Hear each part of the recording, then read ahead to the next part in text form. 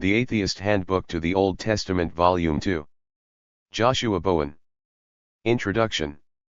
Neutralizing the God's Ways Argument. Prepare. Present.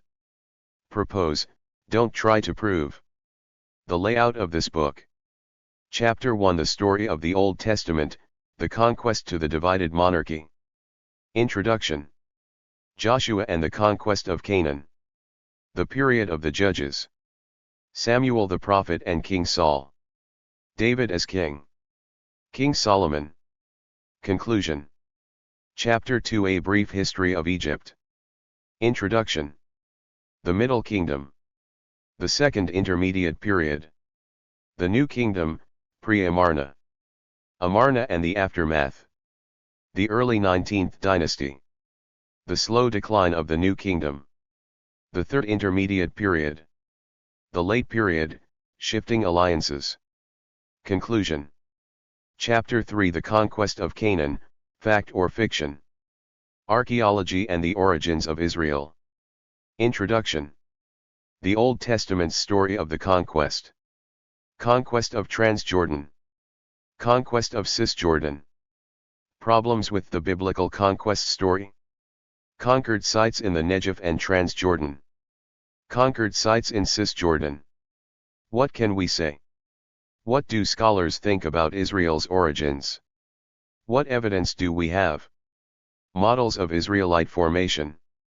Conclusion. Chapter 4, the Exodus from Egypt, what we can and cannot say about it. Introduction. The story of the Exodus. Earliest references to the Exodus and Israel. The earliest references in the Pentateuch. What can we say? Egyptian evidence for the Exodus. Textual evidence from Egypt. Archaeological evidence from Egypt. Some common Exodus interpretations. The traditional date, 15th century BCE. The consensus date, 13th century BCE. Other theories. Conclusion. Chapter 5, Your I Shall Have No Pity, Old Testament Violence and Genocide. Introduction. The ban. Significant passages of violence and genocide. Deuteronomy 7, a call for destruction. Deuteronomy 20, rules of engagement. Commands of violence in Joshua. 1 Samuel 15, the Amalekites. Apologetic defenses of divine violence and genocide. God was justified. It's all hyperbolic. Apocalyptic violence in the New Testament. What is apocalypticism? Conclusion, Old Testament violence and today. Chapter 6, because he has deflowered her Old Testament laws on adultery and rape. Introduction. Adultery. Adultery laws in the Anna. Adultery in the Old Testament laws. What can we say about adultery in the Anna and Ot? Rape. Rape of a married woman. Rape of a betrothed daughter. Rape of an unbetrothed virgin daughter. Rape of a slave. What can we say about rape in the Anna? Conclusion. Chapter 7, did the Old Testament plagiarize? Introduction. What is plagiarism? Borrowing. Defining terms. Intertextuality, an example from Akkadian mythology. The Anzu myth. The Enuma Elish. Comparing the Bible and ancient Near East mythology. Genesis 1-11, the primeval history. Conclusion. Conclusion. Index to biblical verses and ancient sources. Bibliography. Acknowledgements. There are so many who have helped in making this volume a reality. I would like to thank Eric Klein, Kip Davis, Kenneth Atkinson, Robert Rosetko, Mark Elliott, William Reed, Maggie Bryson, Jay Caballero, Pat Lowinger, Jessica Reddle, Bobby Ilapagu, Aaron R.A., and Seth Andrews for reviewing and providing substantive comments on the manuscript. I cannot thank you enough for all the invaluable insights that have made this volume what it is. I would like to especially thank Kip Davis for editing the book, smoothing out and shoring up much of the wording in each chapter. He and Megan worked as a team to make my writing as comprehensible as you now see it. Of course, Any remaining errors are my own. There are so many in the atheist community that have worked tirelessly to promote this volume, and I would like to thank them specifically here. Austin of the Atheist Network Group has been an ardent supporter of Digital Hammurabi and our publications. Derek Lambert from Myth Vision Podcast is certainly responsible for a substantial number of sales for Volume I, and I suspect will be no less enthusiastic about Volume 2. Finally, Thomas Westbrook, Holy Collade, was instrumental in making the pre-order sales as successful as they were. Thank you all so very much. I would also like to thank Jessica, the Heathen Queen, for her consistent promotion of both volumes, as well as her unique insights into not only the general content of the volume, but providing me with a fresh and much-needed perspective on how to better support and defend minority groups. I will never take my privilege for granted again. As always, I am greatly indebted to Megan Lewis for the wide variety of support that she consistently provides me. From shooing me into the study to write another portion of the chapter to meticulously checking the manuscript for consistency and readability, her work has been absolutely indispensable to this publication. She is also responsible for the many maps and charts that appear within its pages, and the design and layout of the volume was singularly accomplished by her. None of this would be possible without her. Finally, I would like to thank everyone in the atheist/agnostic/skeptic community for their indefatigable support and love for both me and for Digital Hammurabi. Every appearance, interview, or debate would be infinitely harder and less satisfying without our fans. I love you all, and I hope that this book provides you with one more tool for your toolbox with which you can understand the Old Testament and have meaningful engagements about its content and application. Introduction. Oh no, it's happening again. You sit frozen in that awkward moment of silence, trying to force down that spoonful of Thanksgiving dinner that you were enjoying just a few seconds earlier. You are sure that your friends and relatives sitting near you can actually hear the gears in your head turning, trying to formulate the perfect response to such an inappropriate but completely unsurprising question. Why does this always have to happen? I asked, how can you say there is no God when there are so many fulfilled prophecies in the Old Testament? And everywhere that archaeologists dig they find more and more evidence that supports the Bible. I suspect that, if you are an atheist, agnostic, or skeptic reading this book, you have probably found yourself in this situation more than a few times, especially if you deconvert from a Christian family. Although this relative is probably well-intentioned and sincerely concerned for your eternal soul, you will likely agree that their approach is not the most effective. And this is not only because it creates an extremely uncomfortable situation, but also because it often goes absolutely nowhere. My grandfather was a big fan of quoting Dale Carnegie in these types of situations. A man convinced against his will is of the same opinion still. Our typical responses to these types of questions from friends, family members, or co-workers often fall upon essentially deaf ears. This is not because your friend or relative is not listening, but because they have already been convinced of their position and are only trying to convert you back. The following exchange is probably all too familiar to you. Atheist, look, it just seems impossible that an all-knowing, all-loving, all-powerful God would either allow or command many of the things that we see in the Old Testament. I don't think that God exists. Relative, give me one example of what you think is a problem in the Old Testament. Atheist, okay, well, God drowned the entire world with a flood, including children and infants. How is that just? What could they have possibly done to deserve that? Relative, how do you know that God didn't cause all the children to die peacefully just before the flood came? Isn't that possible? Atheist, wait, what? I mean, I guess it's possible, but the Bible doesn't say anything about that. Relative, but you are assuming that it would tell us every detail, which it often doesn't. And even if that's not what happened, you have to remember that God's ways are higher than our ways, and while we might not understand why he does something, who are you to judge the creator of the universe? Sound familiar? In these types of conversations, even if you are able to provide your relative, friend, or coworker a good argument that supports your unbelief in their God, they are not actually looking to be convinced, and they always have a way out. Isn't it possible that, after a myriad of these types of conversations over the past decade or so, it took some time for me to realize that my responses could use some tweaking? While I had the knowledge to make solid arguments in favor of my position, I could never account for the God's ways argument. This led me to rethink the way I interact in these situations. To develop an effective strategy for dialoguing with people about the Old Testament, we first need to determine our goals. What are we hoping to accomplish?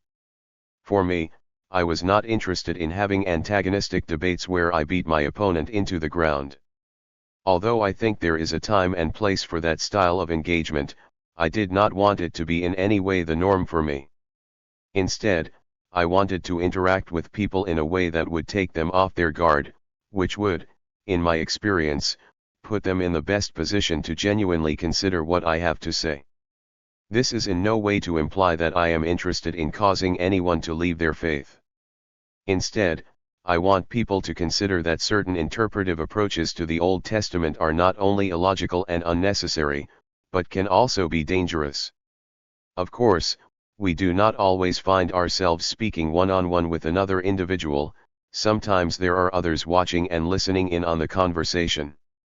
We need to consider these people as well. How can we approach these discussions around the dinner table or debates on social media platforms in a way that will give us the best chance at reaching both our interlocutor and those listening in? The biggest hurdle that I have faced has been mentioned above. Your opponent can always appeal to a possible solution, even if it is only God's mysterious ways. Is there a way that we can neutralize this objection? I believe there is. Neutralizing the God's ways argument. In 2022, I participated in a conference hosted by the Atheist Network group that was entitled Better, which focused on having better conversations with people about faith and the Bible. In my presentation, I laid out 3 steps that we can take to make our conversations more productive, specifically by bypassing or neutralizing the God's ways argument: prepare, present, and propose. Prepare for the conversation by knowing the material, present the data with as little bias as possible, and propose a solution, rather than trying to prove your argument. Remember, we are often not dealing with mathematical proofs or deductive arguments. At least some part of almost any argument about the Old Testament will have to ultimately fall back on historical or archaeological data, which are open to at least some interpretation. In my experience, we need to find a way to move away from trying to prove our case to Christian apologists and fundamentalists, and instead begin to propose a more reasonable solution. Prepare. As you might expect, we are primarily dealing with the prepare stage of the process in this series. It is absolutely essential to be adequately prepared to have these types of conversations. The more time you spend shoring up your knowledge on these topics, the easier it will be to focus on presenting the data and proposing a solution. In order to best facilitate this preparation, each volume in this series opens by providing general background knowledge on the Old Testament, then delves into specific details of individual hot-button issues. Once you understand the arguments and can support your positions, you are better prepared to effectively present your case. General background knowledge. The first 3 chapters of each volume cover topics that are essential to understand in order to have a solid background knowledge of the Old Testament and its cultural context. As in Volume I, we will cover the story of the Old Testament, explore the history of the ancient Near East, and dig into the exciting world of archaeology. Chapter 1 presents what is arguably the most important thing about the Old Testament that any fundamentalist Christian will learn: the story that the Bible tells. The chapter is not concerned with things like, can we provide the historical validity of this particular event, or what is the archaeological evidence in support of this story. Instead, it just presents the narrative as it appears in the Hebrew Bible. I cannot overstate the importance of having a firm handle on the story of the Old Testament. While you might think that the ins and outs of the story of the Exodus are irrelevant to the conversation at hand, I can promise you that your fundamentalist Christian friend does not feel the same way. In their mind, What you see in the book of Exodus is what you get historically, they are one and the same. If you do not know the story that they believe to be true, it will be extremely difficult for you to engage with them in a meaningful way. Chapter 2 moves on to the actual historical background behind the biblical narrative. What can we actually say about what happened in the ancient Near East before and during the purported time of the Old Testament stories?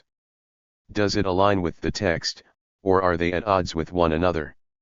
In Volume I of the series, we examined ancient Near Eastern history from the perspective of Mesopotamia. In Volume 2, we shift that perspective to ancient Egypt, presenting much of the same time periods, but with a closer eye on Egypt's history and role in the ancient Near East. In Volume 3, we will focus in on the history of Syria-Palestine. By coming at the historical background of the ancient Near East from different angles, the reader will be well prepared to speak to the historical veracity of the stories as presented in the Old Testament.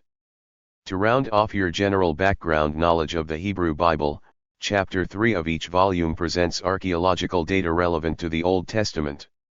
Volume I focused on how archaeology is actually done, providing 2 test cases for its application in biblical studies. Volume 2 will use that archaeological know-how to examine the evidence of the famous story of Joshua's conquest of Canaan. In Volume 3, we will apply that knowledge to the archaeology of the Dead Sea Scrolls. Specific hot-button issues. While knowing the general background to the Old Testament is essential, it will only get you so far in a discussion or debate on a specific topic like slavery, genocide, or prophecy. How do you go about preparing to engage with people on these particular issues? Well, I would obviously recommend the book that you hold in your hand. However, I want to teach you to fish, so let me show you a good way to dig into the sources for yourself. The first thing that you need to be able to do is identify reliable sources. As you probably already know, there is a lot of bad information out there, and it can be difficult to sift through to get to the reputable material. If you are arguing about particular passages in the Old Testament, I always recommend that you start with good commentaries. Although there are a myriad of commentaries out there, I generally recommend volumes contain the following series: the Anchor Yale Bible, Hermenia, the Old Testament Library, and even the New International Commentary on the Old Testament. While I obviously do not agree with everything that appears in these volumes, in my experience, their scholarship is usually quite rigorous. Perhaps just as important, however, is the way that they present the material. A good commentary will not only give you the details and arguments for the position that the author espouses, but also the other mainstream positions in the field.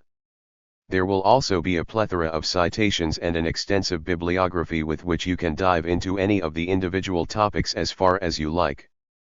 The elevator pitch. Having the knowledge to defend your positions is critical, but you also need to think through and prepare for how you will present your arguments. Most people that I see engaging in these types of discussions have not spent enough time on this final phase of preparation. You have probably watched a debate on YouTube where, in their opening statement, the interlocutor seemed to drone on and on for the 10 minutes only to reach the end of their time having presented only a part of their argument, and in a less than coherent way. We want to guard against this, but how? By having a good elevator pitch. An elevator pitch is a quick pitch that you can give to someone in the time you have with them on an elevator. If someone asks you, "Why should I buy your product?" you often don't have all the time in the world to tell them about all its benefits. A good business approach is to have a short, sweet, to-the-point presentation that you can give on a moment's notice. We need to take the same approach when it comes to issues in the Old Testament. Your fundamentalist aunt sitting across the dining room table is most likely not going to entertain a 45-minute PowerPoint presentation on the problems in the Exodus account. Instead, we want to have a few main points memorized that summarize the problems with the story.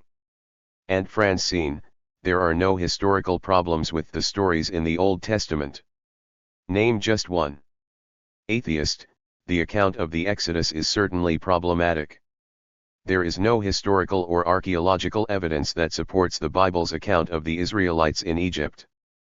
We know that 3 million people could not have walked out of northern Egypt during the late Bronze Age.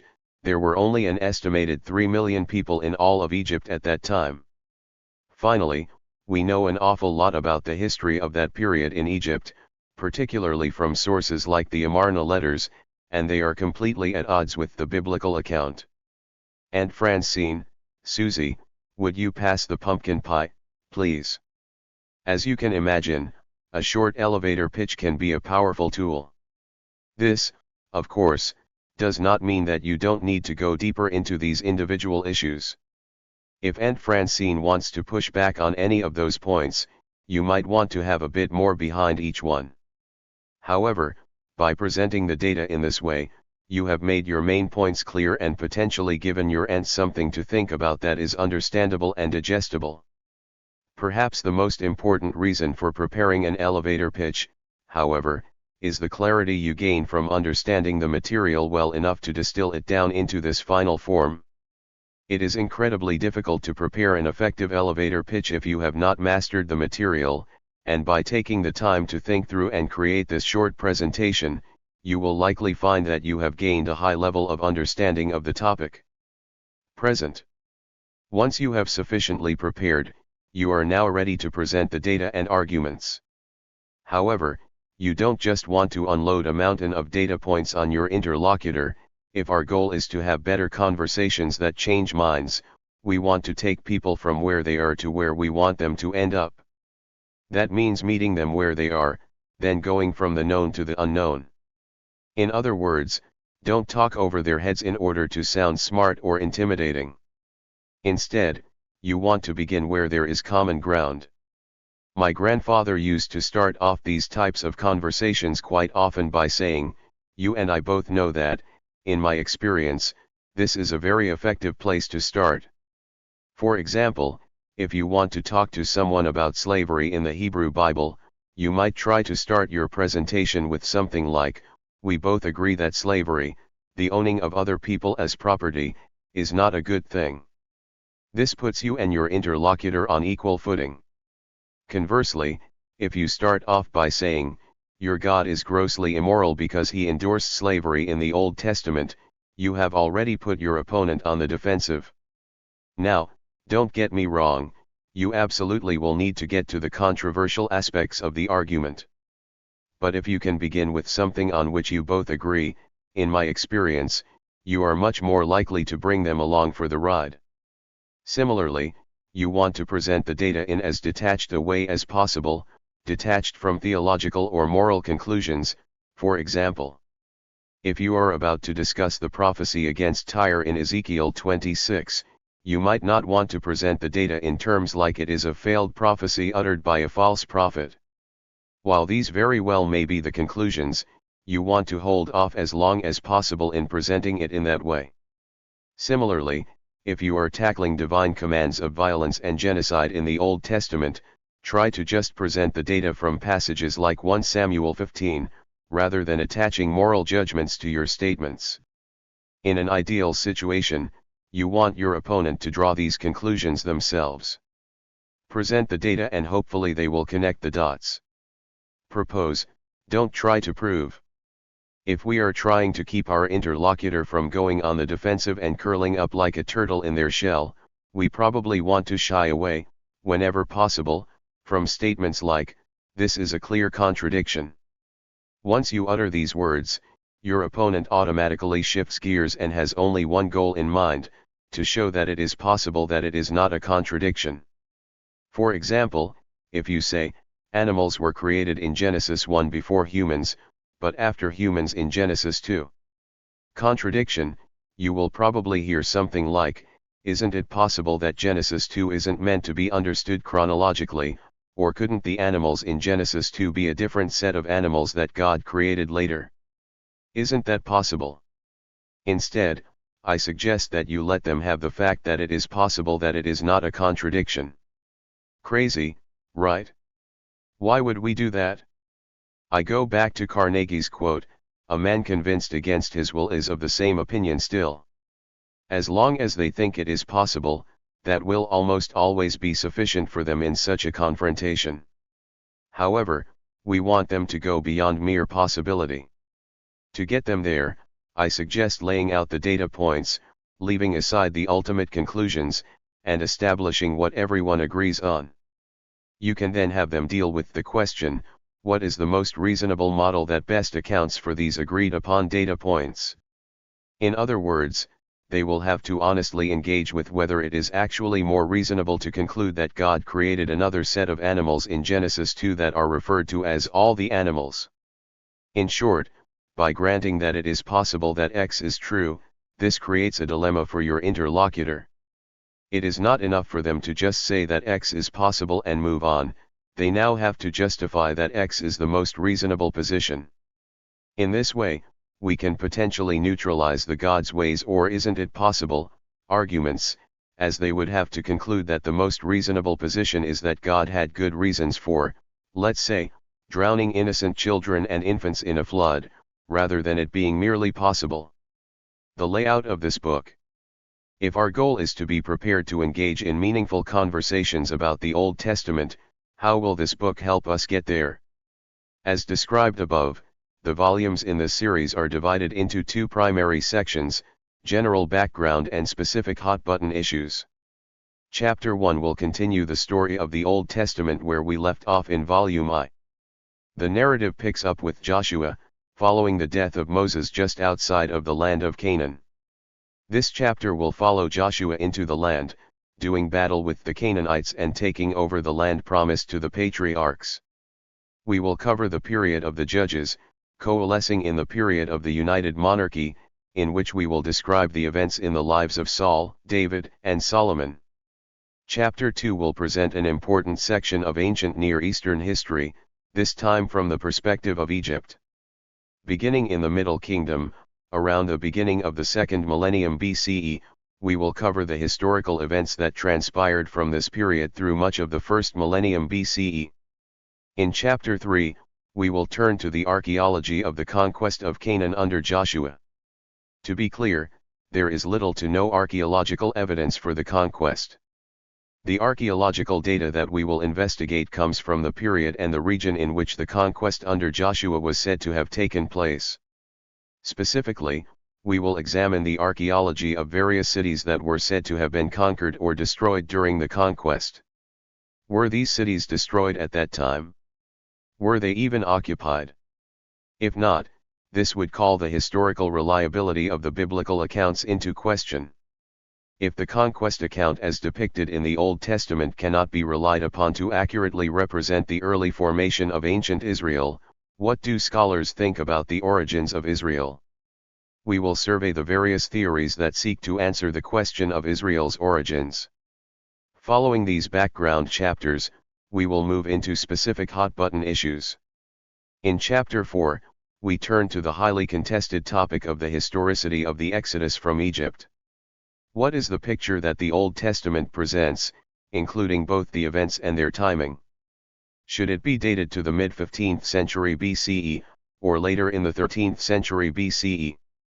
What is the historical and archaeological evidence that scholars work with in constructing their theories? We will attempt to put this contentious issue into perspective. In Chapter 5, we deal with some of the thorny passages concerning divine commands of violence and genocide in the Old Testament. Why did God command the annihilation of people groups, and was that actually the intent of the divine command? Was it hyperbole? Was God justified in giving such commands? How does violence function in both the Old and New Testaments? Finally, how has violence in the Old Testament carried over into modern society? Chapter 6 will survey sexual crimes in the Hebrew Bible. What was adultery and who could commit it? What were the punishments suffered for committing adultery? What was considered rape in the Old Testament and what were the punishments for such a crime? Is the concept of rape in the Old Testament the same as our concept today? We will also compare the laws found in the Hebrew Bible to those of the wider ancient Near East to see if the biblical laws present a more progressive and morally superior legal mindset. Finally, in Chapter 7, we will address the common assumption that the Old Testament plagiarized other myths from the surrounding ancient Near Eastern cultures. When we view stories from ancient Mesopotamia and Ugarit, For example, we see that there is a great deal of similarity between the themes and language in these compositions and what is found in the Hebrew Bible. Is this ancient plagiarism, or should we be thinking about these connections in a more nuanced fashion? Before we jump into the rest of the book, a few final points need to be made. First, I must warn the reader that this book contains references to rape and sexual assault. These are predominantly found in chapters 6 and 7, with references in both the period of the Judges and the David as King sections of chapter 1. The second point is that, while I try to place the Old Testament back into its cultural and historical context, this book is primarily attempting to address the belief held by some Christians that the Old Testament provides a solid moral and ethical framework for modern living. Some concepts touched on in the following chapters, such as marital rape, would have been anachronistic in the ancient world. That anachronism doesn't mean that these concepts are moral or ethical in modern living. Finally, as with Volume I, all translations from the Old Testament contained within this book are my own. It is my sincere hope that, after reading this book, you will find yourself far better equipped to engage with people on these complex topics, not only with greater knowledge and confidence, but also with a strategy of sorts. If our goal is to convince people of the validity of our positions, we want to keep them engaged in such a way that they will not only listen to our arguments, but also feel comfortable realistically considering them. Chapter 1. The Story of the Old Testament. The Conquest to the Divided Monarchy. Introduction. The thing we call the Old Testament is a complex compilation of books and can be quite confusing at times. People in academia and on social media debate about who wrote which book, when they wrote it, and how it was later updated and edited. Even the various genres are disputed. Those that scholars can agree about are frequently unlike our own. Perhaps most problematic for the reader is that the overall storyline of the Old Testament is commonly interrupted by things like laws, admonitions, prophecies, and a wide variety of other non-narrative texts. In short, it can be very difficult to follow the actual story of the Hebrew Bible if you don't know where to look. Some might not worry too much about the story of the Old Testament, including many Christians. Why be concerned with the Old Testament? Sure, there are some cool prophecies back there, that memorable story about Samson, millions of people leaving Egypt, and David killing Goliath with a sling. But why should Christians be concerned with the overall narrative that the Old Testament tells? Unless we are looking for prophetic references to Jesus, or subtle references to him in places like the book of Genesis, what value does knowing the plot of the story have? As you might imagine, I have rather strong feelings on these questions. Aside from the fact that I think that many parts of the Hebrew Bible are beautiful pieces of ancient literature, if one is interested in understanding and engaging with certain interpretations of the Bible that produce harmful and dangerous ideologies, then having a good grasp of the main storyline behind the largest section of the Christian Bible is extremely important. In fact, as an atheist or skeptic, it is incredibly important that you have a working knowledge of the Old Testament narrative in order to effectively engage with problematic interpretations of this formative text. In Volume I, we began this journey through the story of the Old Testament, beginning in Genesis 1 and the creation of the world. We covered what is known as the primeval history, which took us through the stories of Adam and Eve, Cain and Abel, the flood of Noah, and ultimately to the Tower of Babel. We followed the lives of the patriarchs Abraham, Isaac, and Jacob, and we watched as Joseph was sold into slavery in Egypt, only to rise to power, ultimately bringing his family down to live with him. We saw the Israelites multiply in Egypt, becoming slaves in the land, until finally they were delivered by Yahweh in the Exodus. After wandering the wilderness for nearly 40 years, they eventually arrived at the border of the land of Canaan, and there Moses, the leader of Yahweh's chosen people, the tribes of Israel, died. The story now continues here in Volume 2 with Moses' successor, Joshua. Figure 1. Map of Canaan showing the locations mentioned in this chapter. Joshua and the conquest of Canaan. Moses has died, and the torch is now passed on to the man who had faithfully served under Moses, Joshua. Yahweh comes to Joshua and tells him that he is to lead the people across the Jordan River and take the land of Canaan for their inheritance. And what about the people living there? No problem, Yahweh will give Joshua and the people power over the indigenous Canaanites to annihilate and slash or drive them out from their homes and property. But the promise that Israel will overcome their enemies comes with a warning: Joshua and the people must be sure to keep Yahweh's laws.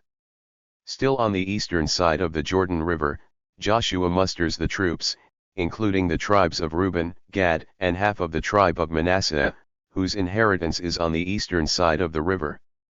Even though their land has already been secured and their families and possessions can remain there, the fighting men are required to join the rest of the tribes and cross the Jordan to fight the inhabitants of Canaan. All the people agree to fall under Joshua's command, and plans are made to enter into Canaan in 3 days' time. In order to ensure that they have good information with which to make their battle plans, Joshua sends 2 spies into the land to scope it out, paying particular attention to the city of Jericho. The 2 spies reach Jericho and enter the home of a prostitute named Rahab. Word gets out that foreign spies have come into the city, and the king learns that they are in Rahab's house. He sends his men to take these 2 spies into custody, but Rahab hides them on her roof and tells the king's men that the spies have escaped and are fleeing on foot. When the men give chase, she returns to the roof to tell the spies that the coast is clear. She reveals to them that she and all the people of the land are well aware of the Israelites and all the mighty things that they have done, and now they are terrified of what the Israelites will do to them. Because she has saved their lives and aided their escape, Rahab makes the spies swear that they will spare her and her family when they attack the city. The spies agree and swear an oath to her. After the spies return, the people cross over the Jordan River into Canaan. In a dramatic move reminiscent of Moses leading the people through the Red Sea, the priests carry the Ark of the Covenant into the river, which immediately stops flowing, allowing the Israelites to go through. This direct parallel to Moses as leader further solidifies and sanctions Joshua as his successor. Yahweh commands Joshua to take 12 stones out of the riverbed and build a monument on the west side of the river at Gilgal. In addition, another stone monument is to be built in the river itself, in the spot where the priests have stood with the Ark of the Covenant. These are to function as a memorial for the people, reminding them of the miraculous event that Yahweh worked for them. As we might imagine, hearing of such a miracle terrifies the inhabitants of Canaan. Yahweh then commands Joshua to circumcise the Israelite males. Why? The text explains that all of the fighting men who left Egypt had been circumcised, but because of their unbelief, they had died off during the 40 years of wilderness wandering. This new generation now needs to be circumcised. Following this ritual, the people celebrate the Passover, commemorating their deliverance by Yahweh from slavery in Egypt, and they are now able to get their food from the land of Canaan.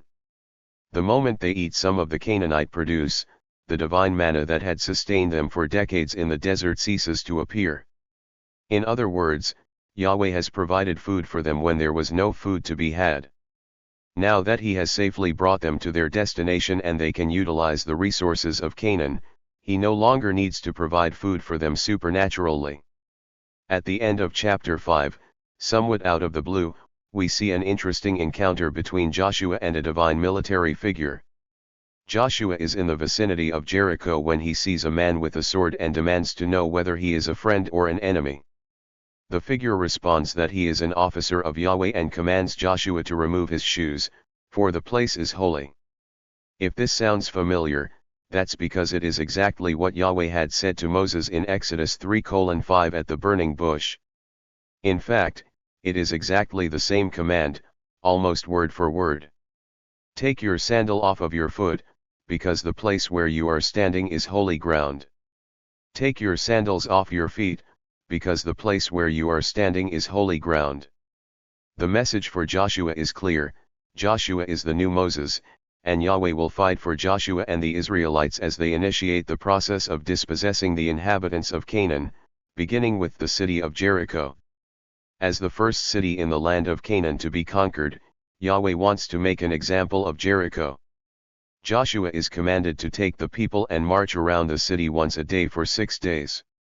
Then on the 7th day, they are to march around it 7 times, then blow trumpets and shout, and the walls will fall down on their own. Joshua obeys and the walls of Jericho come down. Israel is commanded to dedicate everyone and everything in the city to Yahweh, killing everyone except for Rahab and her family, as she had hidden the spies. However, Achan, one of the Israelite soldiers, disobeys Yahweh's command and takes some valuable items from Jericho and hides them under his tent. When Israel attacks the next city, Ai, they are rebuffed, and it comes to light that Achan has disobeyed and caused this defeat. Joshua kills Achan and his entire family, along with all his possessions. Joshua then turns again to attack Ai, this time successfully, utterly destroying the city. Word continues to spread about the might of Israel, reaching the kings of Canaan, who band together to take a stand against Joshua and Israel. However, the people of Gibeon, fearful for their lives, decide to trick Joshua into believing that they are not residents of Canaan, but are instead from a distant city outside of the region. They dress in old clothing and appear to have traveled from a great distance to reach the Israelite camp. Because Yahweh's law allows for the Israelites to make vassal treaties with people outside of Canaan, Joshua establishes a treaty with the Gibeonites. Only after the treaty is ratified does Joshua realize that he has been duped, they are actually from Canaan. At this point it is too late, Joshua is bound to honor the agreement. Nevertheless, for their treachery Joshua forces the Gibeonites to serve as slaves of Israel in perpetuity. As a result of all of this, the coalition of Canaanite kings launches an attack against the city of Gibeon, because they had made a treaty with Israel. Gibeon calls for Joshua to come to their aid, and Joshua attacks the coalition and drives them back. Yahweh even provides supernatural assistance, raining down large stones from the sky. He even causes the sun to stand still in the sky for an entire day. The 5 kings of the coalition flee and go into hiding in a cave. Joshua commands that they be sealed in their hiding place. He then turns and attacks the armies, who have turned and fled, killing a great many and leaving only a few survivors to retreat to their cities. Joshua then returns to where the 5 kings are trapped and executes them before the people. From there Israel embarks on a campaign of the southern part of Canaan, conquering city after city in the south, subduing the entire region before finally returning to Gilgal. As you might imagine, upon seeing Joshua's success in the south, another coalition forms in the north of Canaan, coming together to fight against Israel. This coalition is led by the king of the city of Hazor. Yahweh commands Joshua to attack the coalition, and after defeating the armies, Joshua leads the people to attack the individual northern cities, burning Hazor to the ground.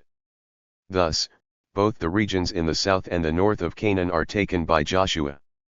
We see the summary statement, so Joshua took all the land, according to all that Yahweh had said to Moses, and Joshua gave it to Israel as an inheritance according to their divisions by tribes, and the land had rest from war. The second half of the book of Joshua is primarily concerned with the distribution of the land of Canaan to the various tribes of Israel. There is a recurring theme in these chapters: the different tribes drive out and kill many of the inhabitants, but not all of them. This will play a role in the narrative as we move forward.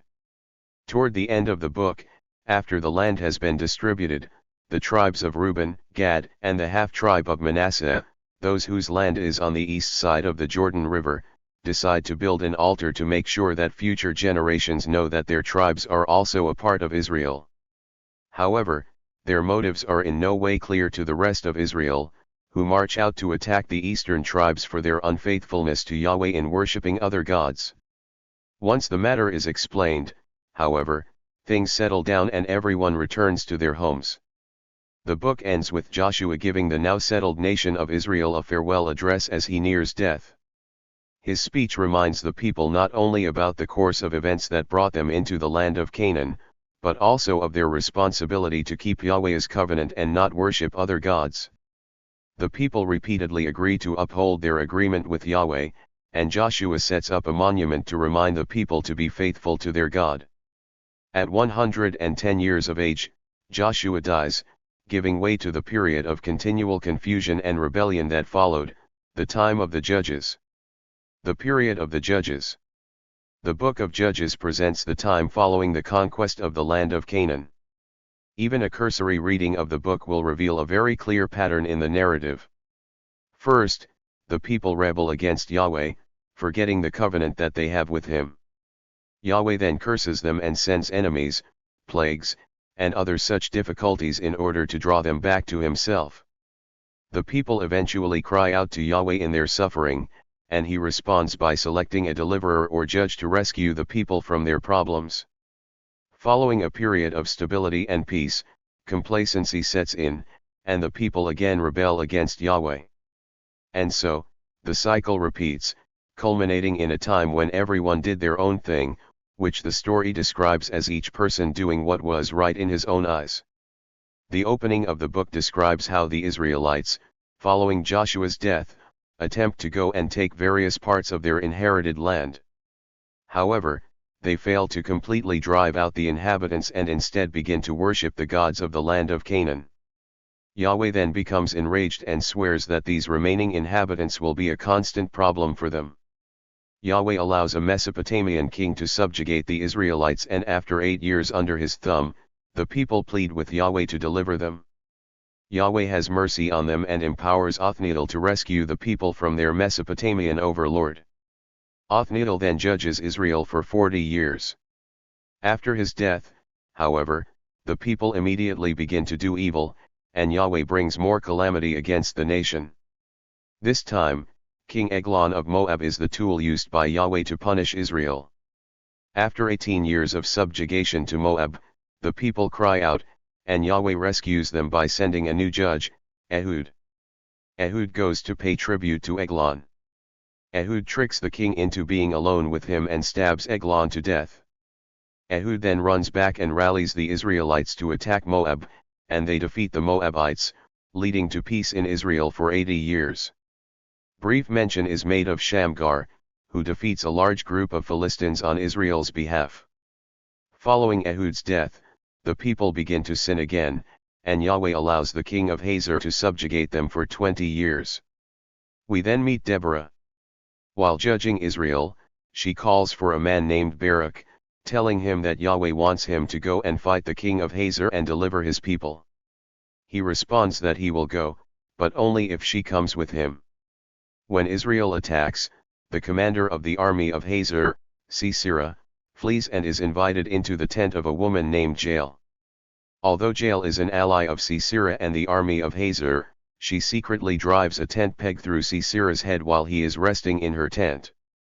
When Barak arrives, she presents the dead body of Sisera to him. Following Hazor's defeat, Israel is at peace for another 40 years. As you might guess, the nation of Israel eventually begins to do what is evil in the sight of Yahweh, and he allows the Midianites to subjugate them for 17 years. When Israel calls out to Yahweh for help, he appoints Gideon as the next judge to deliver them. Yahweh sends his messenger to inform Gideon of his new role, and Gideon is understandably confused. He is essentially a nobody in Israel. This, of course, is the reason Yahweh has chosen him, to show the great extent of Yahweh's power. After a series of miraculous tests, Gideon is convinced of the divine origin of the messenger. Gideon therefore concludes that, with Yahweh's help, he will indeed be able to deliver Israel from the Midianites. Gideon and his men prepare to do battle with the Midianites, but Yahweh tells him that the number of fighting men that he has mustered is too high. Gideon has managed to conscript 32,000 men.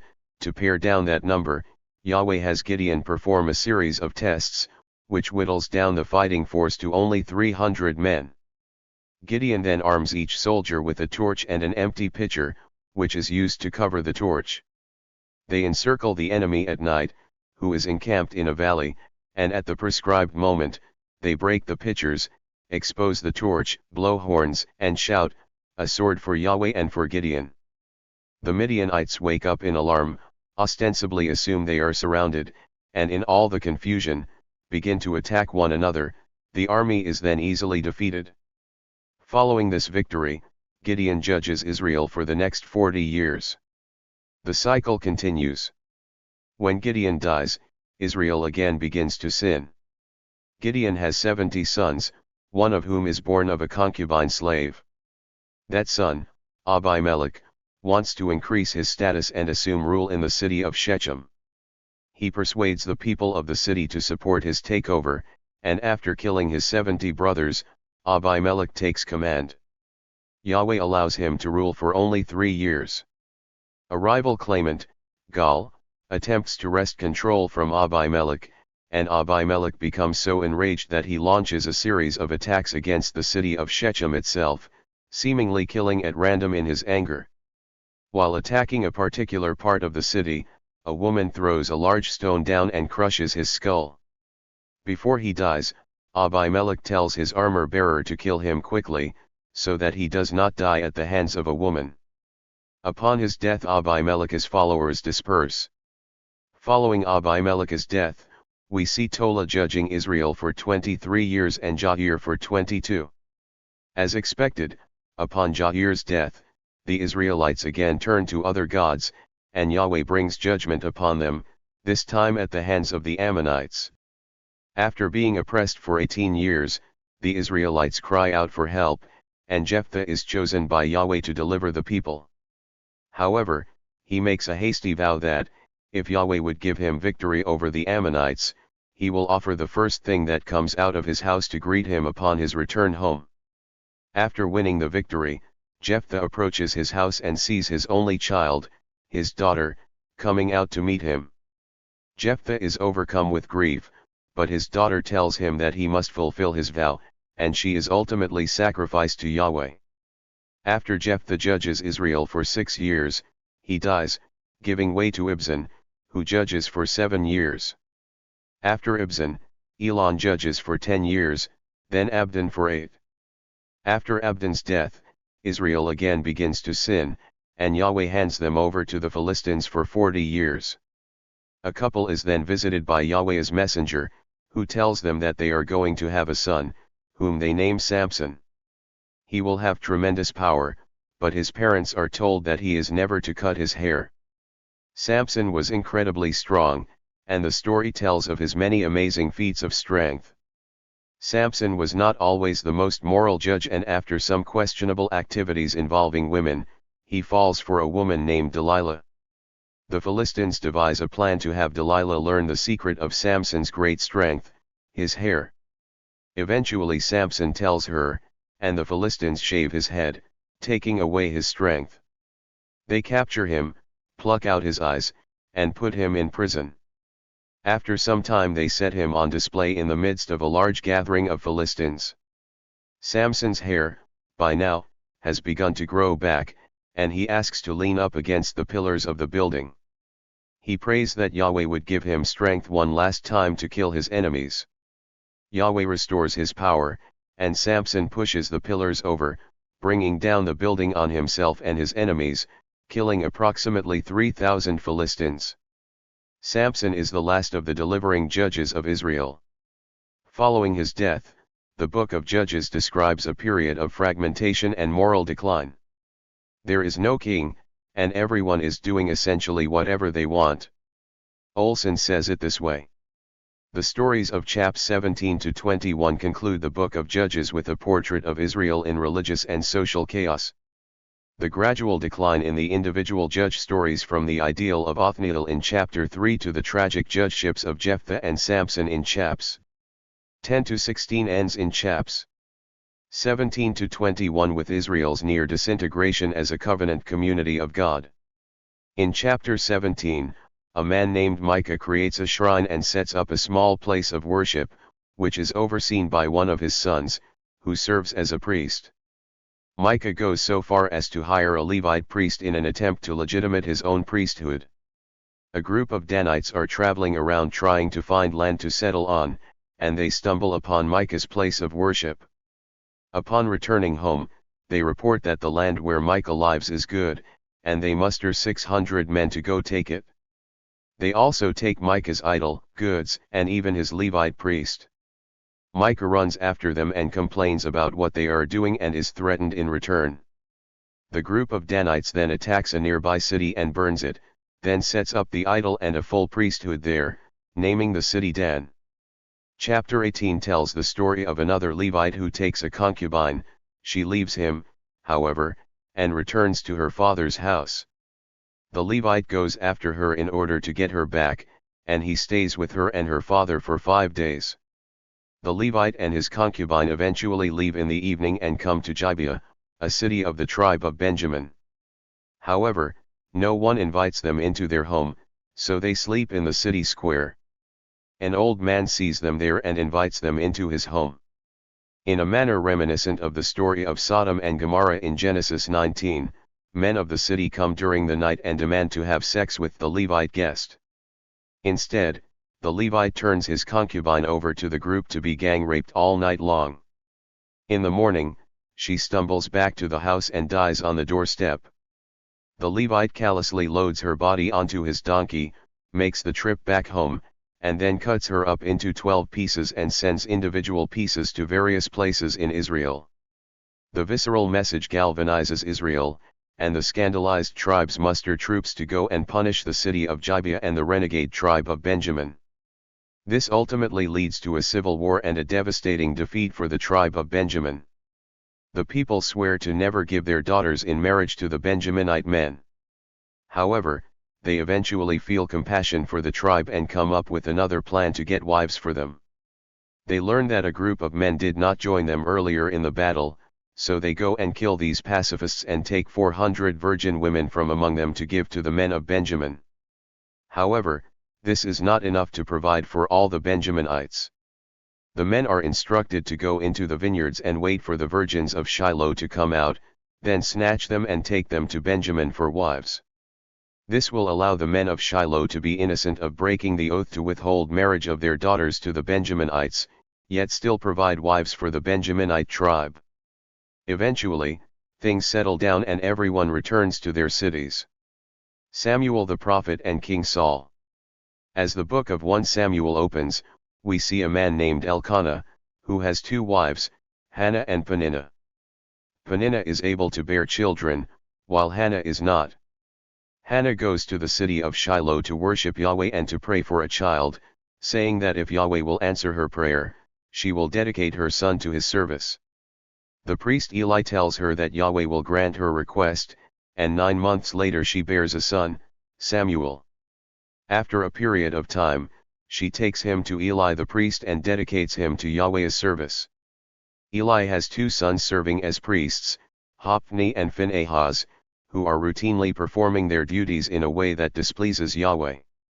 Although Eli attempts to correct his sons, Yahweh reveals to him that both Hophni and Phinehas will die on the same day.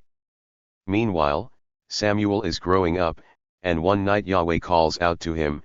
However, Samuel thinks that it is Eli calling him. Eventually Eli realizes it is the voice of Yahweh calling to Samuel, and he gives him instructions on what to do when he hears the voice again. Yahweh tells Samuel that judgment is coming upon Eli and his family, a message that Samuel eventually reveals to Eli. As Samuel grows up, Yahweh continues to support him, and he becomes well known in all Israel as a prophet. In 1 Samuel 4, we see the Israelites and the Philistines at war with one another, and Israel is losing the fight.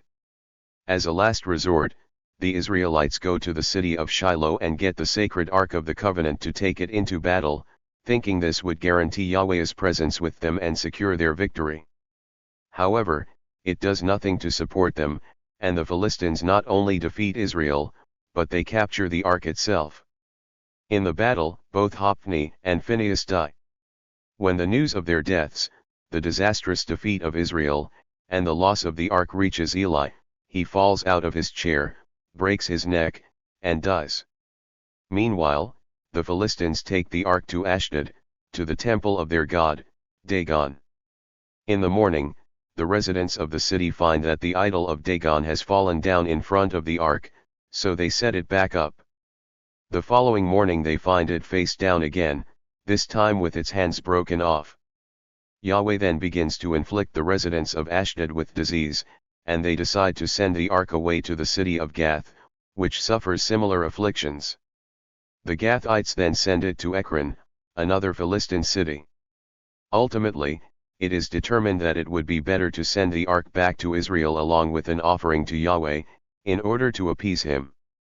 The time then comes for Israel to turn from their wicked ways and be delivered from their suffering. Samuel commands everyone to turn back to Yahweh from worshipping other gods. After they repent, Yahweh delivers them from the Philistines. Samuel then judges Israel, and when he is an old man, his sons take on responsibilities judging the nation.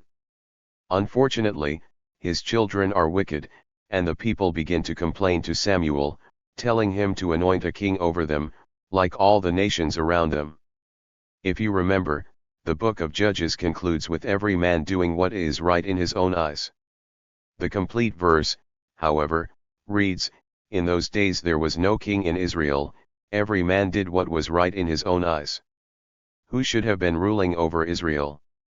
Yahweh. But if we learned anything from the time of the judges, it was that Israel did not want him to rule over them.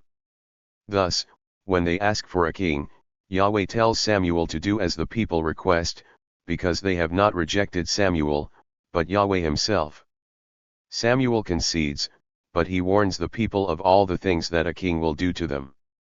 Notwithstanding, the people insist, and ultimately Saul, a tall and handsome man, is made king over Israel.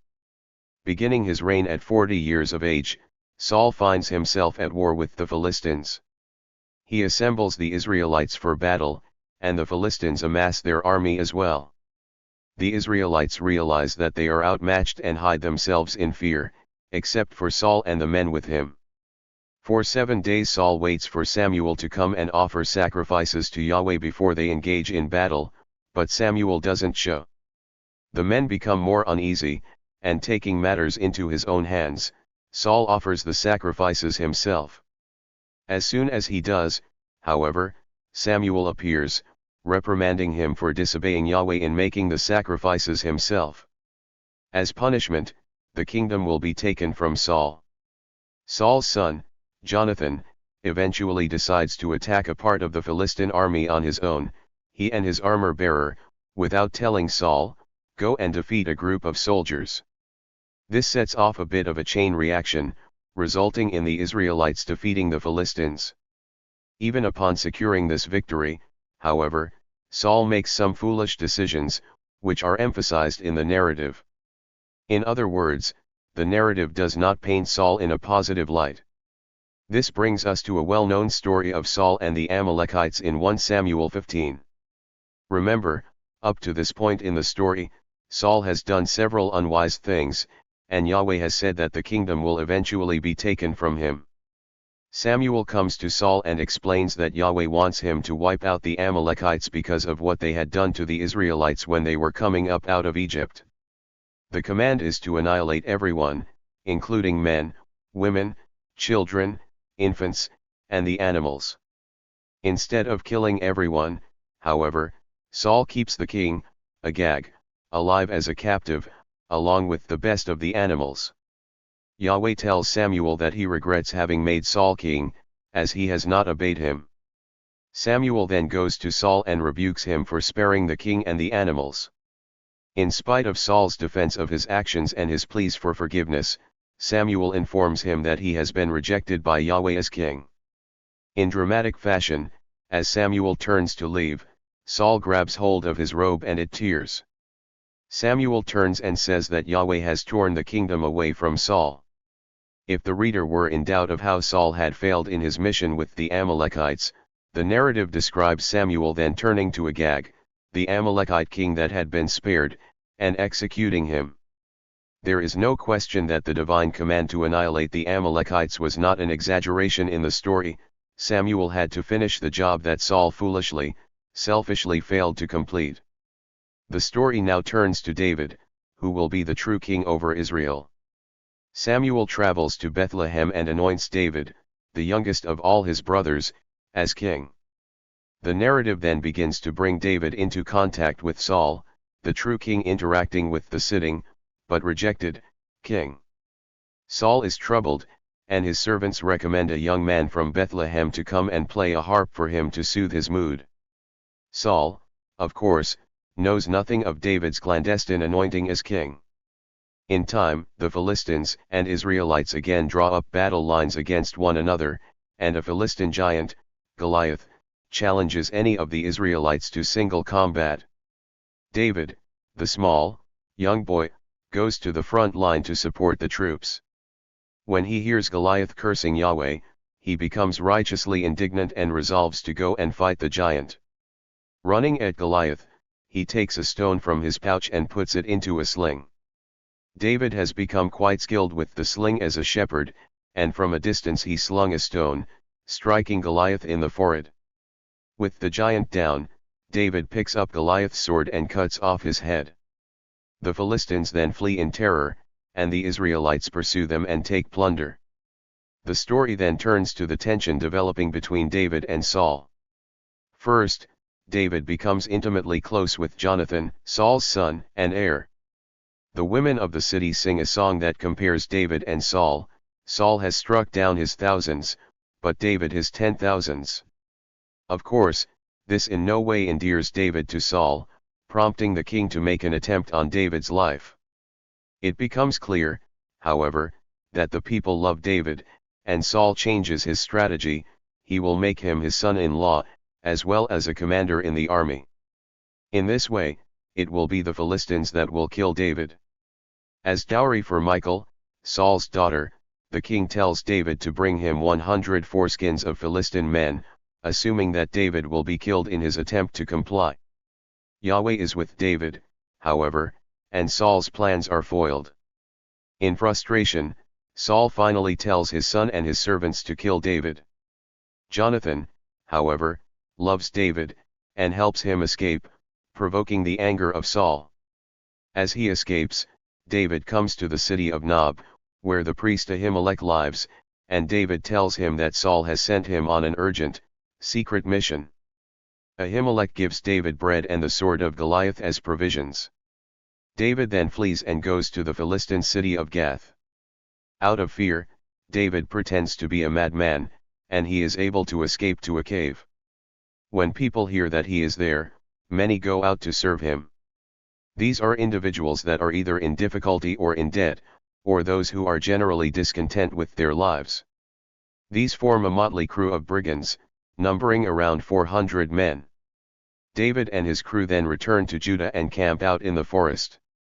Upon learning of David's return, Saul demands to know any information about anyone who has conspired against the king. One of Saul's servants, Dog, who had been in Nob when David fled there, tells Saul that Ahimelech the priest had helped David.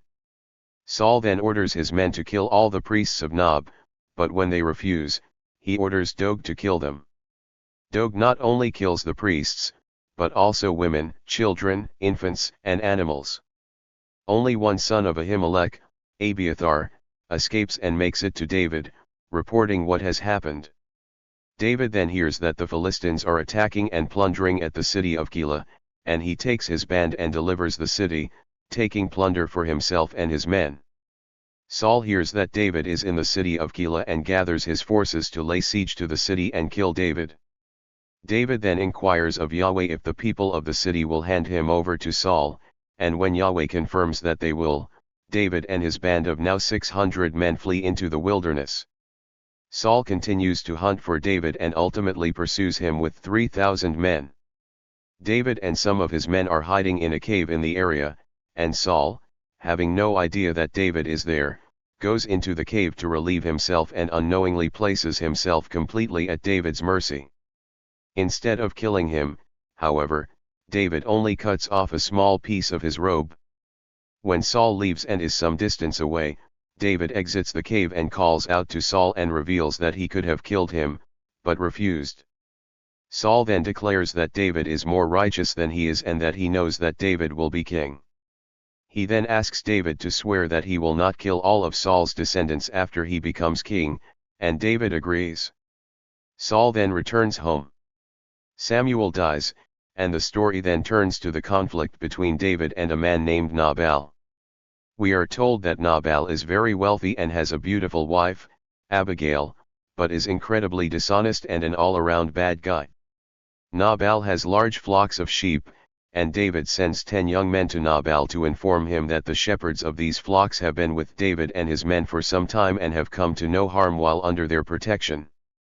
Because of this, they request that Nabal provide some support to David and his men.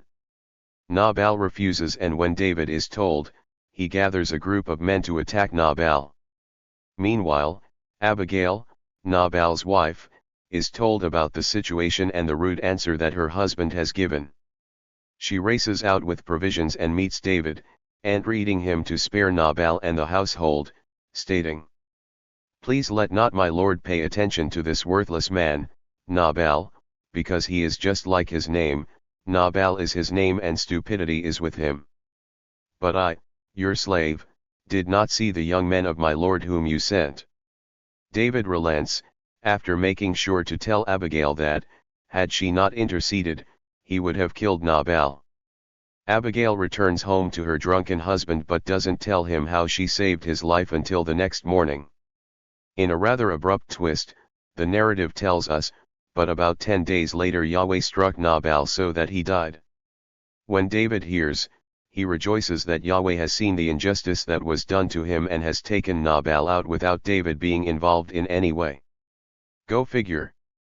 As you might expect, Abigail quickly becomes David's wife, and the text is very careful to depict David as completely innocent of any intrigue or wrongdoing throughout the story. The narrative turns back to Saul pursuing David.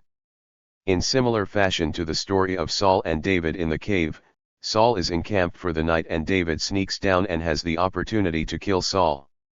Instead, he takes Saul's spear and goes out at a distance and calls out in order to wake Saul and his men up. Saul realizes it is David and repents of his actions in trying to kill him, swearing he will cease pursuing him.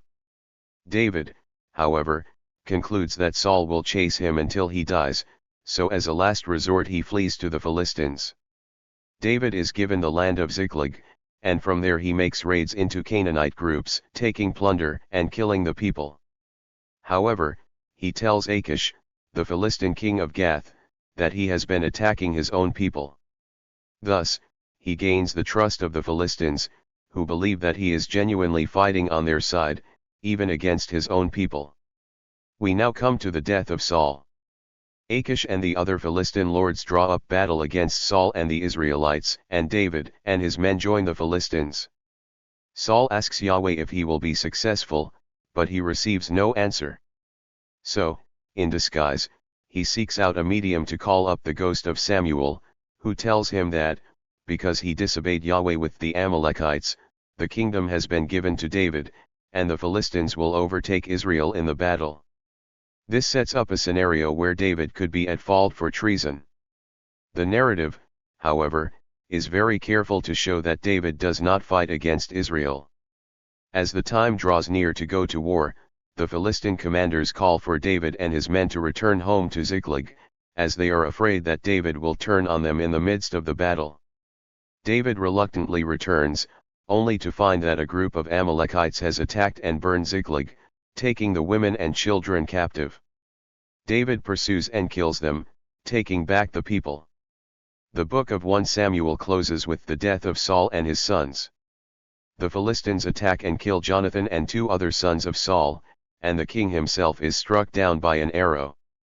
Saul tells his armor-bearer to kill him so that he is not killed by a Philistine, but the armor-bearer refuses, and Saul falls on his own sword. The death of the king results in a mass abandonment of Israelite cities, and the Philistines take much of their land.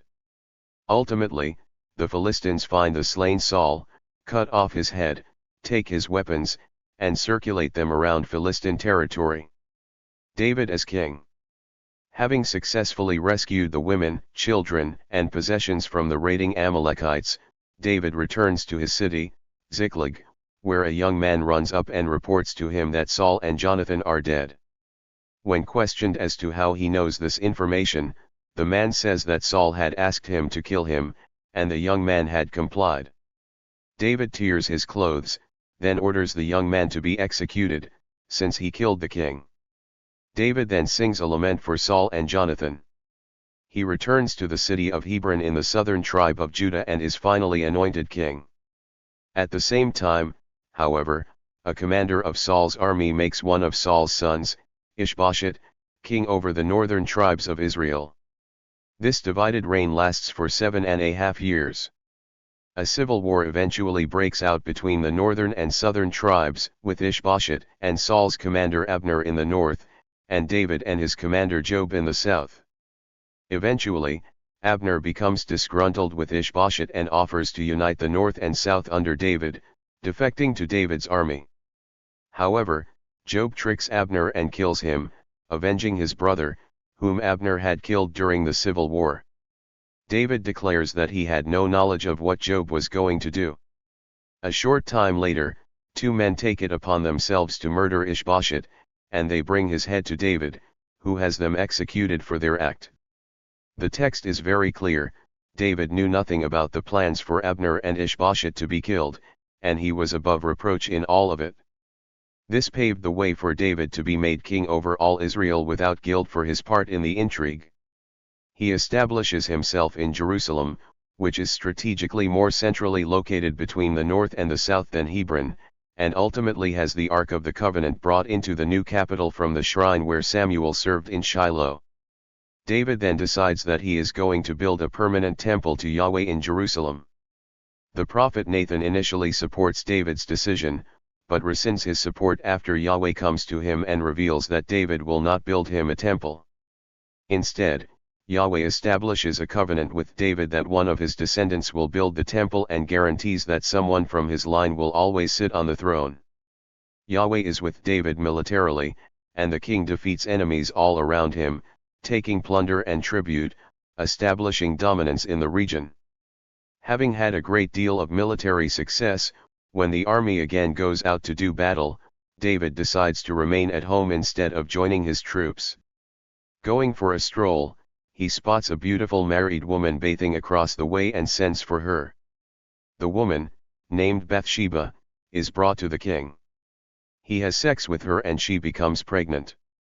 David then develops a strategy to convince her husband, Uriah, that he is the father of the baby.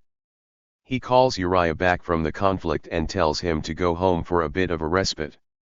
However, Uriah refuses and instead sleeps on the doorstep of the king's house.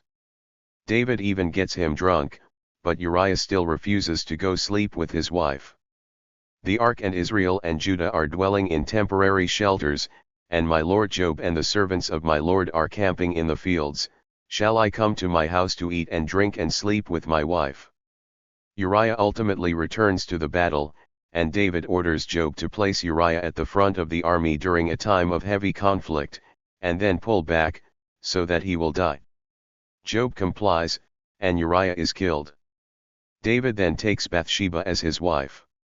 Yahweh sends the prophet Nathan to David with a story about a rich man, who had many flocks of sheep and herds of cattle, and a poor man, who had only one, young ewe lamb. The poor man raised the little lamb like one of his own children. One day, a visitor came to stay with the rich man, and instead of taking one of the multitude of sheep from his own flocks, he instead stole the lamb from the poor man and prepared a meal for his guest from it. As you might imagine, David becomes enraged and demands to know who this rich man is. Nathan's response is short and devastating: "You are the man." As a result, Yahweh causes the baby that is born to David and Bathsheba to fall ill for 7 days, after which the child dies. David and Bathsheba then have another child, named Solomon. We then read another story about a man sexually abusing a vulnerable woman.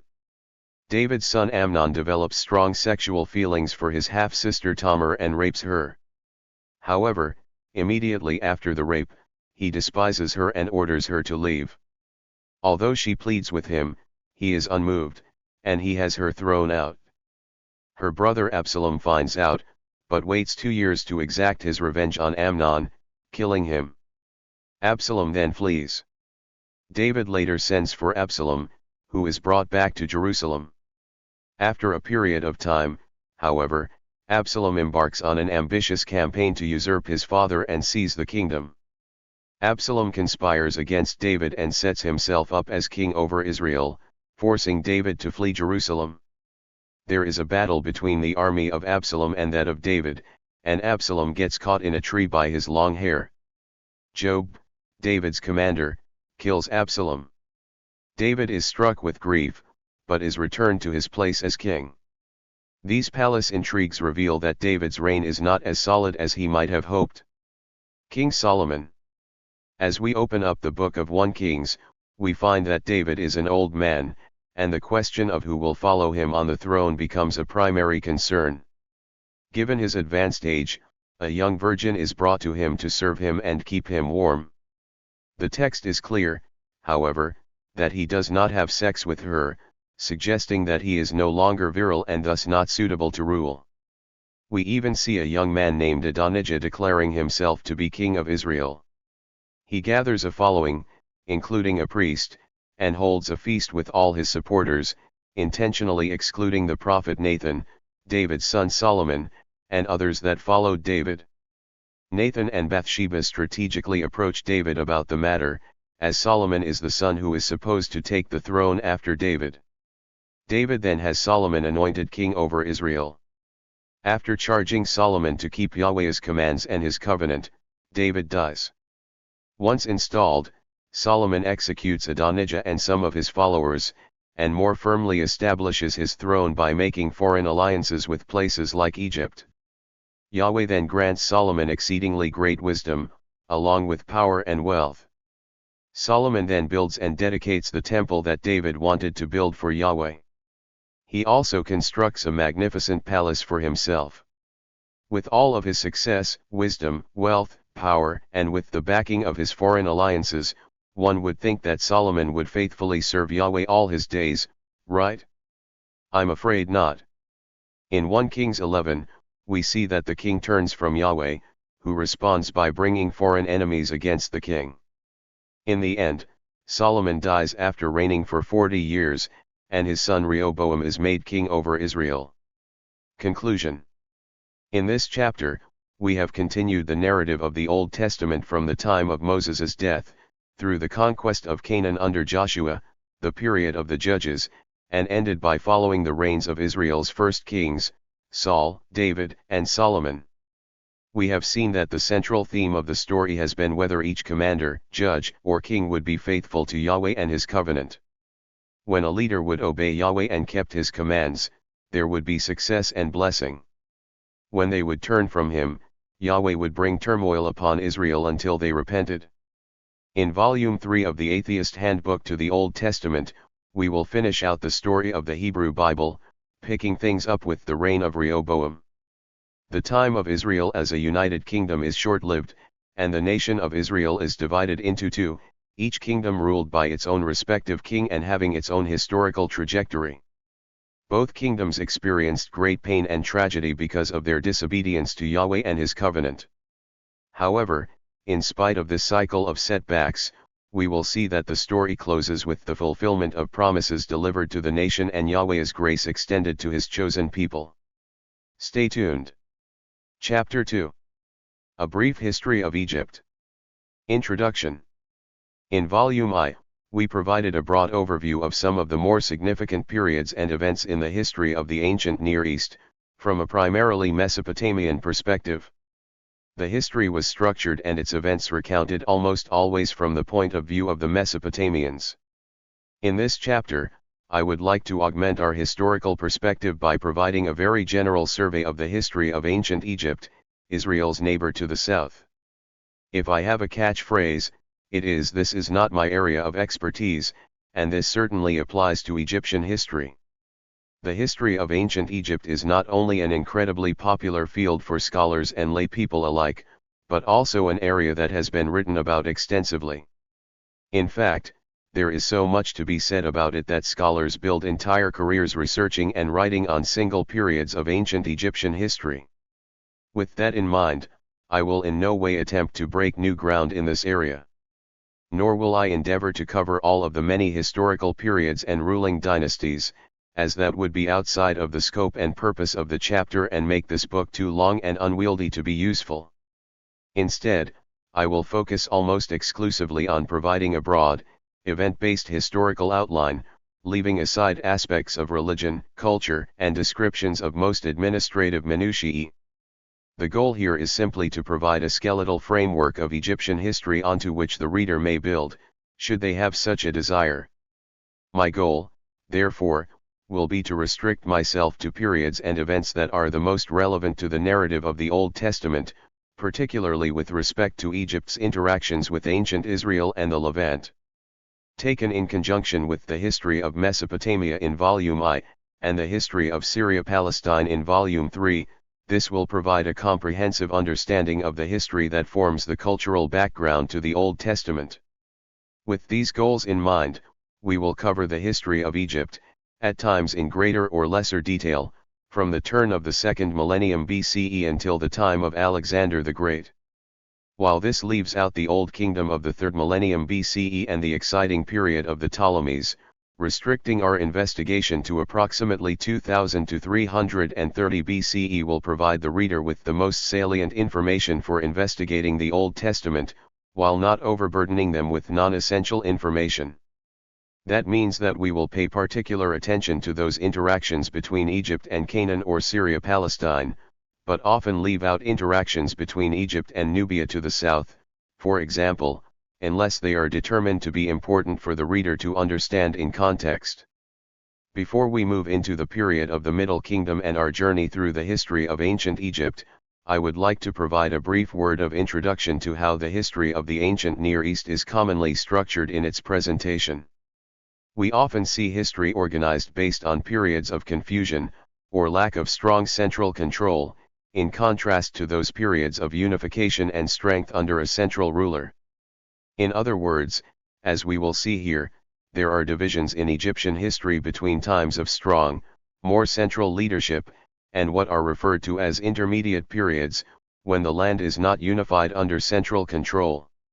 For example, in the time just before the Middle Kingdom, scholars refer to the first intermediate period, which ran from ca 2160 to 2055 BCE.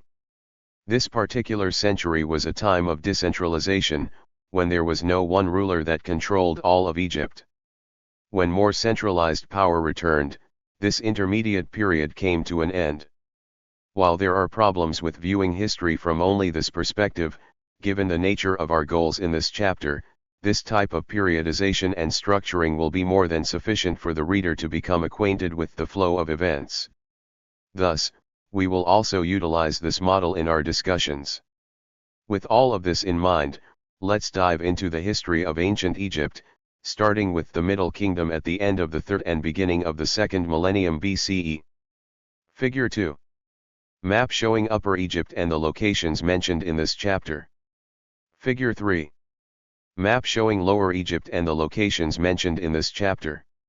The Middle Kingdom. The Middle Kingdom arises from a time when there was no centralized rule in Egypt. This is generally referred to as the first intermediate period. The Middle Kingdom represents a unification period beginning around 2055 BCE, comprising part of the 11th, the 13th dynasties. The basic layout of the Middle Kingdom looks something like this. 1. Reunification of Egypt under the second half of the 11th dynasty. 2. Extremely long rule of a single family in the 12th dynasty. 3. Shorter reigns by elders of different families in the 13th dynasty. The pharaoh that ended the first intermediate period was Mentuhotep II, who reigned from 2055 to 2004 BCE. Mentuhotep II ruled from the city of Thebes and spent the first decade and a half on the throne, while a competitor, Merikara, ruled in the city of Heracleopolis to the north. Mentuhotep II eventually attacked Merikara, whose death ultimately led to the downfall of rule at Heracleopolis, giving way to centralization and unified rule. Calendar writes, Mentuhotep's victory over the last Heracleopolitan ruler provided him with the opportunity to reunite Egypt. The 11th dynasty did not remain as powerful following Mentuhotep II's death, which resulted in some loss of royal power and influence over the land, but he succeeded in unifying both Upper and Lower Egypt under centralized rule. The pharaohs of the 12th dynasty, however, have been credited with firmly establishing the Middle Kingdom. Van de Mierook refers to the first pharaoh of the 12th dynasty, Amenemhat I, as the true architect of the Middle Kingdom. Amenemhat I made several changes to administrative and ruling practices, including moving the capital from the city of Thebes to a presently lost city named Itjai. He also implemented a practice of appointing co-regents to rule alongside the pharaoh, which better ensured the unbroken succession of dynastic rule.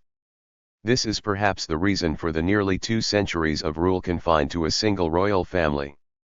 The 12th dynasty may have come to an end for a lack of a male heir to take the throne. Queen Sobenefra ruled from 1777 to 1773 BCE and apparently took steps to present herself as more masculine. Calendar explains, this ambiguity might have been a deliberate attempt to mollify the critics of a female ruler.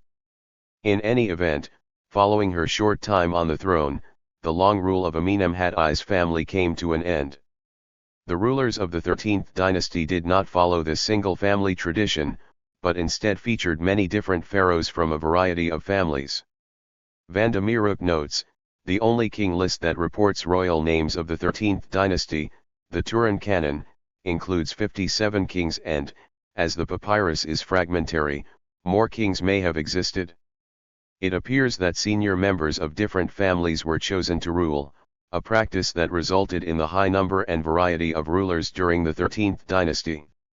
It is also during the 13th dynasty that we begin to see more people from the Levant moving into the land of Egypt. As is often the case in ancient Near Eastern history, this group would settle in a region and eventually cause problems for those in power. The influx of Asiatics seems to have increased in the 13th dynasty, and many of them settled in the eastern delta. The newcomers seem to have started to organize politically, and around 1700 some initiated dynasties in competition with the 13th at Itjai. Thus, at the end of the 18th century, a competing group of Semitic peoples had formed in the Nile Delta and ultimately divided control of Egypt, thus ended the unification of the Middle Kingdom and began what is known as the Second Intermediate Period. The Second Intermediate Period. If you have studied ancient Egypt in light of the Old Testament, you are probably familiar with the term Hyksos, the group of foreigners that ruled Egypt during the Second Intermediate Period. The Levantine people that had moved into the Nile Delta in greater force during the 18th century eventually garnered enough power to establish their own rule. The Hyksos made up the 15th dynasty, which ruled from the city of Avaris for a century, concurrent with the 16th and 17th dynasties. As the 13th dynasty began to weaken during the first half of the 17th century BCE, the rulers moved the capital from Itjai back to Thebes. At the same time, the 14th dynasty ruled from northern Egypt, as did the 16th dynasty which followed. However, the focus of our attention will be on the Hyksos rulers of the 15th dynasty at Avaris and the 17th dynasty at Thebes. I want to begin by briefly sketching the historical details of the capital of the Hyksos, Avaris. The city was situated on the Pelujak branch of the Nile River in the eastern part of the delta, protecting a strategic entry point into Egypt. It was built by the first king of the 12th dynasty, Amenemhat I, and being situated along both sea and overland routes near Syria-Palestine made it easier for Levantine people to settle there. This influx of people from the Levant increased greatly during the 13th dynasty, and the city of Avaris reached its peak during the 15th dynasty, under the rule of the Hyksos. The Hyksos were most likely from the area of Canaan, given their Semitic names and the material culture that was found at sites like Avaris. We even know of a Hyksos king named Yqbhr, or Jacob Har, a familiar Semitic name. Although the early Semitic immigrants initially maintained many of their cultural traditions, by the time of the 15th dynasty, the rulers acculturated and took on native Egyptian practices. Van de Mierook writes, despite their clearly acknowledged foreignness, the Hyksos wanted to be known as Egyptian kings as well. The Hyksos were not opposed to Egyptian culture, they preserved and promoted it. Hyksos' control over Egypt appears to have been restricted primarily to the north of Egypt, although there is some evidence of their influence farther south. It also seems as though they had some influence as far as southern Canaan, although this is not entirely clear. Van de Mierook explains, when the Theban ruler of the 18th dynasty Ahmose ended Asiatic rule in Egypt, a military officer, also named Ahmose, portrayed the sack of the city Sharuhan in southern Palestine as the final blow. In other words, in order to completely defeat the Hyksos rulers, Ahmose appears to have campaigned in the southern Levant. This may suggest that the Hyksos had extended some power into the region. So, we have the Hyksos ruling in the north from the city of Avaris and the native Egyptian pharaohs of the 17th dynasty ruling from Thebes. We should briefly mention that, as this was a period of overall weakness for the centralized Egyptian rulers, the south of Egypt was left open to control by Nubia. Vandemirup summarizes it nicely. In between the Hyksos kingdom, in the Delta and Middle Egypt, and the kingdom of Kush, south of the First Cataract, was squeezed the only true Egyptian dynasty, the 17th in Thebes. The kings there behaved as the successors of the 13th dynasty. Although there appears to have been peace and or cooperation between the Theban rulers of the 17th dynasty and the Hyksos were ousted from Egypt by the final 17th dynasty pharaoh, Kamose, and ultimately expelled from Egypt by Ahmose, the first ruler of the 18th dynasty. Quirk writes, sporadic detail on the expulsion of the Hyksos from the Delta and expansion into the Levant comes from the autobiography of Ahmose, son of Abana, in his tomb chapel at El Kab. Carite describes how the memory of Hyksos rule was not favorably preserved after their expulsion. The eventual Egyptian success against them, which led to the emergence of the new kingdom, was commemorated by a triumphalist rhetoric that reviled the rule of the Hyksos as irreligious and destructive. Whatever peace or cooperation may have existed between the Theban and Hyksos rulers, this was not remembered. Ahmose is said to have driven the Hyksos out of Egypt, fighting all the way to Canaan. This initial drive into the southern Levant led to the first tentative moves towards control, by military force, of areas in southern Palestine. It climaxed eventually in Egyptian control of a substantial area, and brought the Egyptians into conflict, first with the powerful state of Mitanni, and later the Hittites. With this defeat of the 15th dynasty Semitic rulers of Egypt, Ahmose ended the second intermediate period and established the New Kingdom, a period in Egyptian history of intense militaristic and expansionistic policies. The New Kingdom, pre-Amarna. The New Kingdom was established by Ahmose, who founded the 18th dynasty and expelled the Hyksos from the Nile Delta, uniting Upper and Lower Egypt once again. Some of the famous pharaohs of the 18th dynasty are Ahmose, Thutmose I and III, and of course Akhenaten and Tutankhamun. Egyptologists and historians tend to divide the 18th dynasty into the time before the Amarna period and during/after the Amarna period. We will follow suit here. With the rise of a strong ruler and his reunification of Egypt came the desire to expand the range of his power and control. This militaristic ideology greatly increased with the early 18th dynasty rulers. Vandemirup writes, New Kingdom Egypt was an imperialist state. The country annexed territories outside its traditional borders and controlled them for its own benefit.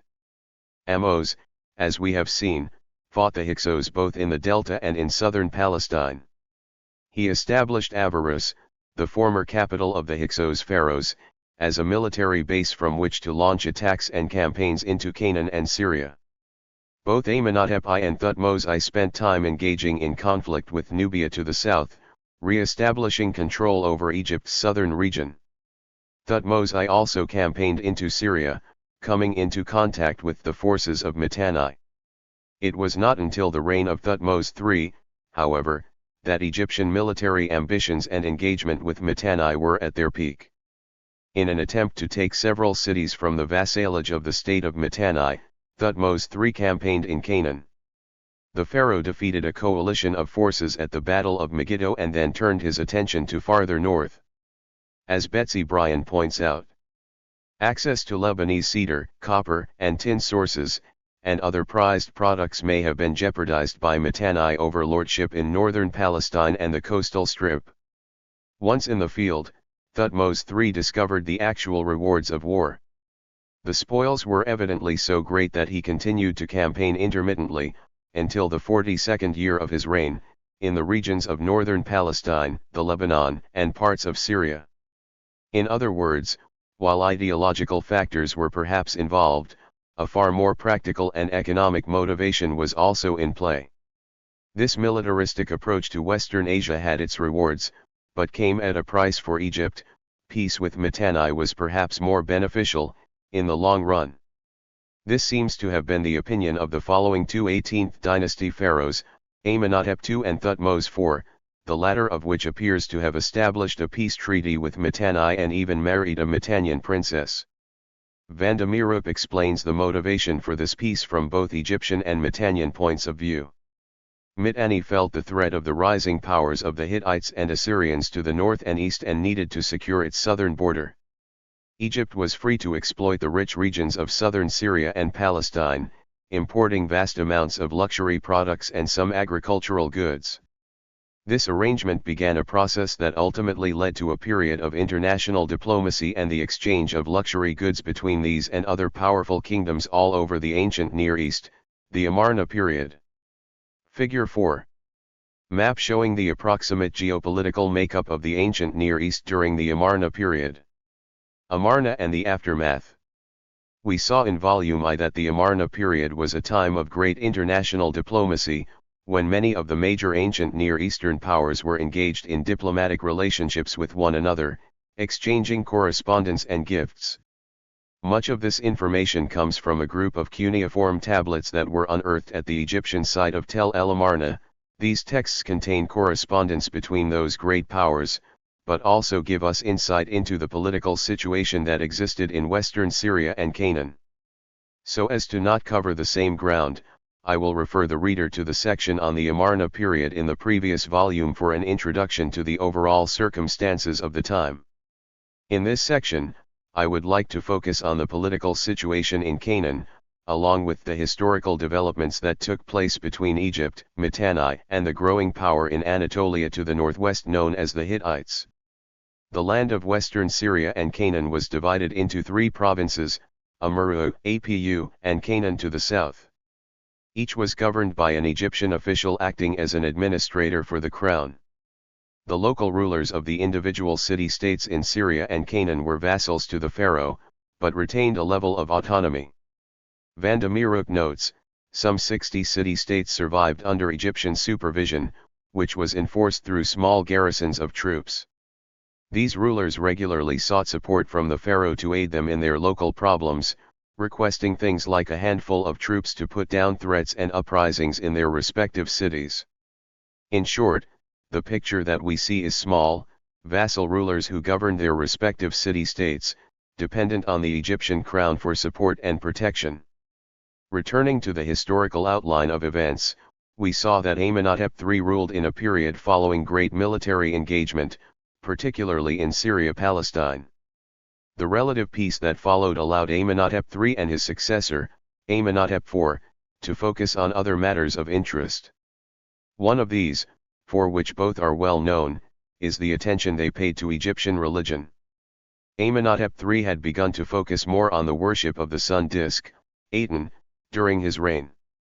Amenhotep IV, however, took this to another level entirely, elevating the Aten above the god Amun, changing his name from Amenhotep to Akhenaten, which can be translated in various ways, including beneficial to Aten, whom Aten uses, radiance of Aten, or effective spirit of the Aten. Akhenaten even moved the capital from Thebes to the now familiar site of Tel el Amarna, from which we get the name of the period. Following the death of Akhenaten, the famous child pharaoh, Tutankhamun, came to the throne, perhaps when he was only as old as 10. He abandoned the site of Amarna, moving to Memphis instead. With the death of Tutankhamun at the tender age of 18 or 19, the family dynastic line of Thutmose I came to an end after nearly 2 centuries. This power vacuum was filled first by I, then a few years later in 1323 by Horemheb, a general under Tutankhamun's command. Horemheb took it upon himself to wipe the slate clean, as it were, attempting to remove all memory of the Amarna period rule and religious oddities. Van der Meerup writes, Horemheb had started the removal of Akhenaten's name from inscriptions and began to use his many buildings as stone quarries for his many projects. During the reigns of Amenhotep III and Akhenaten, there were diplomatic and peaceful exchanges between the Hittite king and Egypt. After the death of either Akhenaten or Tutankhamun, his widow wrote to the Hittite king and asked him to send her a son to marry. After repeated requests, the Hittite king eventually sent one of his sons, who was murdered in Egypt shortly thereafter. This missed opportunity at an alliance resulted instead in hostilities between the two powers. Mitanni and Egypt reached a state of peace, which led to a time of relative prosperity. However, a new power was developing in Anatolia, the Hittites. As you can see from figure 4, given the location of Mitanni and their close proximity to the land of the Hittites, conflict was inevitable, particularly over the area of northern Syria-Palestine. In the mid to late 14th century, the Hittites began to expand their power over the region, and following some political turmoil in Mitanni, a civil war broke out. In this weakened and vulnerable state, Mitanni became a vassal of the Hittites, which led to the ultimate downfall of Mitanni at the end of the 14th century. With the Hittites now vying for control over this western Syria/Canaan buffer zone, we find the Egyptians coming into direct conflict with the Hittites as we enter into the period of the early 19th dynasty. The early 19th dynasty. The Amarna period, and its resulting effects, represented a time of weakness and disorder in Egypt.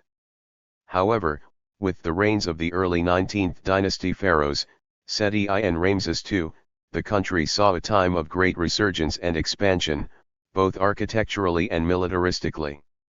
Following the short reign of Ramses I, Seti I initiated a significant building program, and Ramses II continued what his father had begun.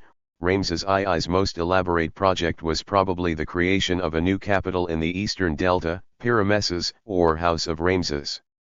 Building programs were not the only form of expansion and resurgence that began under the early 19th dynasty pharaohs, as military expeditions were also a feature of this time. As we might expect, pressure from the Hittites in the north brought these two major powers into conflict over the land of Syria-Palestine. Seti I made incursions into the southern Levant, then moved further north, fighting against Amurru and the city of Kadesh. Van Dijk explains, the result was a war with Hittites during which both vassal states were lost again, followed by a period of guarded peace. The conflict with the Hittites continued under Ramses II, who fought the famous Battle of Kadesh in 1275 BCE. The Egyptian army, marching north to Kadesh, fell victim to a carefully laid ambush set by the Hittites. Despite the fact that all of our sources are ideologically charged and of varying historical reliability, we nevertheless have a relatively decent grasp on what happened there. Through what appears to be an effective military response by Ramses II, he was able to narrowly escape defeat. Murnane says it this way: the most that can be said convincingly is that the publicity given in Egypt to the Battle of Kadesh presented the young pharaoh as snatching a qualified victory out of the jaws of defeat. Ultimately, however, both the Hittites and Egyptians ended hostilities and entered into a peace treaty in 1259, one that carried significant implications.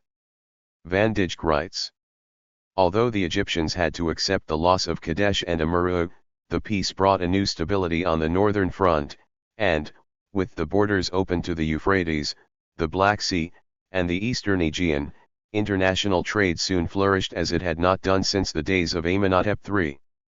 Ramses II continued to reign for a further 40+ years, even marrying a Hittite princess. We should again consider the political situation in Syria-Palestine during this period. We remember that Egypt maintained control of the region during the Amarna period, but much autonomy was granted to the rulers of the individual city-states in Canaan. This situation changed during the early 19th dynasty. As Van de Meerup explains, the Egyptians intensified their presence in the region, building officials' residences and military garrisons, and transforming strategically located towns into fortresses. The strengthened presence suggests that the Egyptians annexed the region and occupied it militarily. However, this control was limited primarily to Canaan, as the Hittites were in control of areas in Syria farther to the north. This period of strength, however, was not to last indefinitely. Following the death of Ramses II in 1213, Egyptian power again began to decline. The slow decline of the New Kingdom. As we have seen, periods of strength and prosperity are often followed by times of weakness and decentralization of power. The end of the New Kingdom is no exception.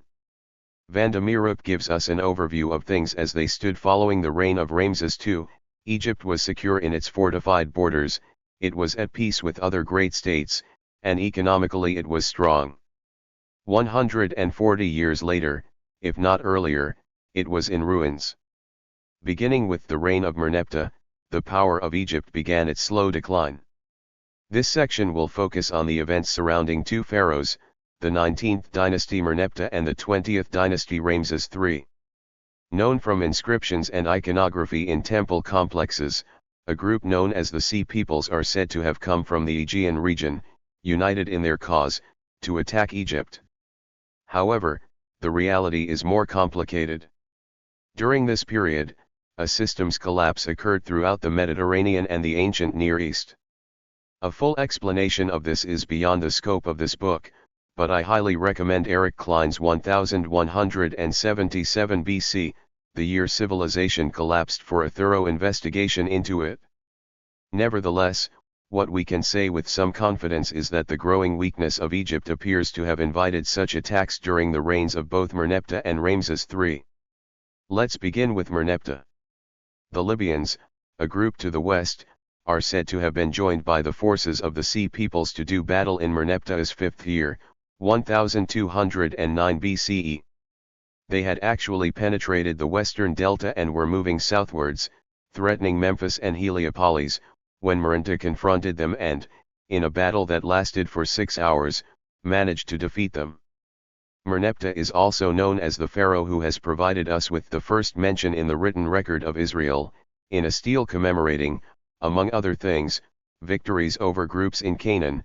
He writes that he had defeated a group called Israel. We will return to this inscription in greater detail in chapter 4. The Sea Peoples again enter the story during the reign of Ramses III.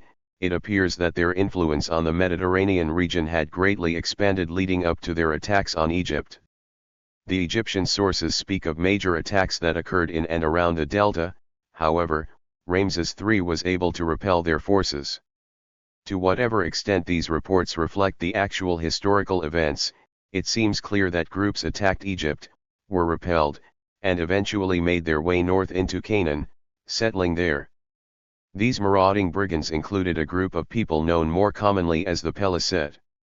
The final years of the New Kingdom appear to have been fraught with internal problems. Although some of the pharaohs had moderately lengthy reigns, the domestic struggles of Egypt limited the scope and degree of its power and influence, including its hold on the area of Canaan. Van Dijk states, after Ramses III the Egyptians finally lost their provinces in Palestine and Syria, which after the invasion of the Sea Peoples and the disappearance of the Hittite Empire had broken up into several small states. Around the middle of the 11th century, Egypt had fallen into another period of confusion that would last for over 3 centuries, the Third Intermediate Period. The Third Intermediate Period. We recall that these intermediate periods in Egypt's history are characterized by multiple rulers vying for power. In the First Intermediate Period, there was competition between the rulers at the city of Thebes and those at Heracleopolis, while in the Second Intermediate Period, the Theban pharaohs struggled against the Hyksos at Avaris. In the Third Intermediate Period, however, no such struggle was apparent. Two groups maintained their own spheres of power and influence, cooperating with one another, each recognizing and working with the other. In the Delta, the newly formed city of Tanis became the administrative center of Egypt, while the city of Thebes, ruled by a newly empowered high priest of the god Amun, exercised rule further south. This early portion of the Third Intermediate Period is referred to as the 21st dynasty, founded by Smendes at Tanis, with the high priest Herihor ruling with shared power at Thebes. Until Sesens II died in 945, bringing an end to the 21st dynasty, the power was relatively balanced between Tanis and Thebes. During this time, another group at Bubastis began to exert power, and in the 22nd dynasty, this family, overtly identifying themselves as Libyan, took control of Tanis and began appointing high priests at Thebes. The first ruler of the 22nd dynasty, Shashankai, appears to show up in the biblical record. In 1 Kings 14:25, for example, we read, "Now it came to pass in the 5th year of the reign of King Rehoboam that Shishak king of Egypt went up against Jerusalem." This Shishak is very likely Shashankai, although the identification is not without its historical difficulties. For example, Shashankai does not appear to have attacked Jerusalem, although he campaigned in the region to the north and to the south. Nevertheless, this campaign into Palestine by Shashankai demonstrates that Egypt, under the 22nd dynasty, had regained some of its former strength. The 22nd dynasty kings, who ruled until near the end of the 8th century BCE, were not the only kings in power in Egypt. They rather ruled concurrently and in competition with the 23rd and 24th dynasties. In other words, from 945 to 715 BCE, there were as many as 4 dynasties ruling Egypt, including the early Nubian 25th dynasty founded by Pi. Vandemeerup writes, "Reports from outsiders expose the conditions. When the Nubian king Pi raided Egypt in his 20th year, he did not face unified opposition but defeated a series of local potentates. Instead of confronting a single, large opposing force, the Nubian king fought individual rulers as he went through Egypt. Pi's campaign marked the beginning of the end of the Third Intermediate Period, which concluded with the unification of Egypt under Nubian rule by Pi's successor, Shabako. Shabako set up his royal residence in the city of Memphis, and this era of Nubian rule over Egypt carried into the Late Period. The Late Period, shifting alliances. The establishment of Nubian control over the weakened and fragmented land of Egypt formed the 25th dynasty, which would rule until 656 BCE. Once in control of the delta, the Nubians turned their attention to the north, toward Syria-Palestine. This brought them into conflict with the Assyrians, who did not allow them to make a military attempt on the Levant. Nubian rule would not last, and much of the Late Period would be characterized by the Egyptian rulers aligning themselves with foreign powers as needed and declaring independence from them when possible. A brief word is necessary concerning the position of Egypt geographically with respect to powers to the north. Given the great distance that must be traveled to get from Egypt to places like Mesopotamia and Iran, it was difficult for the Assyrians, Babylonians, and even the Persians to maintain control over Egypt. Thus, when these major powers were strong, when a competent and militarily minded ruler was in control, the rulers of Egypt found it expedient to align themselves with them, or at times, with others against them. However, when there was no imminent threat of force coming from a foreign power, the Egyptians would often throw off the shackles of vassalage, declaring their independence. This was a common pattern during the Late Period. Let's begin with the fall of the Nubian dynasty. Perhaps the most noteworthy king of the Nubian 25th dynasty was Taharko, who attempted to back the king of Judah against the Assyrian king Sennacherib. Taharko's allegiance to Judah prompted the Assyrians to take note of this Egyptian threat to the region, and both Esarhaddon and his son Assurbanipal launched campaigns against Taharko to put down this threat. Lemon writes, "The second of these, led by Esarhaddon, succeeded in capturing Memphis and forced a temporary retreat of Taharko up the Nile. Taharko continued to fight further up the Nile but ultimately lost Thebes to Assurbanipal in 663. By driving Taharko, the Nubian king, out of Egypt, the Assyrians had paved the way for native Egyptians to take back control of Egypt. The Assyrians at first backed Necho, and later supported his son, Samtekai. Samtekai formed the 26th dynasty, known as the Set dynasty, as it was ruled from the city of Sais in the Delta.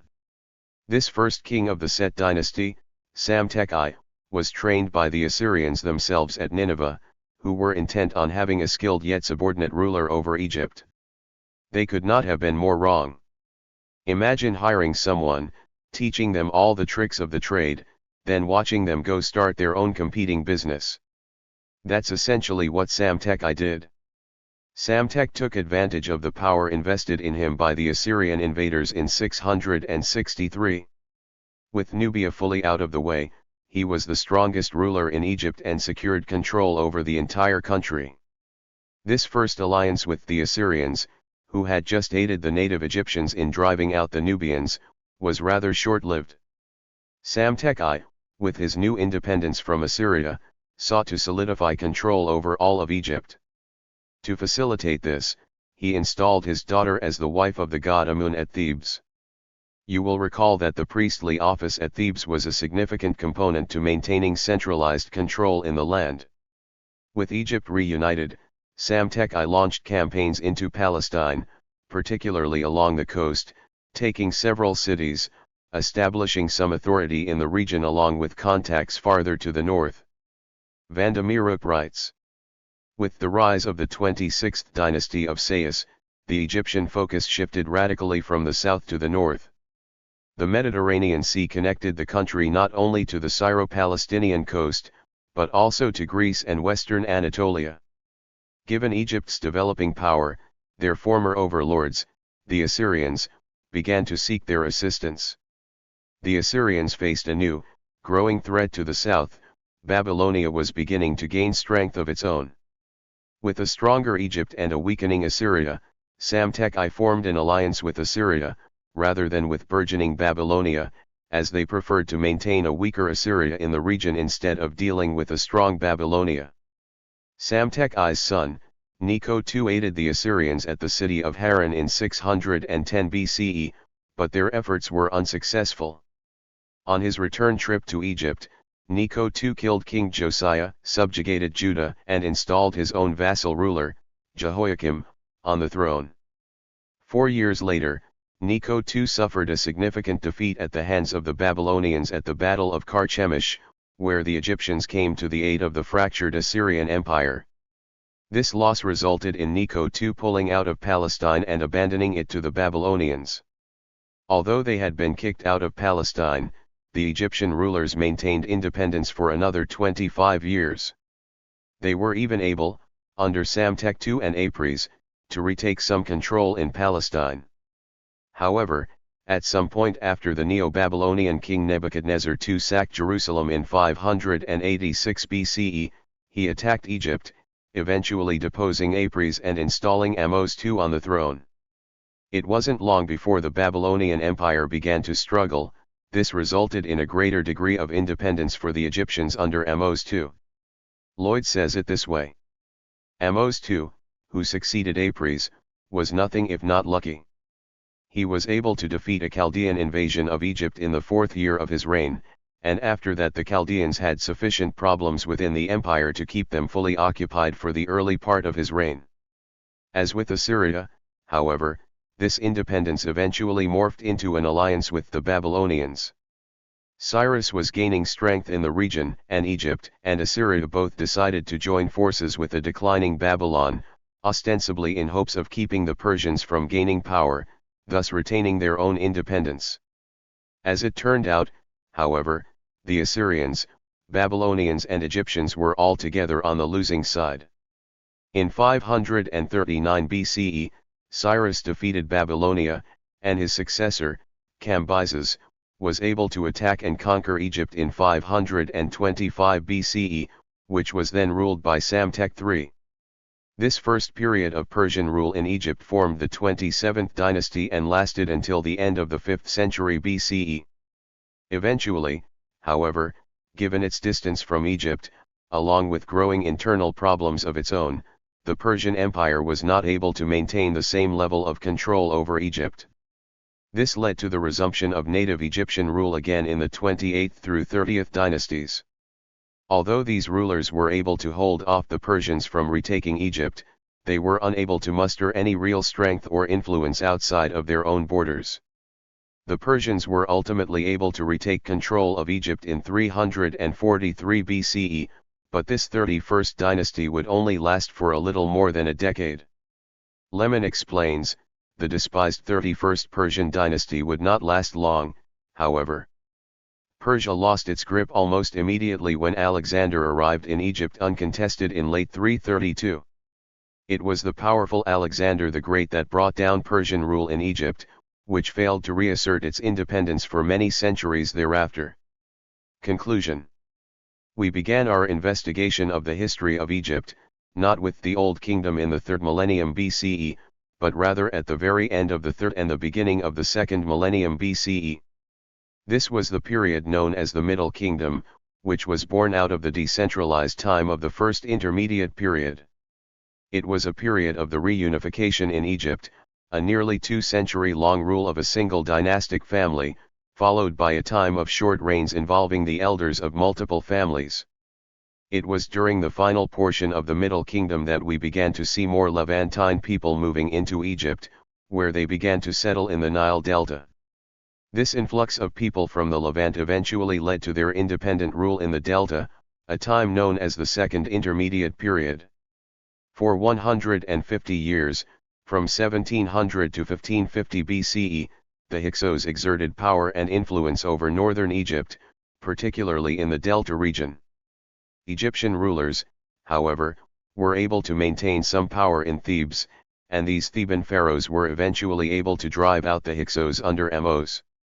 This brought about one of the most impressive periods in Egyptian history, the New Kingdom.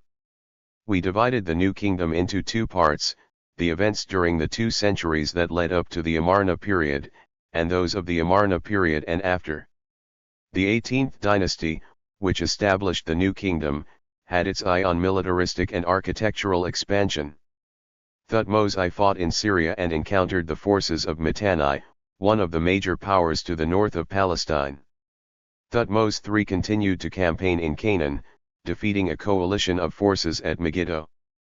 This warfare established a strong position for Egypt, who formed an alliance with Mitanni during the reign of Thutmose IV, to the mutual benefit of both Mitanni and Egypt. This time of peace and prosperity led into the Amarna period, when international diplomacy and trade were the rule. Canaan, however, remained a group of city-states, divided into 3 Egyptian provinces, that were vassals of the pharaoh. This period is marked by the reign of Amenhotep IV, who changed his name to Akhenaten and moved the capital to Amarna, elevating the worship of the sun disk.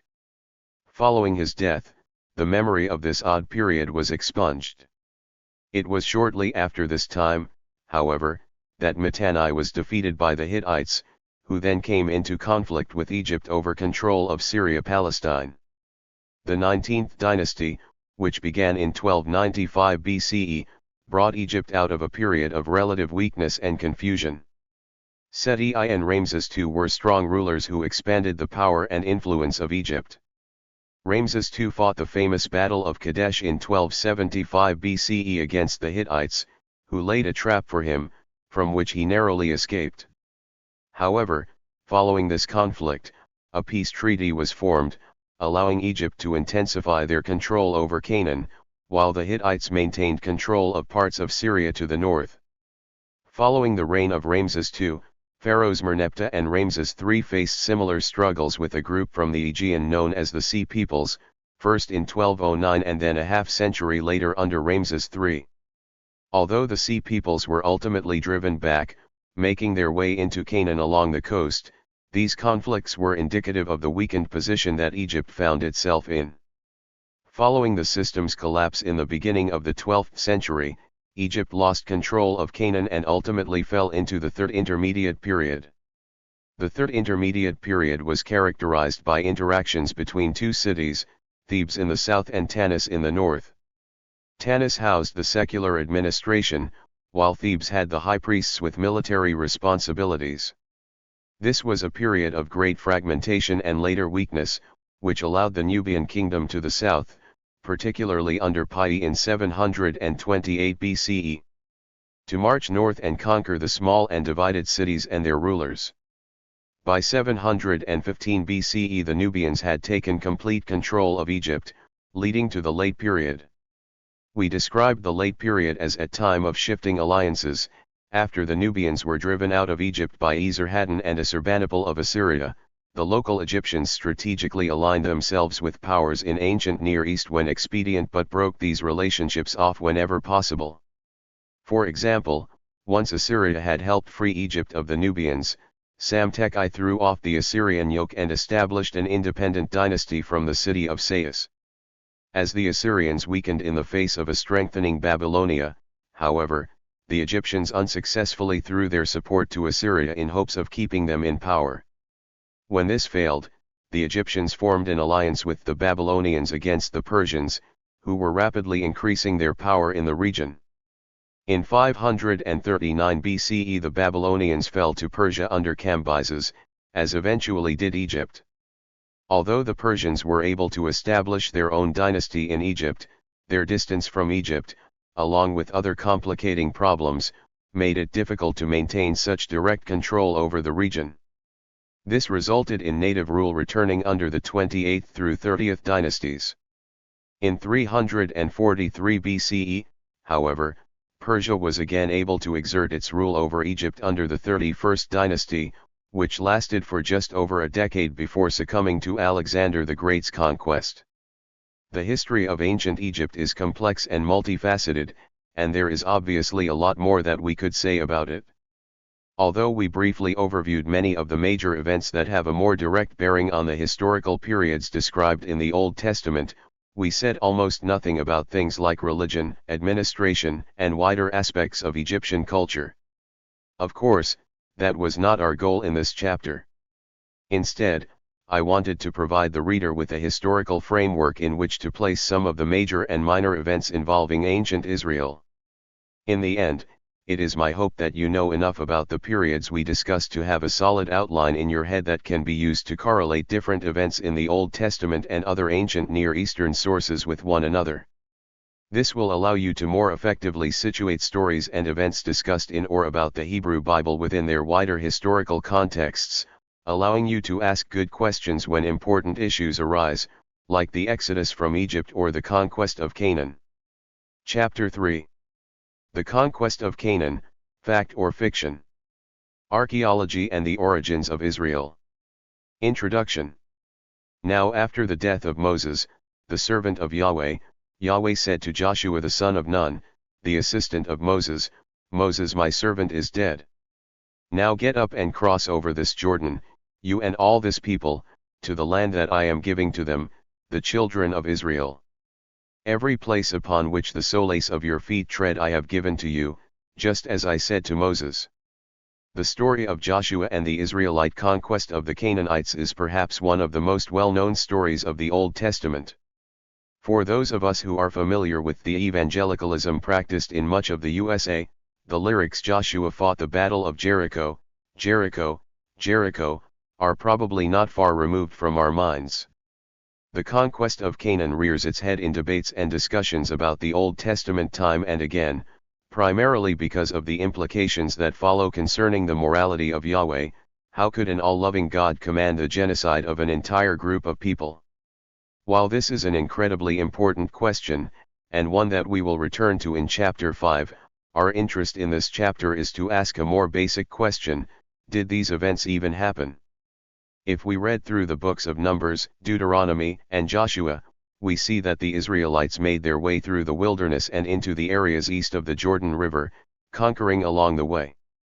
They ultimately cross to the western side of the Jordan, where they encounter famous Canaanite cities like Jericho and Ai, leaving destruction in their wake. But what can archaeology tell us about this story of the conquest? Did the Israelites actually come en masse into Canaan and inflict great destruction upon its inhabitants? Have archaeologists been able to confirm that these events took place as the Hebrew Bible describes? If there are problems and inconsistencies between the biblical story and that which we see in the archaeological and historical record, what are they, and what do scholars now think about the actual origins of ancient Israel? In this chapter, we will take a detailed look at the early origins of Israel in the land of Canaan. We will begin by reviewing the biblical narrative in order to be clear about what the Old Testament says about how the Israelites came into the land.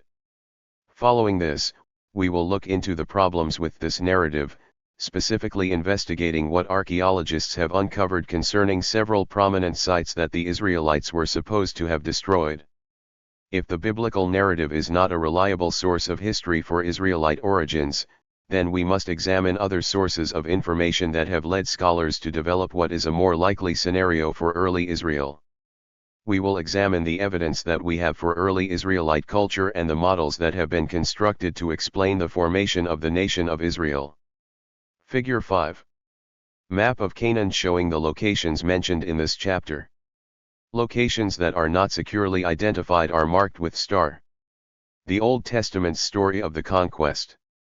Before we get into the archaeological evidence surrounding the formation of the nation of Israel, we need to know the story that the Old Testament tells concerning the Israelites' entrance into the land of Canaan. Although we provided a general overview of this material in Volume I, the focus of this chapter will be to describe the narrative in more detail. Our primary interest in the story will be the individual cities or sites that the Israelites encamped at or engaged with following their wanderings in the wilderness as they conquered the land of Canaan. Conquest of Transjordan. You might recall that, following the exodus from Egypt, the children of Israel are commanded to go in and spy out the land of Canaan. However, because of their disbelief, God condemns them to wander through the wilderness until that unbelieving generation dies out. We read in the book of Deuteronomy that, following the death of this previous generation, God commands Moses to begin the journey north out of the wilderness toward Canaan. Cook sums it up this way: "Gone are the years of endless wandering in and around the hills of Edom, south of the promised land. The torch has now passed to the new generation." The Israelites request passage through the region of Edom, to the south of Moab. However, the king of Edom refuses to let them pass. He amasses an army against the Israelites, and they are forced to take a longer route, around the borders of Edom and into Canaan. As they move north into the Negev, the king of Arad attacks the Israelites. The people pray to Yahweh and are able to completely destroy the king of Arad's cities, changing the name to Hormah, which means destruction. They then move south, stopping at Abath and Eabarim, and cross the Wadi Zered and the Wadi Arnon. Once across the Arnon, the Israelites are commanded to attack the city of Heshbon, ruled by King Sihon. We read, "Then Sihon went out to meet us, he and all his people, for battle to Hahaz. And Yahweh our God gave him over to us, and we smote him, his sons, and all his people. And we captured all his cities at that time, and we put every town under the ban, men, women, and children, we left no survivor.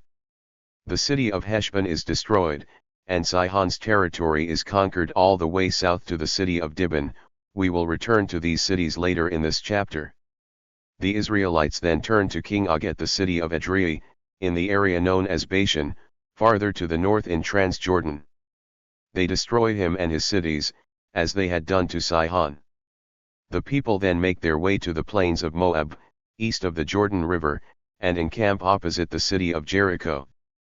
It is here that the prophet Balaam is solicited by Balak, king of Moab, to pronounce curses against Israel, only to bless them on numerous occasions instead.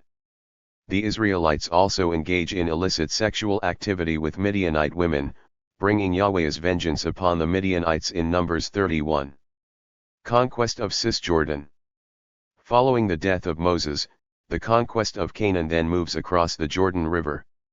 Now under the leadership of Joshua, the people approach the first major stronghold in the land, Jericho. This is a story that many of us know. In Joshua 6, the Israelites are instructed by Yahweh to march around the city once a day for 6 days. On the seventh day, they are to march around the city walls 7 times, give a great shout, and the walls will come down. The people carry out the command and the walls of the city indeed fall down. Jericho is completely dedicated to Yahweh, which means that nothing is allowed to be removed from it. They burn the city with everything still inside. The city of Ai is their next target, and after some initial setbacks, Joshua sets up an ambush and is able to take the city, setting it on fire. The text states that no survivors or fugitives are left alive, except for the king of Ai. They even chase after those that flee, men and women, and put them to the sword. The city of Ai is then burned to the ground and turned into a desolate place. After being tricked by the Gibeonites into making a peace treaty, the Israelites are faced with fighting off a coalition, we read. And Adonizedek king of Jerusalem, sent to Hoham king of Haran, and to Piram king of Jarmuth, and to Japhiah king of Lachish, and to Daver king of Eglon, saying, Come up to me and help me, so that we might strike Gibeon, for it has made peace with Joshua and with the children of Israel. As Israel has made a peace treaty with Gibeon, they are obliged to come to their aid. After routing the enemy coalition, they destroy the cities of Makkedah, Libnah, Lachish, Eglon, Hebron, and Debir. Jabin, the king of Hazor, then amasses his own coalition against Joshua, including the kings of Medan, Shimron, Akshaph, and others. God delivers the coalition into their hands, and Joshua leads the army up to Hazor, the head of all the kingdoms. They kill everyone and burn the city down. A summary of these campaigns, and a list of the cities that are destroyed, appears in Joshua 12:7-24. To sum up, after leaving the wilderness toward the land of Canaan, the Israelites defeat several kings and cities before crossing over the Jordan River, most notably Sihon king of Heshbon and Og king of Bashan. Upon crossing the Jordan, Joshua leads the people to destroy the cities of Jericho and Ai, followed by campaigns in the central hill country, the south, and finally in the north at Hazor. Dever writes concerning the latter Cisjordan conquest. A close reading of the pertinent texts yields the following picture. In the book of Joshua, and to some extent in Judges, some 37 sites in Canaan west of the Jordan are said to have been taken, that is, seized, and presumably destroyed. Problems with the biblical conquest story? But what can we say about the historical reliability of the conquest accounts in the Pentateuch and the book of Joshua? Does the archaeological evidence support the biblical account? There are several avenues available to us to approach these questions, but we will primarily focus on two. 1. Were the cities in the conquest narratives occupied at the time of their purported destruction? 2. Is there archaeological evidence for such destruction in the requisite period at the individual sites? Although this will be a bit of a spoiler, I think it is important to let the reader know where this chapter is headed, primarily because archaeological data can be a little complex. In light of this, I would like to quote Collins, who writes concerning the archaeology of the cities in the conquest account. He observes, of nearly 20 identifiable sites that were captured by Joshua or his immediate successors according to the biblical account, only 2, Hazor and Bethel, have yielded archaeological evidence of destruction at the appropriate period. Notice that Collins is engaging with both questions in his summary: was there a city to be destroyed and are there signs of such a destruction? Similarly, Dever writes, of the 31 sites the Bible says were taken by the Israelites, actual destructions have been found at only 2 or 3, and these are not necessarily Israelite. Sites like Dibon, Heshbon, Jericho, and Ai were not even occupied in the late 13th century BCE, when we now know that any Exodus conquest must be dated. Again, Dever not only addresses whether a city was destroyed, but also if the city was even occupied during the period under investigation. In this section, therefore, we will follow the same line of inquiry, selecting several of the more important cities that are said to have been destroyed or captured in the biblical narrative. We will see if they were occupied at the time of the supposed conquest and whether they show signs of destruction in the archaeological record. More explicitly, we will follow a methodology that can be seen in Klein's work on the conquest. Let us concentrate, however, solely on the 8 sites that the biblical account specifically states were either completely destroyed or burned, besieged and captured, or simply captured, by the invading Israelites, because if the account is true, we should be able to find archaeological evidence for the destruction and/or capture of these sites.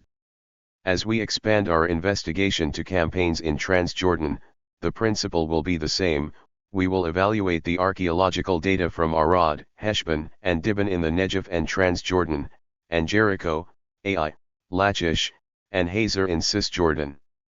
Before we begin, however, we need to determine the time frame in which we should be looking for occupation and destruction in these cities. In other words, if we find that a city was occupied in 1500 BCE and destroyed at that time, it will only be meaningful to our discussion if the conquest happened in or around 1500 BCE.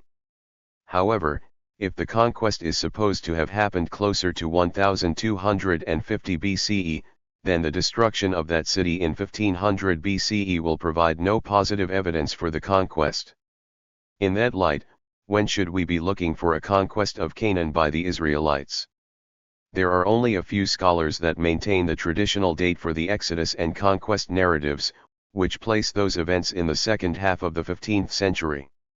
Most scholars who argue for the historical validity of the biblical accounts have otherwise moved away from such an early date. Dever writes, "Today all scholars, even most evangelicals, have abandoned that date. The few holdouts, neither mainstream biblicists nor archaeologists, can safely be ignored. The only feasible date for the early Israelite settlement in Canaan is circa 1250–1150. This position can be seen in the work of James Hoffmeyer, an evangelical Egyptologist who has written extensively on the Exodus.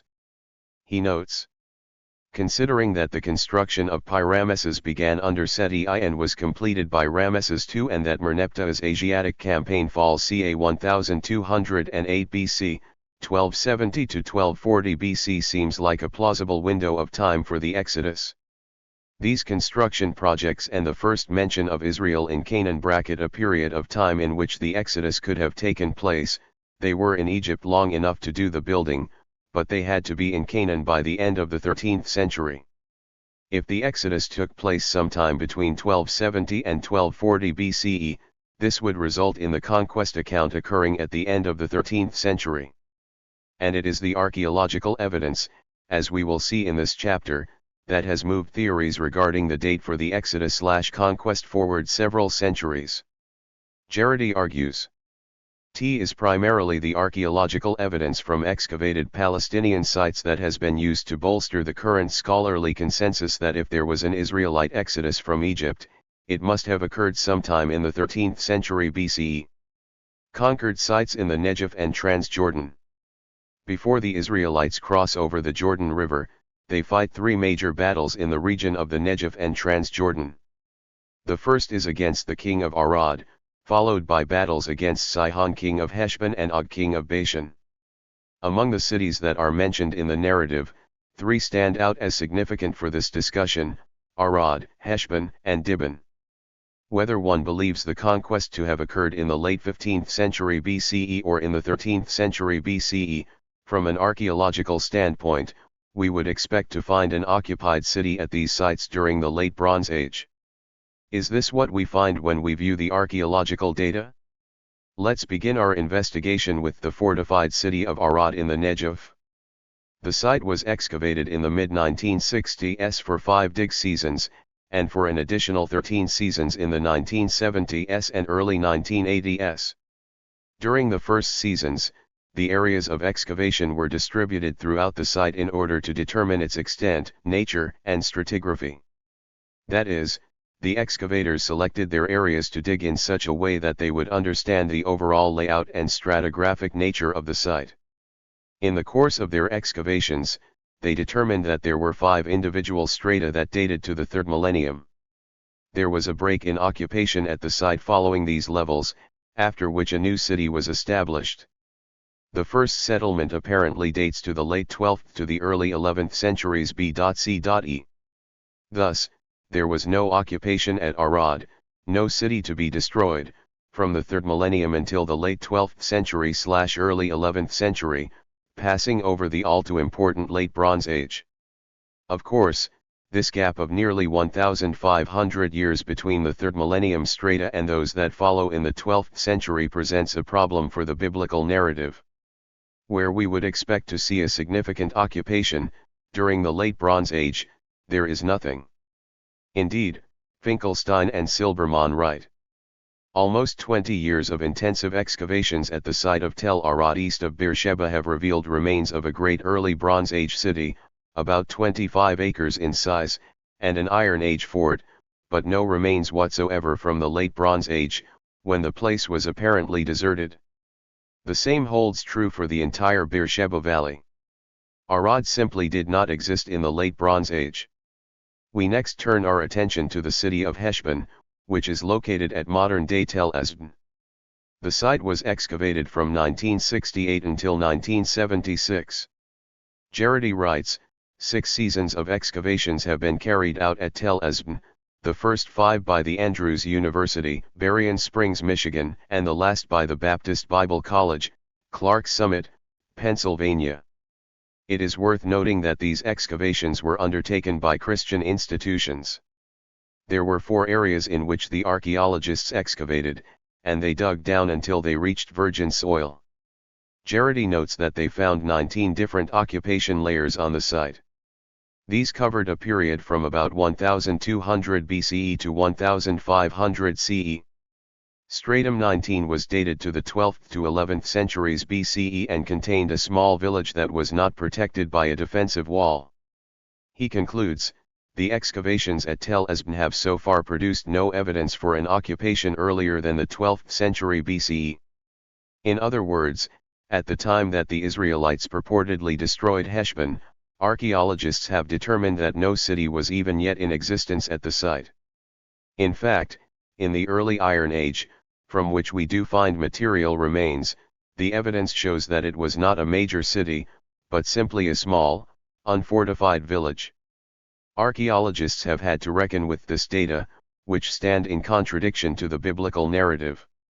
Dever writes, the account of the destruction of Heshbon in Numbers 21:21-32, the seat of Sihon, king of the Amorites, is extremely difficult to synthesize with archaeological evidence.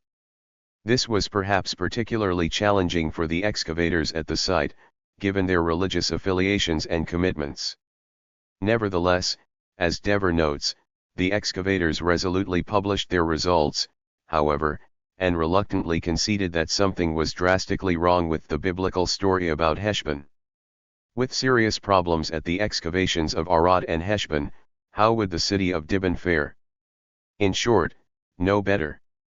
Numbers 21:27-30 recounts a poem about the destruction of Heshbon and King Sihon, in which his kingdom is destroyed down to the city of Dibon. The modern city of Dibon stands next to the site of biblical Dibon. Tushingham explains, the location of the site of ancient Dibon was first established by its similarity to the name of the modern Arab village. Its identity was subsequently confirmed in 1868 by the discovery on the site of the Mesha Stela. There were excavations at the site during the 1950s and 1960s, revealing occupation layers dating back to the early Bronze Age. However, as with Arad, there is a break in occupation following the early Bronze Age. After an apparent gap in occupation, there is important evidence for Moabite occupation on the summit of the mound. Similar results came from other parts of the site, which show that the city was reoccupied no earlier than Iron Age I, and more significantly from the middle of the 9th century BCE on. These data, combined with what we saw from Heshbon above, led Dever to conclude. Several of the sites or encampments in Transjordan can perhaps be identified. Among them are biblical Dibon, the capital of Moab, and Heshbon. Both have been excavated by conservative biblical scholars motivated to confirm the biblical accounts of Israelite destructions. But neither site was occupied in the requisite mid to late 13th century. There are a few 12th and 11th century sherds, but there is no architecture. These sites became towns only in the 9th century at the earliest. Conquered sites in Cisjordan. If the cities that the Israelites were purported to have conquered in the Negev and Transjordan were not occupied at the time of the supposed conquest in the Late Bronze Age, what of the cities to the west of the Jordan River? Do the famous cities of Jericho, Ai, Lachish, and Hazor fall into the same unoccupied during the Late Bronze Age category? If not, do the Late Bronze Age remains allow us to speak of a destruction that can or should be attributed to the invading Israelites? Before we move into the archaeological data, I would like to explain why I have chosen these 4 sites for closer consideration. The first two sites, Jericho and Ai, are the first to be destroyed in the conquest of Cisjordan and are incredibly well known and significant to the narrative. While perhaps not as well known, destructions at both Lachish and Hazor are also important to the story.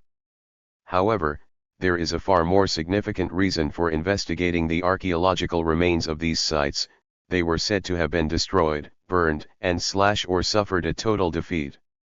Such significant destruction should be identifiable in the archaeological record, making these four sites obvious and natural test cases. Jericho. The site of Tel Es Sultan was identified from very early on with biblical Jericho. This connection was definitely established by E. Robinson and E. Smith in 1841. Much of the site was damaged by early excavation techniques, often making the data difficult to interpret. Although Charles Warren excavated at Jericho in 1868, he determined that there was nothing to be found at the site. However, in the early 20th century, we see the first significant excavations at the site performed by Ernst Sellen and Karl Wutzinger. They apparently made some errors with Jericho's chronology. Lorenzo Nigro writes, "The Austro-German expedition produced a detailed report but adopted a wrong chronology.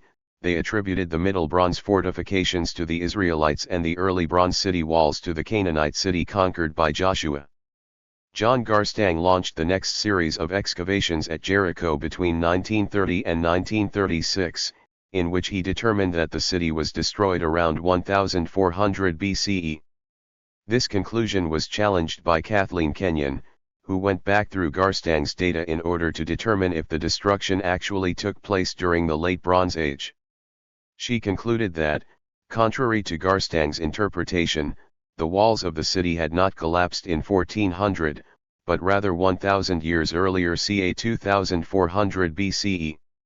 Dissel states her position: Jericho had not been inhabited in 1400 BCE, and there were only slight remains during the following century, 1400 to 1300 BCE. This is an important point to which we will return several times below. Excavations were taken up again at the site beginning in 1997 by the Italian-Palestinian Archaeological Expedition to Tel Es Sultan, a joint pilot project carried on by Sapienza University of Rome and the Department of Archaeology and Cultural Heritage of the Palestinian Ministry of Tourism and Antiquities. Over 11 dig seasons, from 1997 to 2015, not only were new areas excavated, but the previous data were also re-examined with respect to the dating and occupation of the site, primarily focusing on the Bronze and Iron Ages. Lorenzo Nigro explains the complexity of excavating at the site in this way. The archaeology of Jericho poses a multifaceted challenge. The history of the site, its archaeological exploration, and its worldwide fame are firmly connected to its biblical mention in the conquest narrative of the Book of Joshua, making it an icon of biblical archaeology. Before we dig down into the details of the excavations and the stratigraphy/occupation history of the site, let's remind ourselves of what we are looking for. The primary issue is whether the city of Jericho was occupied during the Late Bronze Age, and if so, whether it would have been the mighty, fortified city that is described in the biblical narrative. In other words, if we assume that Joshua and the Israelites crossed the Jordan and approached the city of Jericho, would they have encountered a walled and formidable city to be conquered? The city of Jericho dates back into the Mesolithic period, making it one of the oldest continuously occupied cities on Earth. There was an influx of new inhabitants during the late 4th millennium BCE, which eventually transformed Jericho into an urban center. Nigro notes, at the beginning of the 3rd millennium, with the erection of a massive city wall and the enucleating of a public area on the central mound facing the spring and overlooking the whole oasis, Jericho became a real city. The city wall of early Bronze II, which was made with more than 2 million bricks, had a twofold purpose: to delimit the place where public functions and wealth were gathered and protected, and to dominate the oasis as visible symbol of the new urban power. In spite of its massive size, the early Bronze II city was destroyed ca. 2700 BCE by a severe earthquake. So, during the early 3rd millennium BCE, Jericho became an urban center, surrounded by a sizable city wall, but was ultimately destroyed by an earthquake. Following the earthquake, the city saw a significant rebuilding in early Bronze III, including an expansion in size of the city wall. Negro describes this massive fortification. His city walls were doubled, and the 13.1 feet wide space in between the inner and outer walls, built of mud bricks on stone foundations, was kept free for pathways or storerooms or filled up with crushed limestone in order to strengthen the fortifications. Wooden beams and reeds served as chains and draining devices within the mud brick structures. Such an impressive work remained for millennia a distinctive emerging feature of Tel-es Sultan, possibly inspiring the biblical author of the Joshua account. This fortified city was not to last indefinitely, however, as it suffered a destructive fire at the end of the third millennium. Around 2350 BC Palace G suffered a violent conflagration. It was intentionally set on fire and burning ceilings collapsed, smashing items and vessels on the floor. Its destruction marked the end of the urban early Bronze Age at Jericho. After a brief intermediate period, a new city was established at Jericho in the beginning of the second millennium.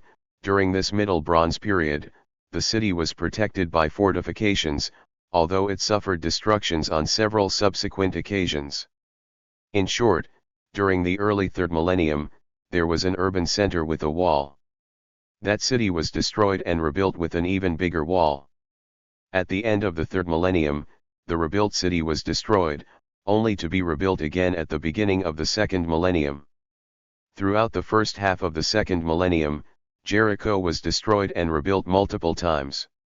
This brings us to the all-too-important Late Bronze Age. Remember, Garstang had concluded that the remains of a destroyed city wall dated to around 1400 BCE. A view that was later challenged by Kenyon.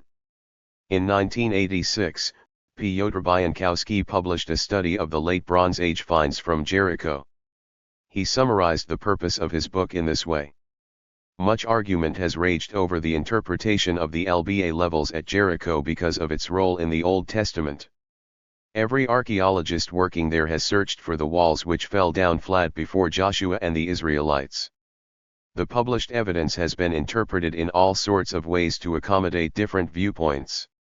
The present study is essentially an examination of the published and unpublished LBA material from Garstang's excavations, which is crucial for our knowledge of Jericho's history. He analyzed two sources of Late Bronze Age material culture found at Jericho, buildings and tombs. Let's briefly overview his arguments and conclusions as they pertain to our discussion. A 7-room building was excavated by Garstang, a structure that came to be known as the Middle Building, because it stood in apparent isolation between the Middle Bronze Age and Iron Age levels. When the structure was excavated, Garstang found a layer of burnt debris below the building, which he referred to as the streak.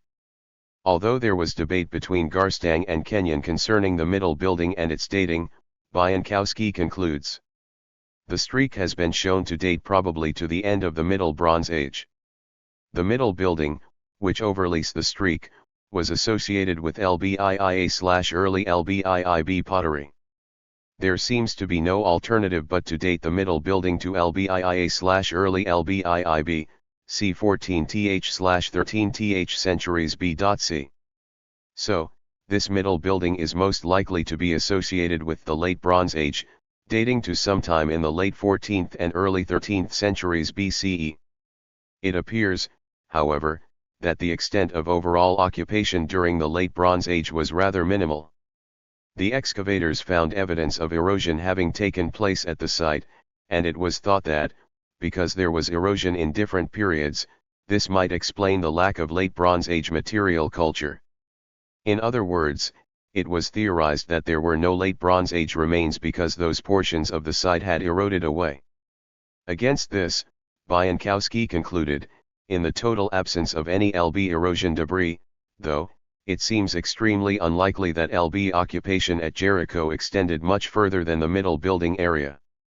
Because we would expect some washed-away Late Bronze Age remains to show up on the site, the fact that this debris does not appear led Bienkowski to posit that it was not there in the first place. In short, there does not appear to be any extensive Late Bronze Age occupation at Jericho. There was a building that had some limited associated remains, but given the scarcity of either in situ remains or erosion debris, it seems as though the occupation was quite limited, particularly to the area around the middle building. But the question on everyone's mind is, what about the walls? Remember, Joshua and the Israelites brought down the mighty defensive walls of Jericho. Is there evidence of a defensive wall during the Late Bronze Age? Garstang identified the remains of a defensive wall that he dated to the Late Bronze Age. However, upon closer inspection, Kenyon determined that this wall was actually to be dated much earlier, to the Early Bronze Age. Kenyon writes, "Of the defenses of the period, nothing at all survives. The double wall ascribed to the Late Bronze Age in the 1930 to 1936 excavations is composed in part of two successive walls from the Early Bronze Age. For most of the circuit, only stumps survive. Even of these walls and of the Middle Bronze Age glacis that buried them, only the part on the slopes of the mound was intact. There is not the slightest trace of any later wall." Kenyon's conclusion that there were no Late Bronze Age fortifications, including a defensive wall, has been maintained by later archaeologists. Bienkowski, for example, concludes, "It appears extremely unlikely that there are any town walls at Jericho which could date to the Late Bronze Age. The actual area of occupation in this period seems to have been limited to the area around the middle building." Similarly, Lorenzo Negro writes, "No evidence of a fortification system for this period existed, and Garstang's wall of City D was a wrong attribution to the Late Bronze of the Early Bronze 3 double city wall. So, there appears to have been a minimal amount of Late Bronze Age occupation on the site and no defensive wall. Does this picture fit well with what we know of sites that existed throughout the rest of Canaan during the Late Bronze Age?" Bienkowski says that it does. Study of the settlement pattern of the LBA in Canaan shows that in the 14th century BC, 37% of known settlements were less than 1 hectare in size. Furthermore, only 8 out of 76 known LBA settlements in the whole of Canaan were fortified, and all but one of these were larger than 1 hectare. The vast majority of settlements were not fortified. It would seem, therefore, that a tiny unwalled Jericho fits the pattern in LB Canaan extremely well. The most recent excavators agree. This is, of course, fairly normal since the majority of sites in Palestine are devoid of a new fortification system in this period, after having been submitted to Egyptian 18th dynasty control. In fact, it appears that Jericho was abandoned around 1275 BCE, remaining that way until sometime in the 11th century BCE. Of course, these conclusions concerning Jericho represent the consensus view among archaeologists and biblical scholars. Dever, for example, writes, "Kenyon, however, equipped with far superior modern methods, showed beyond doubt that in the mid-late 13th century BC, the time period now required for any Israelite conquest, Jericho lay completely abandoned. There is not so much as a late Bronze II potsherd of that period on the entire site." Klein agrees. Kenyon's excavations therefore implied that, if Joshua and the Israelites had invaded Canaan during the Middle or Late Bronze Age, between 1550 BC and 1200 BC, they would have found Jericho almost totally, if not completely, deserted and without any of its vaunted fortifications still present. Finally, Finkelstein and Silbermann conclude, "In the case of Jericho, there was no trace of a settlement of any kind in the 13th century BCE, and the earlier Late Bronze settlement, dating to the 14th century BCE, was small and poor, almost insignificant and unfortified. There was also no sign of a destruction. Why, then, might the story of Jericho have developed? We saw above that Lorenzo Negro suggests that the earlier massive fortifications, and the ruins that remained, may have influenced the later story. He writes, "The ruins of Tel Es Sultan include massive collapsed and burnt mud brick structures. One may imagine that the terrible destruction suffered by the Canaanite city both in the 3rd and 2nd millennium BC had surely become part of the local shared memory, and possibly were narrated as the Jerichoans had been able to overcome them almost every time. There is no way, however, to link them directly to the Bible, except for the fact that the biblical author may have reused one of these stories to validate the historicity of his narration. The already famous ruins of Jericho were exploited by the biblical author, giving them an everlasting fame. In summation, when we consider the city of Jericho that the Israelites would have encountered in the late Bronze Age, whether at the end of the 15th century or in the mid to late 13th century, what is the picture that the archaeological data paint for us? First, there is a clear lack of significant occupation during the late Bronze Age, which is followed by an abandonment of the site at some point during the 13th century. Not only were there no massive walls and fortifications, there appears to have been no wall at all during the late Bronze Age. In short, the city of Jericho that Joshua would have encountered was either a small, unwalled village, or even an altogether abandoned site. Neither scenario accords with the biblical account. Ai. Following the defeat of the city of Jericho, the book of Joshua reports, and Joshua burned Ai, and made it a ruin mound forever, a desolation, until this very day. The city of Ai has been identified as the site Et-tel, which means ruins. Klein writes, the ancient city of Ai has been identified with the site of Et-tel ever since the days of the early explorer Edward Robinson in 1838. This identification has not gone unchallenged by some evangelical scholars, but this will be addressed below. The site of Et-tel has occupation layers that date back into the late 4th millennium BCE and has been excavated by several archaeological teams. The nearly 28-acre mound was first sounded by Garstang, by now a familiar name, in 1928. He dug 8 trenches in different areas of the tel, along the southern and western parts of the early Bronze Age city. From 1933 to 1935, 3 dig seasons were completed by J. Marcus Krauss. These excavations uncovered strata from the early Bronze and Iron Ages. In one area of the site, it was clear that the early Bronze Age remains were immediately followed by Iron Age strata, with no intervening late Bronze Age occupation. The final round of excavations did not occur until 3 decades later, from 1964 to 1972, directed by Joseph Callaway. Before we continue, I should provide a bit of background information on Joseph Callaway. A graduate of Southern Baptist Theological Seminary, Callaway was first exposed to excavating in 1960 by G. Ernest Wright at the city of Shechem. You might recall from Volume I that Wright was a conservative scholar who strongly advocated for the historical veracity of the stories in the Hebrew Bible. Callaway went on to study with Kathleen Kenyon and ultimately found himself excavating at the city of Ai. We should bear in mind, therefore, that, as with other sites that we have investigated, archaeological evidence that points away from the historical validity of the conquest account may be met with resistance by a scholar like Callaway. Callaway lists the stratigraphic layers from Et-tel as follows. Period. Stratum. Date. Early Bronze IB. I2. 3100 to 3000 BCE. Early Bronze IC. 3. 3000 to 2860 BCE. Early Bronze IIAB. 4v. 2860 to 2710 BCE. Early Bronze 3AB. 6-8. 2720 to 2400 BCE. Iron Age IAB. 9x. 1220 to 1050 BCE. The most important thing to recognize in this chart is the sizable gap in the stratigraphic layers from the early Bronze Age to the Iron Age.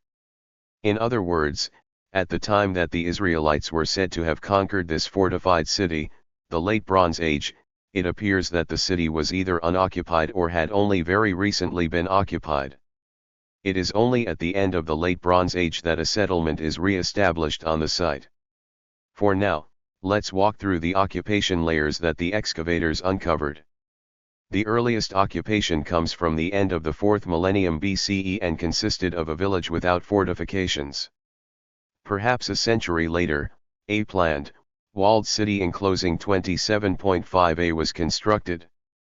The city was destroyed in 2860 BCE and subsequently rebuilt, only to be destroyed again at the end of the 28th century. The early Bronze III strata also show fortifications, which last for over 300 years. Nevertheless, as Callaway writes, violent destruction overtook the city in about 2400 BCE. The site then stayed in ruins for over a millennium. The site of Ai was abandoned and left in ruins after its destruction in about 2400 BCE, until about 1220 BCE, at the beginning of the Iron Age I.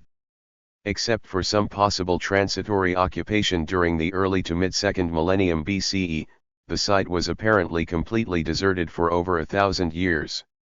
Again, the break in occupation through the Middle and Late Bronze Ages is particularly troublesome for the biblical account of the conquest. Finkelstein explains, Ai was uninhabited from the end of EB3 until the beginning of the Iron Age, a fact which naturally has far-reaching implications for evaluating the biblical conquest traditions.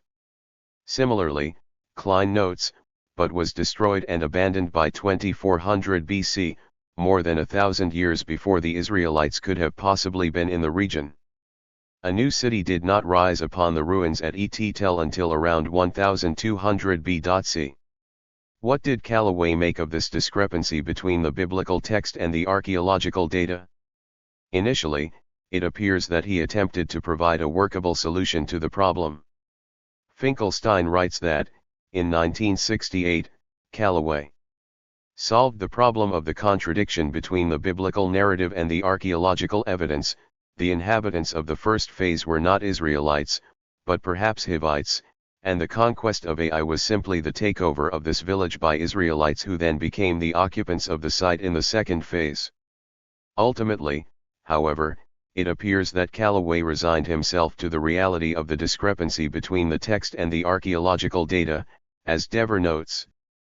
Put it this way, in 1985, for many years, the primary source for the understanding of the settlement of the first Israelites was the Hebrew Bible, but every reconstruction based upon the biblical traditions has floundered on the evidence from archaeological remains.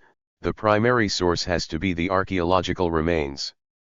In fact, it appears that Callaway took early retirement from his very conservative seminary rather than risk being the cause of theological embarrassment.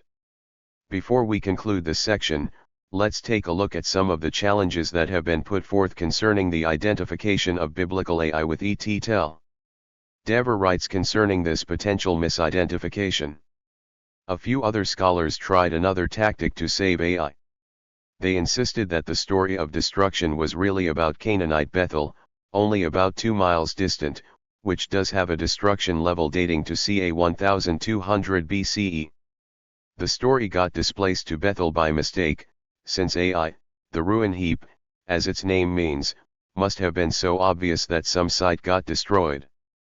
Other scholars attempt to locate biblical Ai somewhere else, which is unlikely since the ruin is obviously the mound discussed here, still prominent today. One such conservative scholar is Bryant Wood, Klein notes. Bryant Wood has been conducting excavations since 1995 at the nearby site of Khirbet el Makatir, just 1 mile from Et Tel. There, he claims to have found evidence of both occupation and destruction dating to the 15th century BC, which he attributes to Joshua and the invading Israelites. As we have seen, however, this is a fringe position, but not only with respect to the date of the conquest in the 15th century BCE, as the same holds true for the identification of the site of Ai. Much the same with Callaway's original solution to the conquest problem, Finkelstein's words could equally apply to Wood. He obviously arrived at this strange solution in a desperate attempt to find some way to accommodate the biblical narrative with the archaeological evidence. This general tendency to privilege the biblical accounts can even be seen in the work of James Hoffmeyer. He writes, "Some have suggested that the lack of any late Bronze Age cultural remains simply indicates that the site of Et Tel is not biblical Ai. Site identification is one of the most challenging tasks for an archaeologist. Other sites have been proposed for Ai. So we will have to see where further evidence leads." In the same section, Hofmeyr argues that the late Bronze Age remains of Jericho were probably washed away. One reason for the limited data is that the city was unoccupied for several centuries. Exposure to the elements resulted in considerable erosion. Thus, little can be said about the late Bronze Age settlement. Again, while these conclusions are possible, these do not represent the views of the majority of specialists in the field and certainly appear to be motivated by a theological commitment to the biblical text. Let's see if we can sum up what we have learned about the city of Ai in this section. First, despite a few conservative outliers, the scholarly consensus is that the biblical city of Ai should be identified with the site of Et-Tel. Second, it is clear that there are several occupation layers that date to the late 4th millennium and most of the 3rd millennium BCE. However, following a destruction of the city around 2400 BCE, the Tel was abandoned until around 1200 BCE.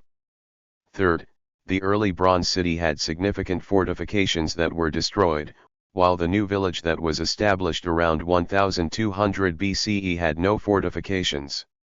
All of this leads to the same conclusion that we have seen up to this point: if the Israelites entered the land of Canaan for conquest, either in the late 15th century or in the late 13th century BCE, there would have been no fortified city for them to conquer. This is consistent with Arad in the Negev, the Transjordan sites of Heshbon and Dibon, and the Cisjordan sites of Jericho and Ai. We now turn to two final Cisjordan sites that may tell a different story: Lachish and Hazor. Lachish.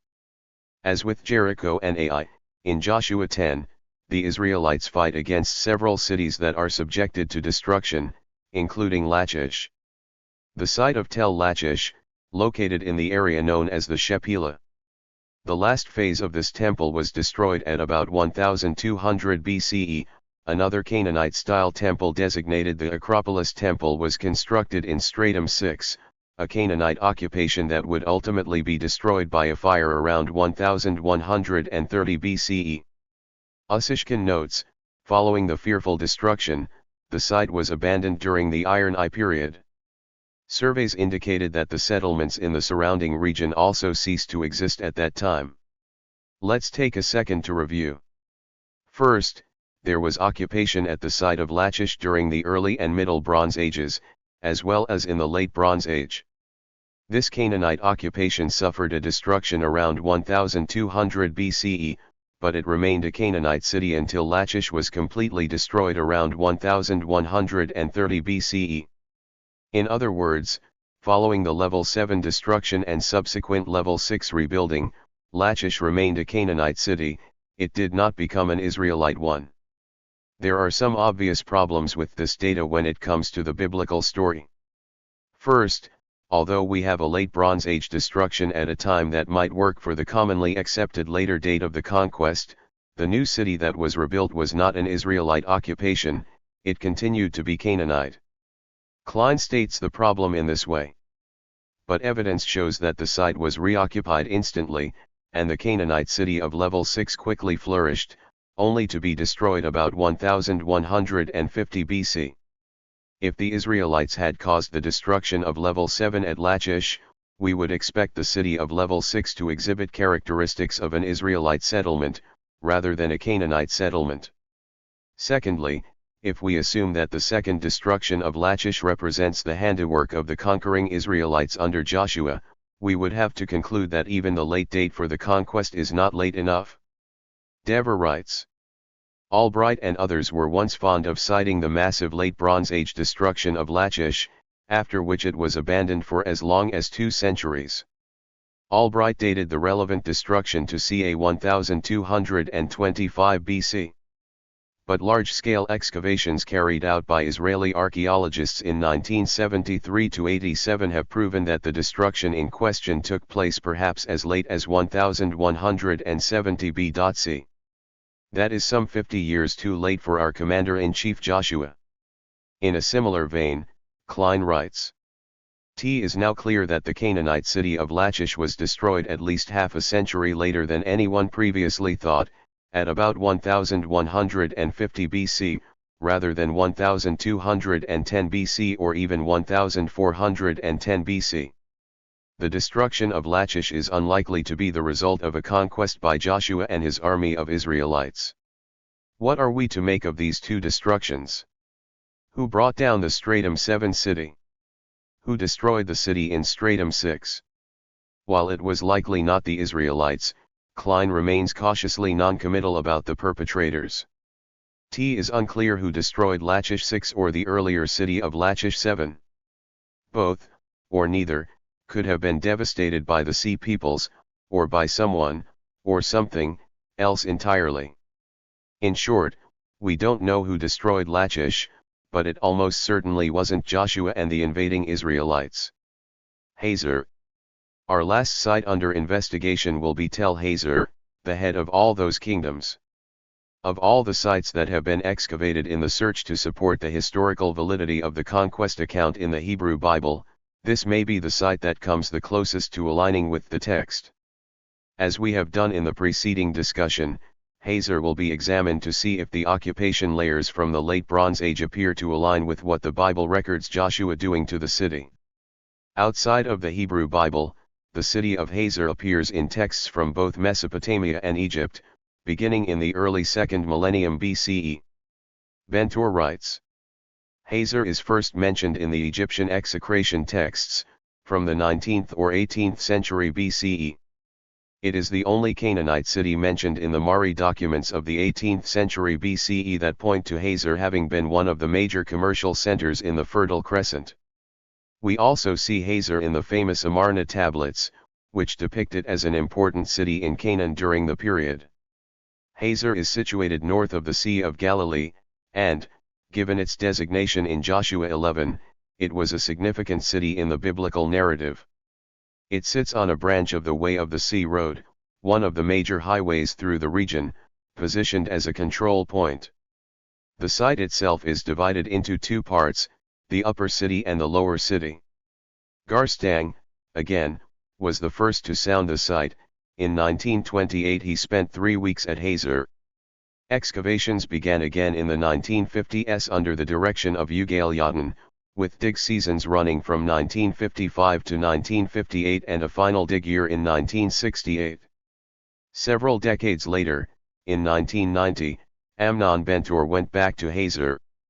He writes, since 1990, excavations have been conducted every year, under the direction of this writer, and from 2006 under joint direction with Sharon Zuckerman of the Institute of Archaeology of the Hebrew University of Jerusalem, until her untimely death in 2014. Zuckerman provides a useful chart showing the various strata and their relationships to one another on the upper and lower city. For our purposes, the most salient strata are listed below.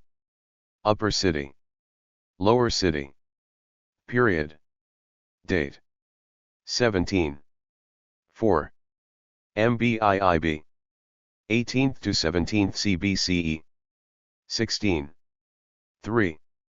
MBIIB. 17th to 16th CBCE. 15. 2. LBI. 15th CBCE.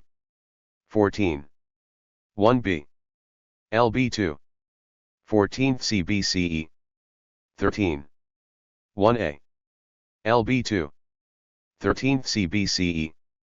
Although this part of her chart only displays some of the Middle Bronze and Late Bronze Ages, Zuckerman explains. Hazor has one of the longest sequences of settlement in the southern Levant, having witnessed almost continuous settlement from the middle of the 3rd millennium BCE until the late 1st millennium B.C.E. The early Bronze III settlement was an urban area. This period was followed by either a destruction or abandonment of the site, and a smaller, more rural occupation during the Middle Bronze I. During the 3rd and early 2nd millennium, occupation at the site was restricted to the upper city. This changed during Middle Bronze II, as new chapter in the history of Hazor began. Both the upper city and lower city were occupied and showed signs of great prosperity. This brings us to the Late Bronze Age levels. Given the city's significance during the Amarna period, the material culture reflects a time of wealth and prosperity. This situation was not to last, however, as Zuckerman explains. Stratum 13, the last phase of Canaanite Hazor, is marked by decline and deterioration in all aspects of material culture. The gates went out of use, leaving the city unfortified. All public structures came to a violent end, with evidence of fierce conflagration and severe destruction clearly visible. The extent of the destruction is noteworthy. Bentor states, Hazor in its entirety went up in flames, in a destruction that could perhaps be described as the mother of all destructions because of the intensity of the conflagration. The intensity of the fire, apparently made so ferocious because of the wood used in building construction, olive oil in storage in the buildings, and the strength of the wind at the site, resulted in thick layer of destruction, in places 2 to 3 meters thick, containing ash, burnt bricks, and wooden beams. In addition to the fire, there were also discovered remains of defaced statues and other signs of general, intentional desecration. When was the last phase of Canaanite occupation at the city destroyed? This is the first important question for our purposes, and it is one that remains unsettled. Zuckerman writes, Canaanite Hazor was destroyed sometime during the 13th century BCE. More precise dating, whether in the first or second half of the century, is still debated. Yadin examined the pottery that was excavated from the burn layer, dating the destruction to approximately 1230 BCE. Bentor, in his renewed excavations, amended this dating, based on the presence of fragments of an offering table with an Egyptian inscription of one of Ramesses II's officials. On the basis of this he concludes, that the destruction did not occur before the middle of the 13th century BCE. If the city was destroyed sometime in the 13th century BCE, this is clearly problematic for the traditional date of 1407 BCE, but could fit well with the late date, unless it occurred closer to the middle of the 13th century. But does the material culture suggest that the Israelites were responsible for this destruction at Hazor? Let's see. The first question that we need to ask is, who occupied the city after this destruction of the last phase of Canaanite occupation? Given the biblical narrative, we would expect the material culture to show the city being occupied by Israelites. This is what we find. Complicating matters, however, is the fact that, following the late Bronze destruction of the Canaanite city, Hazor was left abandoned for nearly 200 years. Bentor writes, for almost 2 centuries, the site where the Bronze Age city of Hazor had once stood remained derelict until it was resettled in the mid-11th century BCE. Even then, only part of the upper city was resettled, with the lower city remaining forever abandoned. Perhaps it could be suggested that the Israelites destroyed Hazor and left it abandoned for these 2 centuries before taking up residency there. Bentor takes another approach to the question, asking who was in the region that could have destroyed Hazor, and what does the material culture suggest about the perpetrator. As possible candidates, he excludes the Hittites and Babylonians, leaving open the possibility for the Egyptians, Sea Peoples, the rioting/revolting residents of Hazor themselves, and the Israelites. He argues that the Egyptians would not have been responsible for 2 primary reasons. First, there is not a single reference to the conquest of Hazor in the many documents from the days of Ramesses II, the king of Egypt at the time. Second, as demonstrated by Kitchen, the Egyptian army did not pass near Hazor when it returned from Kadesh. The revolting Canaanite inhabitants, he argues, should also not be blamed for the destruction. One reason among several listed is the abandonment of the site following the destruction. If the city had been destroyed by its own residents, why did they leave the place after their victory? As for the Sea Peoples, Bentor argues that Hazor lies inland, far from the coastal area in which the Sea Peoples took any interest, and points out that no pottery typical of the Sea Peoples was present at the site. To him, the most reasonable conclusion is that the archaeological finds at Hazor clearly indicate that Bronze Age Hazor underwent a single destruction, sometime in the course of the 13th century BCE, presumably at the hands of the tribes of Israel that had come to settle in the land. What are we to then conclude? Klein provides this helpful summary. The identification of the perpetrators is also uncertain. Bentor generally agrees with the previous excavator Yugal Yadin that the Israelites are the most likely, and logical, agents of destruction, while the other co-director, the late Sharon Zuckerman, believed that there was a period of decline immediately preceding the destruction and suggested that the devastation was perhaps caused by an internal rebellion of the city dwellers themselves, after which the city lay abandoned until sometime during the 11th century BC. There are certain things that we can determine from these data and interpretations. First, if the city was destroyed in the second half of the 13th century BCE, this is certainly problematic for the traditional date, but may work for the late date of the biblical conquest narrative, depending on when in the second half of the 13th century. However, the abandonment of the site following the last Canaanite occupation remains somewhat problematic. What can we say? The problems with the biblical conquest narrative are not trivial considering the archaeological evidence. The Hebrew Bible speaks of an invasion of Canaan following destructions in the Negev and Transjordan, with the complete annihilation and burning of several important sites. As we have seen, however, there are two fundamental problems with many of the more significant cities that suffered such destruction. First, the archaeological record does not show destructions taking place at the same time in many of these cities, as those destruction layers vary from site to site, sometimes by a century or more. For example, Dissel writes, "The destruction of Late Bronze Hazor was more accurately dated to the mid-13th century BCE, whereas Late Bronze Age Lachish was destroyed in the mid-12th century. So while a number of Late Bronze Age city-states claim to have been destroyed by Joshua, such as Lachish, Hazor, and Bethel, were indeed destroyed, they were not all destroyed at the same time. Second, several sites were not even occupied during the Late Bronze Age, the period required for the Israelites to have destroyed their occupants." Dissel concludes, "Any sites mentioned in conquest narratives were unoccupied in the Late Bronze Age II or the Iron Age IA. This would mean that either there was no Late Bronze Age city for the Israelites to destroy, or there is no evidence of a post-destruction Israelite settlement. Two particularly problematic destruction accounts that figure prominently in Joshua are Ai and Jericho. It is for these reasons that scholars have determined that the biblical narrative cannot be simply taken at face value. Whether there is a historical kernel in the stories is debated, but one cannot simply read the text and write an accurate account of history based upon it." Dever sums it up in this way: "The inevitable conclusion is that the book of Joshua is nearly all fictitious, of little or no value to the historian. It is largely a legend celebrating the supposed exploits of a local folk hero." What do scholars think about Israel's origins? If the consensus position among biblical scholars and archaeologists is that we cannot take the conquest story in the Hebrew Bible as historically reliable, how do scholars make sense of the origins of the ancient Israelites? To answer this question, I would like to present the positive evidence that we have concerning the emergence of Israel in the land of Canaan, followed by the particular models that scholars have historically posited to explain that data. The point of this chapter is not to argue for a particular explanatory model. I would rather like to equip the reader with information about the most commonly held positions among specialists in the field. What evidence do we have?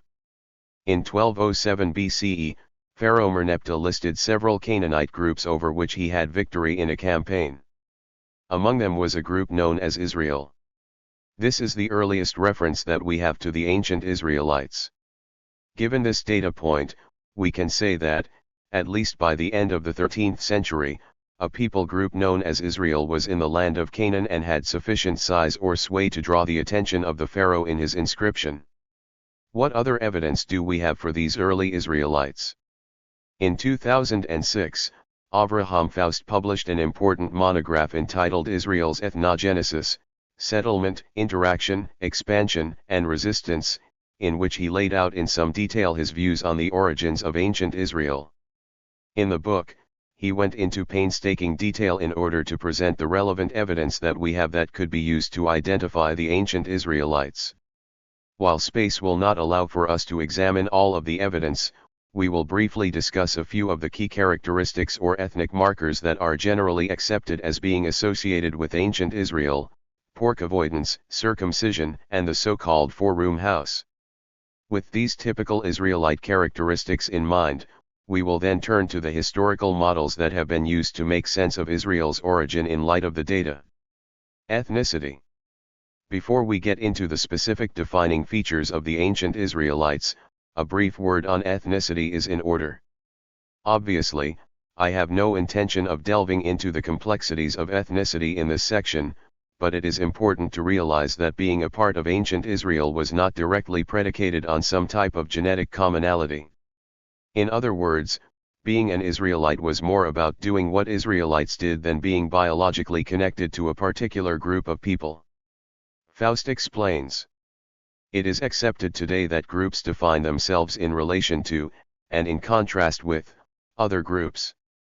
The ethnic boundaries of a group are not defined by the sum of cultural traits but by the idiosyncratic use of specific material and behavioral symbols as compared with other groups. Members of a particular ethnic group set themselves apart from other groups by the things that they say, do, wear, eat, etc. Let me try to give an analogy. If your high school was anything like mine, there were different groups that distinguished themselves from one another. What made each group distinct was often what they did differently from the other groups, and one could place a person into one of the groups based on what they wore, how they acted, etc. The same is true for ancient ethnic groups. If we can identify a shared constellation of characteristics that are shared among a certain group that distinguish that group from the other groups, these can be called that particular group's ethnic markers. While Faust argues that we can't simply identify someone as part of an ethnic group because of one of these characteristics, he concludes that there is enough of a correlation between various aspects of the material culture and the people living in the hill country of Canaan to determine that these were ancient Israelites. He writes, "What we are searching for is, therefore, the historical context in which the different traits could have become meaningful, and from which they were bestowed with additional and new meaning." In other words, the goal is to identify several characteristics or customs that were known to be common to ancient Israelites. This will aid in identifying groups that appear to have adhered to a set of shared customs in the early Iron Age in Canaan, allowing us to reasonably determine when and how ancient Israel formed. One of the difficulties is determining not only what the ethnic markers are, but also when they were considered ethnic markers. Returning to our high school analogy, certain clothing only takes on a specific meaning at a particular point in time. For example, if you saw a picture of someone wearing Dr. Martens boots, unless you saw the rest of their outfit or knew when the picture was taken, it would be difficult to determine if they were more into heavy metal, or if they were part of the hipster crowd today. Thus, it is not enough to know what the ethnic marker is, we also need to consider when it is being used. When it comes to ethnic markers that are used to identify ancient Israelite culture, there is a great deal of textual and archaeological evidence that many of these characteristics carried specific meaning later in the first millennium BCE. However, the question is whether these characteristics appear in the earlier Iron Age and if so, whether they also carried the same meaning for the Israelites at that time. Taboo on pork consumption. There is a scene from Seinfeld that has been indelibly impressed upon my brain. Elaine, stuck in coach on a flight back to New York, is shorted her in-flight meal. The flight attendant offers her the only meal he has left, a kosher meal. Kosher meal? I don't want a kosher meal. I don't even know what a kosher meal is, she laments. A nearby passenger pipes up, I think it means when a rabbi has inspected it, or something. No, no, says a woman in the next seat, it all has to do with the way they kill the pig. No, come on. They don't eat pigs, the man responds. Yet she insists, they do if it's killed right, under a rabbi's supervision. If there is one thing that stands out as taboo to Jewish communities, it is eating pork products, and it was no different in ancient Israel. Altman explains. The evidence points to a general lack of pig consumption in areas associated with the Israelite settlements in the highlands of Judah and Ephraim during the early Iron Age. In contrast, pig bones are more prevalent in the areas associated with Philistine settlement in the lowlands and on the coast. While we should be careful not to equate pots with people, the presence or absence of pig remains in early settlements is commonly used to identify an early Israelite site. Dever writes, a number of scholars who are otherwise skeptical about determining ethnic identity from material culture remains in this case acknowledge the obvious, that here we seem to have at least one ethnic trait of later, biblical Israel that can safely be projected back to its earliest days. Faust pointed out that, in the Iron Age the analysis clearly shows that sites that can be regarded as Israelite did not yield pig bones, while Philistine sites had them in abundance. He lists several sites, both Philistine and Israelite, that show the percentage of pig bones found during their excavations. A few of these are listed below for comparison. Philistine city. Percent of pig bones. Israelite city. Percent of pig bones. Ashkelon. 23%. Shiloh. 0.1%. Ekron. 18%. Dan. 0%. Timnah. 8%. Beersheba. 0.23%. As you can clearly see from just these few examples, the sites associated with early Israelites contain little to no pig bones, while far more substantial amounts are found at the Philistine sites. What would account for the avoidance of pork products at the Israelite sites?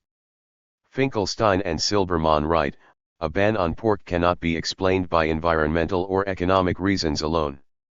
Faust agrees, evidence that the absence of pig meat in the Iron Age Highlands sites is not a result of ecological conditions can be seen by their discovery, sometimes in large quantities, in Bronze Age sites in the Highlands and Lowlands. It would appear therefore, that lack of pig consumption became an important ethnic marker for the Israelites, particularly as it caused them to be quite distinct from the nearby Philistines. Finkelstein and Silbermann write, perhaps the Proto-Israelites stopped eating pork merely because the surrounding peoples, their adversaries, did eat it, and they had begun to see themselves as different. Just as interesting is the fact that the Philistines apparently did not maintain this practice of consuming pork as a significant part of their diet later in Iron Age too, yet the Israelites did maintain their ban on pork during the later periods. Faust concludes from this. It is reasonable to assume that pig avoidance was chosen in contrast to the Philistine custom of consuming large amounts of pork, and since this is relevant only to the Iron Age then behavior that contrasts this custom could have only been formed then. In other words, if the Israelites were known in the later periods for not eating pork, and the Philistines were only known for eating large quantities of pork during the earlier period, then the custom of the Israelites not eating pork most likely developed in the earlier period, when it would have set them apart from those that did eat pork. Thus, if we see little to no pork consumption in an Iron Age settlement, that is substantial evidence for it being an Israelite settlement. Circumcision. Although circumcision is known from the Hebrew Bible as a distinct characteristic of Israelite culture, the custom did not originate with the Israelites. The practice can be traced at least as far back as the 3rd millennium BCE, both in Syria and Egypt. In spite of the early history of the ritual practice, it seems clear that the Israelites adopted circumcision in such a way that it set them apart from the nations around them. In the Hebrew Bible, we see that the term uncircumcised is used as a pejorative when referring to groups like the Philistines. However, the contexts in which the term is used this way appear to refer to the time of Israel's formative years, in the Iron Age. In other words, when we see a Philistine being called uncircumcised in a derogatory sense, it is supposed to be describing a time early in Israel's history. Faust writes, the striking element is that they refer to the Philistines in such a negative manner only in texts that are meant to describe the reality during the late Iron Age. Other biblical texts suggest that the Philistines began practicing circumcision by the later Iron Age too. For example, Faust cites Ezekiel 32, where the prophet's list of uncircumcised peoples includes Assyria, Elam, and some others among the latter, but no mention is made of the Philistines. If, in fact, the Philistines were practicing circumcision after the Iron Age, then, as Faust argued concerning pork consumption, the time that the Israelites would have distinguished themselves by practicing circumcision would more likely have been the earlier period. He concludes, this explanation goes well with the biblical view, which uses circumcision in certain contexts as an ethnic marker. The four-room house. The typical pillar courtyard house is best seen as a farmhouse providing a large nuclear or extended family with all its needs. These houses are often referred to in the literature as four-room houses, because the plan is that of a U-shaped structure with 2 or 3 rooms surrounding a central courtyard. While this type of residential architecture was not restricted to the Iron Age highlands, it is part of the constellation of characteristics that can help us identify early Israelite ethnicity. The four-room house is theorized to have been used because it was well suited for the environment. Stager writes, the pillared house takes its form not from some desert nostalgia monumentalized in stone and mud brick, but from a living tradition. It was first and foremost a successful adaptation to farm life. The ground floor had space allocated for food processing, small craft production, stabling, and storage. The second floor was suitable for dining, sleeping, and other activities. He concludes, its longevity attests to its continuing suitability not only to the environment, but also for the socio-economic unit housed in it, for the most part, rural families who farmed and raised livestock. Scholars have rightfully called into question the practice of identifying a house or site as Israelite simply because it is or contains a four-room house. As mentioned above, the early Israelites were not the only ones who used this type of construction. Dissel notes, it is quite clear that this architectural type was used over a long time and a wide geographical distribution, which calls into question how well the four-room house constitutes a reliable indicator of Israelite culture. Faust's argument, however, is not that the four-room house was exclusively Israelite. Instead, he argues that it became the standard form of residential construction for the Israelites, being used far more consistently than the groups around them. In this way, when combined with the other ethnic markers, it provides more weight to identifying a household as Israelite. There are obviously many other ethnic markers that have been identified as customarily early Israelite, including pottery types, egalitarian social structures, and settlement patterns.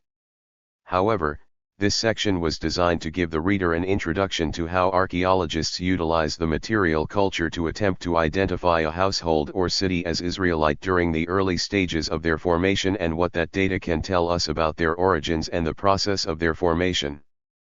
Models of Israelite formation. What do we know about the early Israelites, specifically during the last 200 years or so of the second millennium BCE?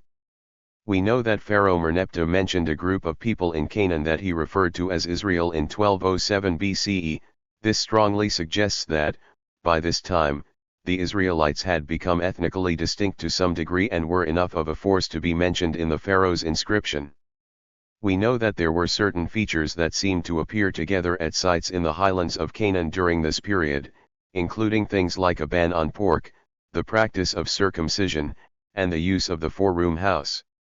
It would appear, therefore, that by the early Iron Age, the Israelites were settled in the land of Canaan. But how did they get there? What was the process that gave rise to a group of people identifying themselves as Israelites? Over the years, there have been several models that scholars have put forward to explain the various data points. These models can be divided into two categories, outsider and insider models. Outsider models postulate that the Israelites were a group of people that were originally outside the land of Canaan and entered in to form Israel. These can be subdivided into two individual models, conquest and peaceful infiltration. We have seen the conquest model throughout this chapter. It is the type that is described by the biblical narrative. The insider models can be similarly subdivided, internal revolt and pastoral Canaanite or agrarian reform. Outsider model number 1, conquest. We have examined throughout this chapter the idea of an outside group entering the land of Canaan and taking it by force. This traditional view was supported by such influential scholars as William Foxwell Albright. Dissel explains Albright's position. For Albright, the discovery of destruction layers at sites with impressive biblical pedigrees, such as Megiddo, Lachish, and Bethel, as well as the discovery of a late Bronze Age destruction in his own excavations at Tel Beit Mirsim, supported the biblical narratives found in Joshua 6-12. As we have seen, there are serious problems with the conquest model. With only a few possible exceptions, every site that has been excavated presents archaeological data that conflict with the biblical conquest account. Dever sums it up in this way. We must confront the fact that the external material evidence supports almost nothing of the biblical account of a large-scale, concerted Israelite military invasion of Canaan, either that of Numbers east of the Jordan, or of Joshua west of the Jordan. Of the more than 40 sites that the biblical texts claim were conquered, no more than 2 or 3 of those have been archaeologically investigated and are even potential candidates for such an Israelite destruction in the entire period from ca 1250 to 1150 B.C. Outsider Model Number 2, Peaceful Infiltration. If the Israelites did not enter the land guns blazing, is there a way to posit that they still came into Canaan from the outside? Albrecht Alt and Martin Noth, scholars from the early 20th century, thought so. Rather than one massive horde exiting Egypt and entering Canaan, Alt and Noth essentially argued that smaller, more mobile groups had entered Canaan over an extended period of time, slowly settling in the highlands. Dissel explains. Alt argued that the earliest penetration of the Israelites into Canaan came in the late 13th and early 12th centuries BCE and formed a long, gradual process in which desert pastoralists moved peacefully from the steppe region to the east and settled even closer to established Canaanite city-states. There are several issues with the peaceful infiltration model. Much of it is predicated on the idea that pastoral nomads who brought their flocks into Canaan from the outside slowly began to voluntarily settle down and gave up their transitory lifestyle for a sedentary one. However, Dever argues, numerous ethnographic studies have shown that pastoral nomads tend to settle only when forced by central authorities to do so. But in this instance, there was no central authority to enforce anything. The Egyptian authorities had decamped, leaving Canaan unpoliced. Klein also doubts this hypothesis. I also do not embrace the peaceful infiltration model that suggests the Israelites simply wandered in over time and eventually took over, again because there is no mention of them in the texts. Insider Model Number 1, Internal Revolt. If they didn't come in from the outside, then that must mean that they were already in the land of Canaan. One way to explain the data using an insider model is to suggest that the Israelites were originally a group of peasants who rebelled against their oppressive Canaanite overlords. This theory was put forward first by George Mendenhall, and later by Norman Gottwald, in the middle of the 20th century. Gottwald's arguments are summarized by Dever. First, early Israel was the result not of an overnight military conquest of foreigners, but rather of long, drawn-out socio-cultural and religious revolution. It was mounted by local Canaanite peasants of the late Bronze/Early Iron Age horizon, who revolted against their corrupt overlords and gradually formed a new ethnic entity and society. Second, the driving force behind this revolution was largely religious, the liberating power of faith in Israel's unique national deity Yahweh. As you might expect, this theory is not without its problems. Neither Mendenhall nor Gottwald had archaeological experience, so, unsurprisingly, there was little evidence from the material culture to support their ideas. However, this theory did provide one important idea to the discussion, that the Israelites were not outside invaders, but rather were indigenous to the land. Insider Model Number 2, Pastoral Canaanites or Agrarian Reform. In 1988, Israel Finkelstein developed a new internal model of Israelite formation. Essentially, he argued that the Israelites were indeed indigenous people, specifically, they were made up of Canaanite pastoralists who, over the course of the Late Bronze Age, left their transhumant lifestyle and settled down in the highlands of Canaan. He writes, groups of pastoralists, who had been active in a transhumant routine in the frontier zones of the country during the Late Bronze period, began to settle down at the end of the 13th century or beginning of the 12th.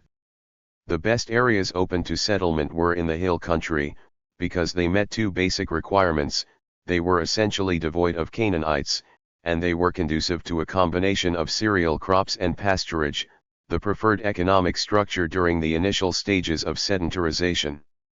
In other words, according to Finkelstein, the early Israelites were Canaanite pastoralists who settled in the highlands. William Dever has strongly criticized Finkelstein's conclusions. One of the key criticisms is the number of available pastoralists that could occupy the highlands so significantly during the Iron Age. There would have been only about 12,000 people in the highlands of Canaan in the 13th century BCE. It is usually estimated that about 10% of the population, that is, approximately 1,200, would have been pastoralists. Yet a century later, the population of the highland villages had grown to about 40 to 50,000. There must have been a large influx of people from outside the local pastoral nomadic groups. Dever argues that this large influx of Canaanites into the highlands did not simply come from pastoralists, but instead must have also included a mixed multitude of people from the Canaanite cities that were falling apart at the end of the Late Bronze Age. Following the attacks of the Sea Peoples, and in conjunction with the climate change in the region, the urban areas were losing their occupants. He writes, "It is these local land-hungry peasants and outcasts, not imaginary pastoralists, that formed the reservoir from which the hill country colonists were derived." He refers to his model as agrarian, because it posits that the motivation behind these displaced Canaanites forming Israel as they did was the dream of greater equality of distribution of their new homeland. He concludes, "That focus on possession of land, on the rural life as the good life, runs throughout the Pentateuch, the Deuteronomistic history, and the prophets. Here the biblical memory is genuine, it goes back to earliest Israel's experience as a people without a land." Similarly, David Elon has recently argued that Egyptian administrative practices in Canaan likely played a significant role in the formation of early Israel. There is no doubt that the first settlements were established in the 13th or early 12th century BCE when Egypt still maintained a network of garrisons and administrative centers in the lowlands. During the Late Bronze Age, when Egypt was in control of the region, the Egyptians stationed officials in these settlements in Canaan. Elon argues, "It is likely that Egypt practiced a policy similar to that of Rome 1,000 years later. Foreign soldiers and functionaries, by now married to local women with families, were encouraged at the end of their service to establish farmsteads in the problematic frontier zones. This connection with the Egyptian crown would explain," he argues, "some connections between the material culture and Egypt." As Egypt's control over the region waned, however, the inhabitants of the region scrambled and competed for resources, ultimately leading to the differentiated ethnic groups, including Israel. What's the key takeaway? We've looked at the four primary models that have been proposed to explain the origins of ancient Israel. Two assume that the Israelites entered the land of Canaan from the outside, one through conquest, the other by way of peaceful infiltration over time. The two insider models posit that the Israelites were actually Canaanites, who settled in the highlands for different reasons. In the end, however, what is the most important thing to conclude from this section? The question that I always want to ask in these situations is there a consensus position among experts in the field? Dever answers that question for us in this way. There is now overwhelming support in favor of a new model for early Israel. The traditional conquest, peaceful infiltration, and peasant revolt models have all been overturned in the light of the archaeological data presented here. There is now a universal consensus among not only archaeologists but also biblical scholars that a new ethnic group called Israelites came from among the indigenous peoples of the region. The only question is, where within Canaan? Dever is arguing that the consensus among experts in the relevant fields is that the Israelites were in fact Canaanites. The only point of contention is, which Canaanites? Pastoralists? City dwellers? Other outcasts? In other words, while there is debate about which Canaanites ended up becoming Israelites, scholars agree that they were always Canaanites from the start. Conclusion. Today almost every scholar accepts that the book of Joshua does not reflect the actual historical process that led to the existence of Israel in their land.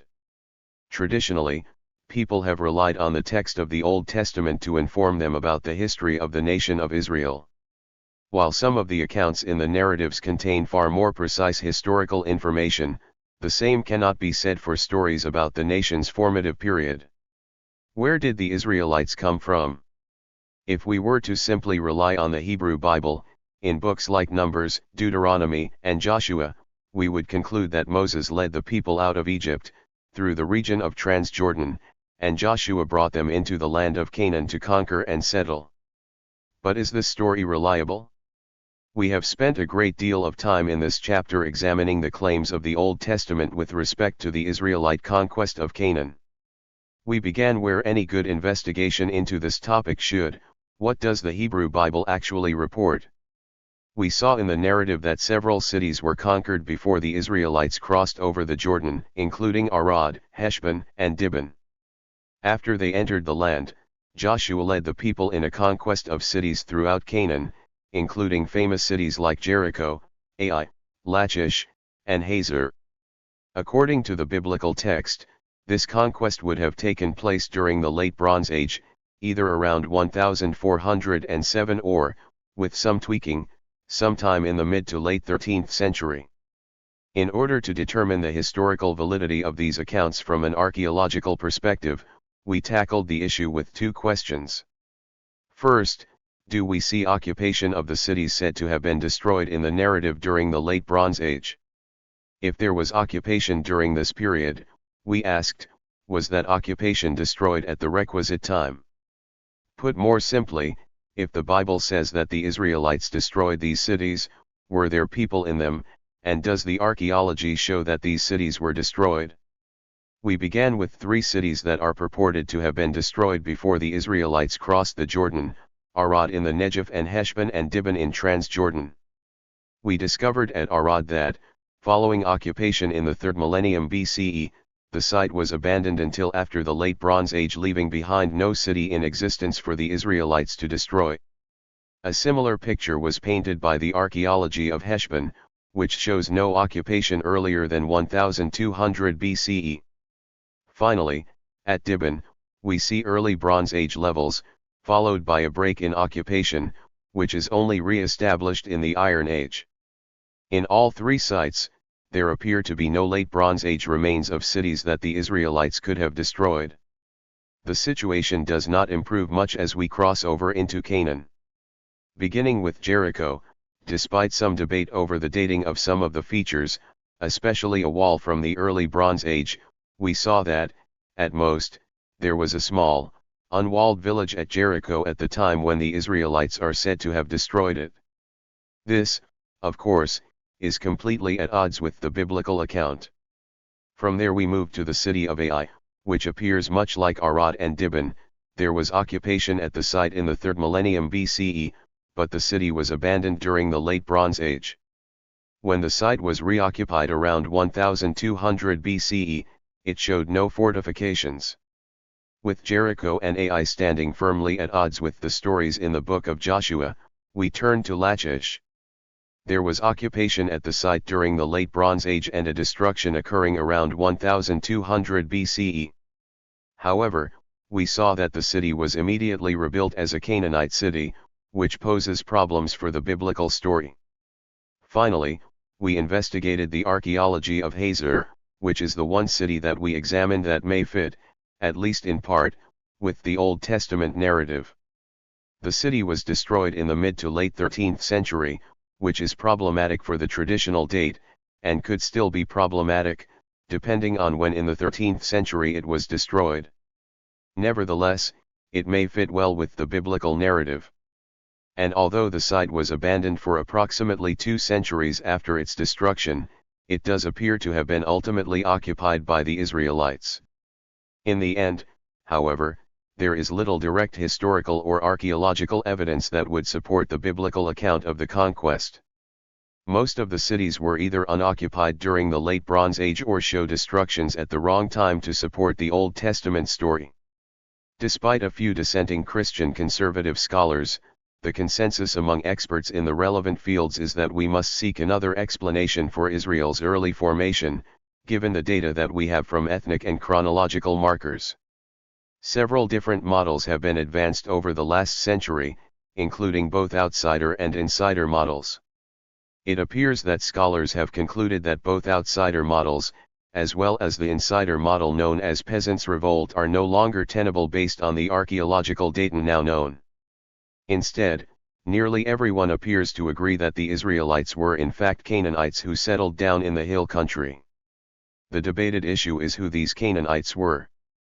The bottom line is this: the story of the Israelite conquest as told in the Old Testament appears untenable in light of the archaeological evidence. No single mass of outside conquerors entered Canaan and destroyed multiple Canaanite strongholds. This picture simply does not match the archaeological record.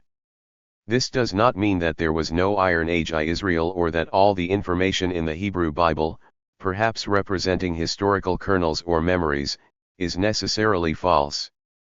We need, nevertheless, to move away from the idea that the books of Numbers, Deuteronomy, and Joshua generally represent accurate historical events, and instead seek to explain the data collected by archaeological investigation by a different model. Just saying the Bible says will no longer suffice. Chapter 4. The Exodus from Egypt, What We Can and Cannot Say About It. Introduction.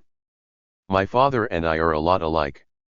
When things start going well, we have a tendency to break out into song. I grew up working with my dad in his construction company, and while he was usually quite stern and a little irritable, there were times that things would all fall into place, and you would hear him bellow, "Oh, my Lord knows the way through the wilderness, all I gotta do is follow." Now, he didn't know the rest of the song, but that was of little consequence. The message, for him contained in these few words, sounded through loud and clear: God was in control of his situation. Although the job he was working had seen its ups and downs, it was all in the hands of his Lord. If he would but trust and follow him, God would bring him through any adversity. For my father, the words of this hymn, and the story of deliverance that stood behind it, allowed him to identify with the children of Israel, who traveled through the wilderness on their way out of Egypt, guided by the mighty outstretched arm of Yahweh. God cared for his people then, and he would care for my father now. The question of the historicity of the Exodus story, however, was not terribly significant to him. While he certainly would have affirmed that what the Bible said was true, that God led the children of Israel out of Egypt after inflicting 10 horrible plagues on the Pharaoh and his people, the historical veracity of the story wasn't really something that concerned him. It was the story itself that mattered. Remembering what God had done was what brought him comfort and gave him the confidence to meet the challenges in his life. It also brought him into closer relationship with like-minded believers in his church and community. From the inception of the religion, Christians have continued to see themselves as God's chosen people. This shared tradition of Yahweh's deliverance solidifies their collective identity and brings a large measure of cohesion and purpose to both the group and individuals. But why am I bringing all of this up? Why talk about how the story of the Exodus was used by people like my father in the course of their day-to-day lives? Because this is nothing new. However one interprets the historical and archaeological data concerning the Exodus event, perhaps what matters most is how people have used the story throughout the millennia. The point of the story was to demonstrate Yahweh's unrivaled power, not only over the Pharaoh and his army, but also over the elements. In other words, the message of the story of Moses is God can use weak, unskilled, hesitant, and even cowardly people to accomplish his will. And nothing can stand in his way. This message, sung about in hymns, read about in children's books, and preached from the pulpit, functions as a source of solace, encouragement, and strength for the individual and the community in Christian and Jewish circles. Because of this, in a very real sense, the historicity of the Exodus and the wanderings through the wilderness need not be as significant as many might think. Perhaps the more fundamentalist believer should now ask themselves, what if the Exodus never took place? What if the story as narrated in the Hebrew Bible has only a kernel of historical validity that stands behind it? What if there was not one exodus from Egypt as described in the Old Testament, but many exoduses, much smaller and less dramatic, that took place over hundreds of years? What would this do to my faith? While many may conclude that their faith would be shattered if these things turned out to be true, a more common and enduring approach by the Church and within Judaism has been to find ways of adapting their faith to incorporate different understandings of the stories in the Hebrew Bible. Of course, it is not my purpose here to persuade someone to leave their faith. Instead, I open the chapter in this way to encourage the reader, be they an atheist, skeptic, or believer, to consider how the following information about the Exodus from Egypt could or should affect their interpretation and application of the story, along with the rest of the Hebrew Bible. For those of my readers who are believers, this chapter may prompt you to decide that the evidence indeed suggests that the Exodus, as described in the Old Testament, is not historically reliable. This illumination potentially threatens to jeopardize your faith. If it does, I would like to suggest that you need not leave your religious tradition on these grounds alone. Although this would be a perfectly reasonable response, there are sincere and committed believers who maintain their faith in the God of the Hebrew Bible in spite of the historically inaccurate presentation of events in the text, including the Exodus from Egypt. We begin, then, with the all-important question of this chapter: is the Exodus story as presented in the Hebrew Bible historically reliable? As we suggested above, there is little doubt that the historicity of the Exodus continues to be a topic of tremendous interest and hot debate. For example, a 2013 symposium held in San Diego, California, brought together top researchers from the fields of biblical studies, archaeology, Egyptology, and even computer and geoscience, to examine the evidence for the exodus of the Israelites from Egypt from a wide range of perspectives. No shortage of books and articles have been published by specialist and non-specialist alike in an attempt to unravel the mystery of the biblical account of Israel's departure from captivity. What happened? Who was involved? When did the event take place? How does the evidence compare with the biblical record? In what follows we will wade into the sea of evidence and arguments that have come from scholars in the fields of biblical studies, archaeology, and Egyptology. And, as you might expect, we will attempt to tease out the interpretations on which nearly all scholars agree, while identifying those that are more nuanced and still debated. First, we will briefly review the biblical story of the Exodus from Egypt. If you recall from Volume I, we covered the narrative of the Pentateuch, including the story of the Exodus. We will present the Exodus narrative again here in order to set the reader's focus on how closely the story informed the first generations of biblical scholars as they wrestled with the historical and archaeological data, all the while searching for the truth. We will then turn to the earliest written evidence that we have for Israel or the Exodus. This will begin with the biblical prophets from as early as the 8th century who relate traditions of the Exodus from Egypt. We will consider several of these passages in their contexts in order to determine what the prophets had in mind when speaking of the Exodus, and how this can help us determine whether there were different traditions concerning Israel and their interactions with Egypt. We will also examine the first mention of Israel in the textual record, the Merneptah stele. Staying with the textual evidence, we will examine some of the important records from the period of or just before the purported Exodus event, including a group of documents from the Egyptian city of Amarna. You might remember from the historical chapters in both this volume and Volume I that the Amarna period and the documentation that it produced are incredibly important when it comes to understanding the land of Canaan during the second half of the second millennium BCE. What do these texts tell us about the period in which Israel was supposed to have escaped Egypt and eventually entered the land of Canaan? We will then move into some of the archaeological evidence that informs discussions about the Exodus. Do we have material remains that indicate that 2.5 million people left Egypt and stayed in the area of Kadesh Barnea for nearly 40 years? Is it reasonable to conclude that such a group of people could even have left Egypt without showing up in the textual record?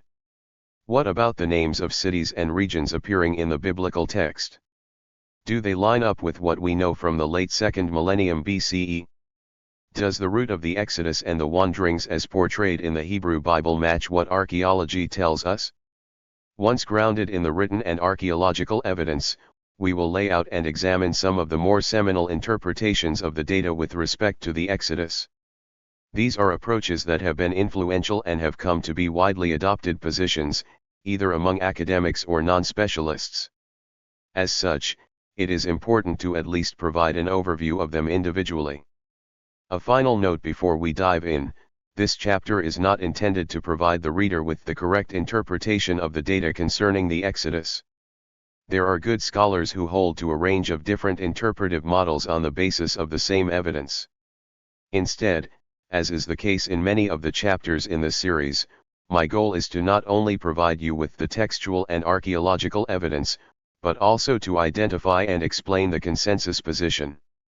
From a variety of perspectives, most scholars continue to hold that the traditional interpretation of the Old Testament story, that 2.5 million people escaped from Egypt following a series of plagues inflicted upon the Pharaoh and his nation, is not historically tenable.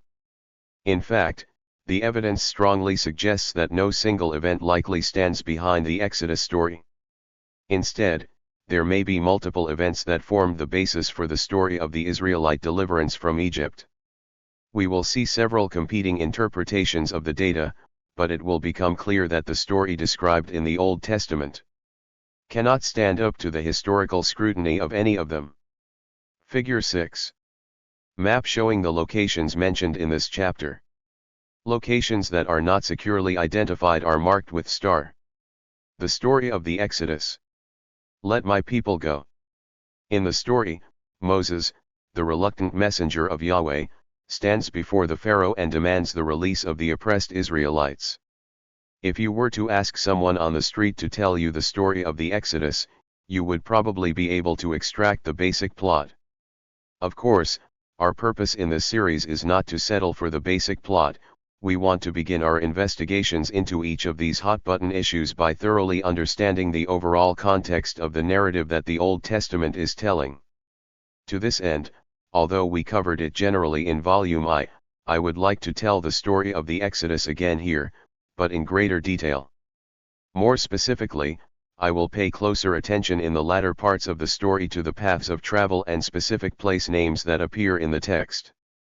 This will allow the reader to more effectively align our discussions in the rest of chapter with the events as depicted in the narrative. The story of the Exodus begins with Joseph moving the remainder of his family down to Egypt. Thanks to some brilliant administrative maneuverings, his family has prospered in the area called Goshen, ostensibly in the eastern part of the Nile Delta.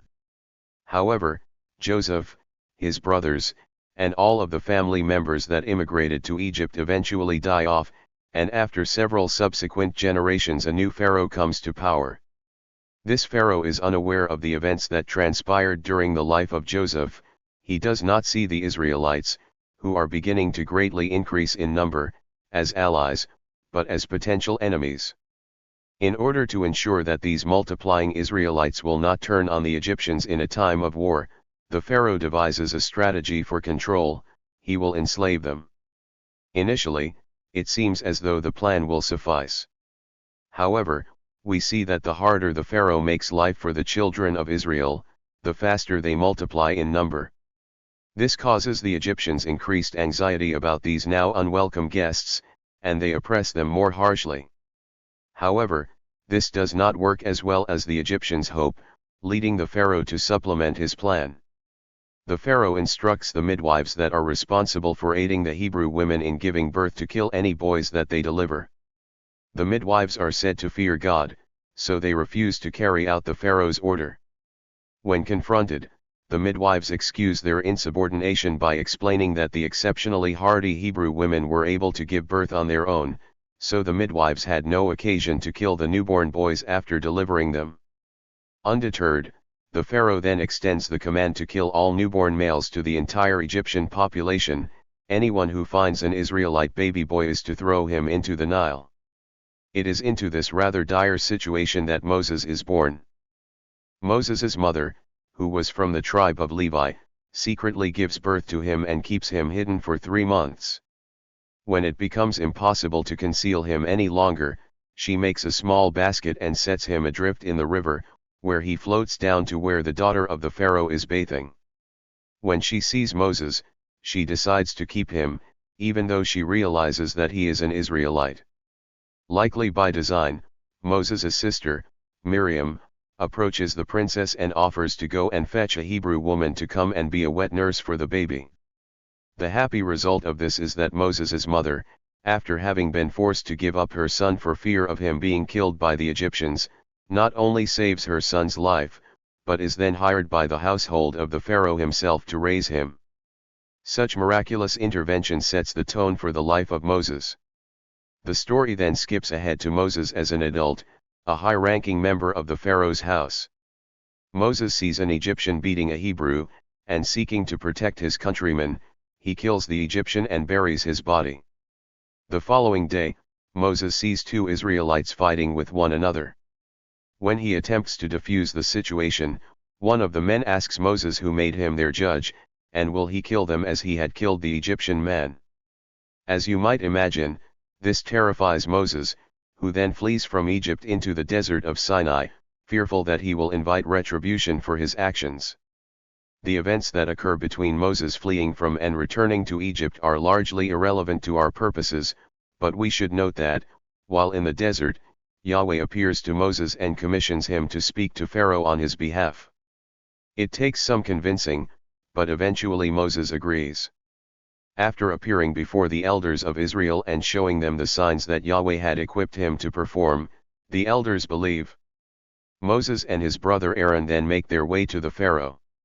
In their first encounter with the Pharaoh, Moses requests that he let the Israelites go out from the land to celebrate a feast to Yahweh in the wilderness. However, the Pharaoh is not moved to send the people off to worship their God. Rather, he questions how the Israelites have enough free time to consider going on such an excursion. To relieve the people of their idle time, he sets quotas of bricks to be produced each day, but no longer provides the people with the straw required to make the bricks. As you might imagine, with the added time and energy required to find and gather straw, the Israelites are not able to meet their daily quotas. This leads to beatings by their Egyptian taskmasters. Of course, this does not endear the elders and the people to Moses and Aaron, whom they understandably hold responsible for this bad turn of events. Moses returns to Yahweh and cries out to him, which causes God to begin to move against Pharaoh and the Egyptians. After promising Moses that he will harden the Pharaoh's heart, work miraculous signs, and bring the people of Israel out of Egypt, Yahweh sends the reluctant Moses back to Pharaoh to again demand that the people be released. Moses and Aaron perform a magical demonstration of divine power before the Pharaoh, but he is unimpressed. Yahweh prepares to send the first plague against Egypt. The first plague consists of turning the water of Egypt into blood. With the Pharaoh standing down by the river, Moses again commands him on God's behalf to let the people go. Should he refuse, Moses will turn the Nile, along with all the water in Egypt, to blood. Pharaoh refuses and the plague is carried out. However, Pharaoh remains unmoved, and he returns to his house, leaving the plague to spoil the land for 7 days. The second plague, frogs, follows much the same course, only this time the Pharaoh pleads with Moses to remove the frogs, promising that he will allow the people to go and worship Yahweh. However, when the plague ends, the Pharaoh changes his mind. The third plague does nothing to move the Pharaoh, but the fourth changes his mind. He tells them to go and sacrifice without leaving the country. The Pharaoh is at first persuaded to let them go a short distance outside of Egypt, but again, when the plague is removed, he changes his mind and refuses to let the people go as promised. The Pharaoh is unmoved by the fifth and sixth plagues. During the seventh plague, Yahweh reveals to Pharaoh that he is bringing these punishments upon Egypt to show his power. In this instance, Yahweh promises to bring down hail upon the land. Anyone who believes will bring their animals in from the weather. Those who do not will suffer their loss. Following the destructive downpour of hail mixed with fire, the Pharaoh urgently pleads with Moses to have Yahweh relent. However, when the plague stops, the Pharaoh once again changes his mind. Some progress appears to be made leading up to the eighth plague. Moses and Aaron again demand the release of the people, and even the Pharaoh's servants take up their cause, entreating the Pharaoh to let them go. The Pharaoh agrees, but only so far as to allow the adult males to depart. Yahweh then sends the plague of locusts, which brings the immediate response of contrition from the Pharaoh, once again to see him change his mind when the locusts are removed. This leads to the ninth plague, which comes with no warning to the Pharaoh. Darkness falls upon the land for 3 days, after which the Pharaoh attempts to strike a bargain, take the women and children, but not the animals. Moses refuses, and the Pharaoh becomes enraged, threatening that he will kill Moses if he ever sees his face again. This leads to the final and most devastating of the 10 plagues, the death of the firstborn. Before sending the plague, the people are to ask for articles of silver and gold from their Egyptian neighbors, whom Yahweh has caused to be predisposed toward them. Moses commands the people to take a young lamb, kill it, and sprinkle some of the blood on the lintels and doorposts of their houses. Yahweh has dispatched his angel to take the life of every firstborn child.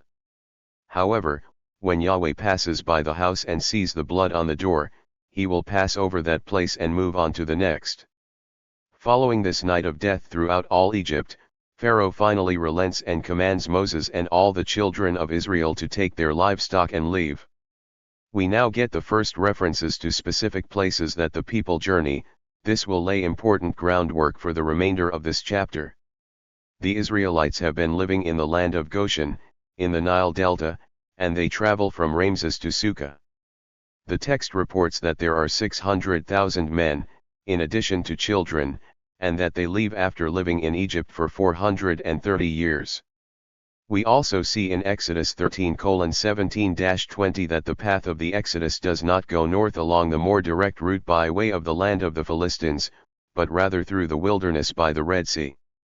The Israelites leave Sukkah and travel to Etham. In chapter 14, Yahweh commands Moses to have the people camp before Pi-hahiroth, which is between Migdol and the sea, before Baal-zephon. This place of encampment will lead the Pharaoh to believe that the Israelites are trapped by the desert, prompting him to pursue his former slaves. As the Egyptian army approaches, the Israelites panic and fear that they will die in the wilderness. Moses then parts the sea and the people pass through on dry ground. When the Egyptians pursue, however, Moses causes the waters to return, and the Egyptian army drowns. Earliest references to the Exodus and Israel. In reading the title to this section, you might be tempted to think, if we want to see the earliest references to the Exodus, we can just read the story as it appears, Book of Exodus, right? However, after a bit of reflection, it is clear that we cannot simply assume that the books of the Pentateuch are the earliest in the Hebrew Bible simply because they come first in order. The earliest references to the Exodus appear to come from small portions of the Pentateuch and from some of the early Hebrew prophets. We will examine several references to the Israelites leaving Egypt in Exodus 15 and Numbers 23-24, as well as in the prophetic books of Hosea and Amos. What do these texts say about the Exodus, and what can they tell us about what the early Israelites knew or understood about the event? Finally, while it is not with reference to the Exodus from Egypt, the earliest known mention of the Israelites is an important piece of information in this discussion. At the end of the 13th century BCE, Pharaoh Merneptah identified a group of people known as Israel in a stele that recorded his victory over several groups in Canaan. We will examine this well-known inscription and determine how it can add to our understanding of the Exodus. The earliest references in the Pentateuch. While we know that the Pentateuch as a whole does not comprise the earliest texts in the Hebrew Bible, there are a few portions of text that are generally regarded as older than what surrounds them. Two of these passages are Exodus 15 and Numbers 23-24. The former passage contains the so-called Song of the Sea, in which Yahweh is said to have destroyed the Egyptian army. In the latter, we read the oracles of Balaam, the seer who was hired to curse the nation of Israel in their journey out of Egypt. Both of these are considered by scholars to be among the most ancient pieces of literature in the Hebrew Bible, and we will examine each in turn below to see what they reveal about the earliest Exodus traditions. Exodus 15, the Song of the Sea. Then Moses and the children of Israel sang this song to Yahweh, and they said, I will sing to Yahweh, for he is highly exalted. He threw the horse and its rider into the sea. Yah is my strength and my song, and he has become my salvation. This is my God, and I will praise him. The God of my father, and I will exalt him. Yahweh is a man of battle. Yahweh is his name. The chariots of Pharaoh and his army he threw into the sea, and the best of his officers were drowned in the Suf Sea. The deeps cover them, they descended into the depths like a stone. Your right hand, O Yahweh, is glorious in strength. Your right hand, O Yahweh, beats down the enemy. And in the greatness of your loftiness you throw down the ones who rise up against you, you send out your anger, and it consumes them like chaff. And by the air of your nostrils the waters were piled up, the flowing waters stood up like a heap. The deeps were congealed in the midst of the sea. The enemy said, I will pursue, overtake, and divide the plunder. My gullet will be filled with them. I will unsheathe my sword, my hand will dispossess them. You blew with your breath, the sea covered them, they sank like lead into the mighty waters. Who is like you among the gods, O Yahweh? Who is like you, glorious in holiness, awe-inspiring in praises, performing marvelous things? You stretched out your right hand, the ground swallowed them. You led, in your loving kindness, this people that you redeemed. You guided them by your power to your holy residence. The peoples heard and now tremble. Fear has seized those dwelling in Philistia.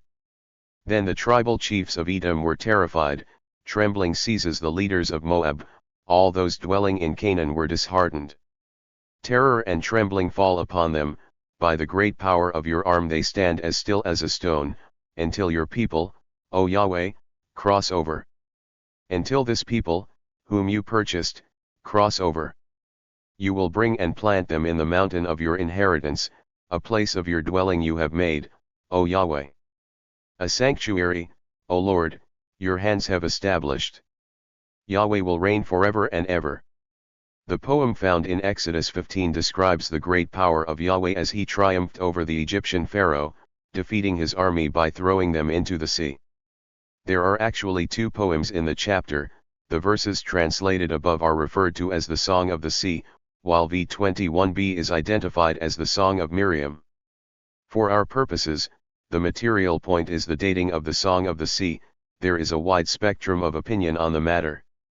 Scholars like Brian Russell argue, the poetry of Exodus 15 was composed approximately 1150 BCE in the early years of Israel's existence. On the other end of the spectrum are scholars like Brenner, who argue that the poem dates to a period after the rebuilding of the walls of Jerusalem in the late 5th century BCE. It would seem, however, that most biblical scholars date the Song of the Sea earlier, identifying it as archaic biblical Hebrew. Giantou writes, a precise date cannot be assigned to ABH. It can be assumed that the original speech community of ABH is the early Israelite society, and early traditions are preserved in a number of poems in the Hebrew Bible. These poems form the corpus of ABH. The divine warrior and his acts are exalted in Exodus 15:1-18. If the poem does indeed date to an earlier period in Israelite history, what can we learn from its content? What was the Exodus tradition as reflected in the text? Everyone agrees that the Song of the Sea depicts Yahweh as a divine warrior. He defeats the Egyptian army by casting the horse and its rider into the sea. It is also clear that, as implied above, the poem itself was not originally part of the narrative that surrounds it. Dozman writes, there is no indication that the songs were associated with Moses or Miriam in their original composition. Yet both are now thoroughly embedded in the larger narrative context. While some of the expected components of the Exodus story are present in the poem, others may not be. For example, Dozman notes, there is no crossing of the sea on dry ground in the Song of the Sea.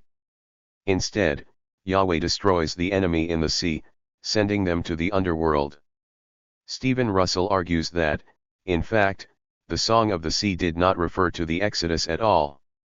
He writes, in sum, Exodus 15:15-17 does not presuppose an Exodus event. Neither is there any reference to an Exodus from Egypt anywhere else in the poem. It would seem that the Song of the Sea, a poem that likely dates relatively early in Israel's history, speaks to a conflict between Yahweh and Egypt, in which the Pharaoh's army was thrown into the sea. Because this poem was originally independent of the surrounding narrative and was inserted into the canonical version of the text, there may not be a one-to-one correspondence between what is depicted in the poem and what is seen in the final Exodus story. In fact, it appears that some of the details in the canonical story are not reflected in the poem, and that the later writers simply integrated the poem into the narrative on the basis of its description of Yahweh's victory over Egypt and the Pharaoh. Numbers 23 and 24, The Oracles of Balaam. If you recall from Volume I of this series, as the Israelites journey from Egypt to Canaan, the king of Moab, Balak, hires a diviner named Balaam to come and curse the very large group of Israelites. However, instead of cursing Balak's enemies, Balaam blesses them. Portions of these oracles pronounced by Balaam contain references to the Exodus event. Specifically, in Numbers 23:22 and 24:8 we see the same refrain repeated, El, who delivers them from Egypt, has like horns of a wild ox. It is this allusion to the Exodus to which we now turn. When were the oracles of Balaam written?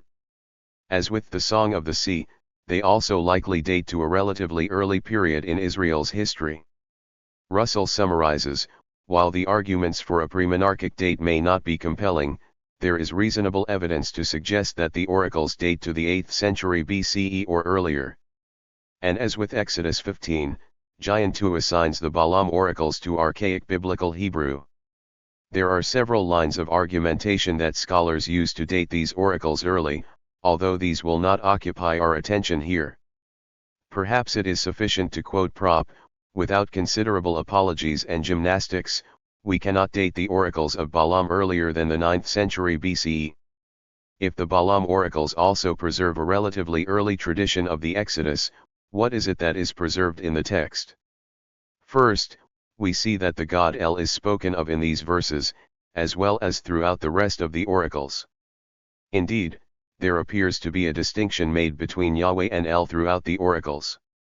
Second, scholars have noted the use of the Hebrew verb to deliver/bring out in 23:22 and 24:8, which comes from the verbal root yitzah. This verb is on the whole pretty common. It is used generally to describe people going out from or to a particular place. For example, in Genesis 19:6, and Lot went out to them at the doorway, but the door he shut behind him. However, there is another nuance that this verb can take when it appears in contexts about slavery.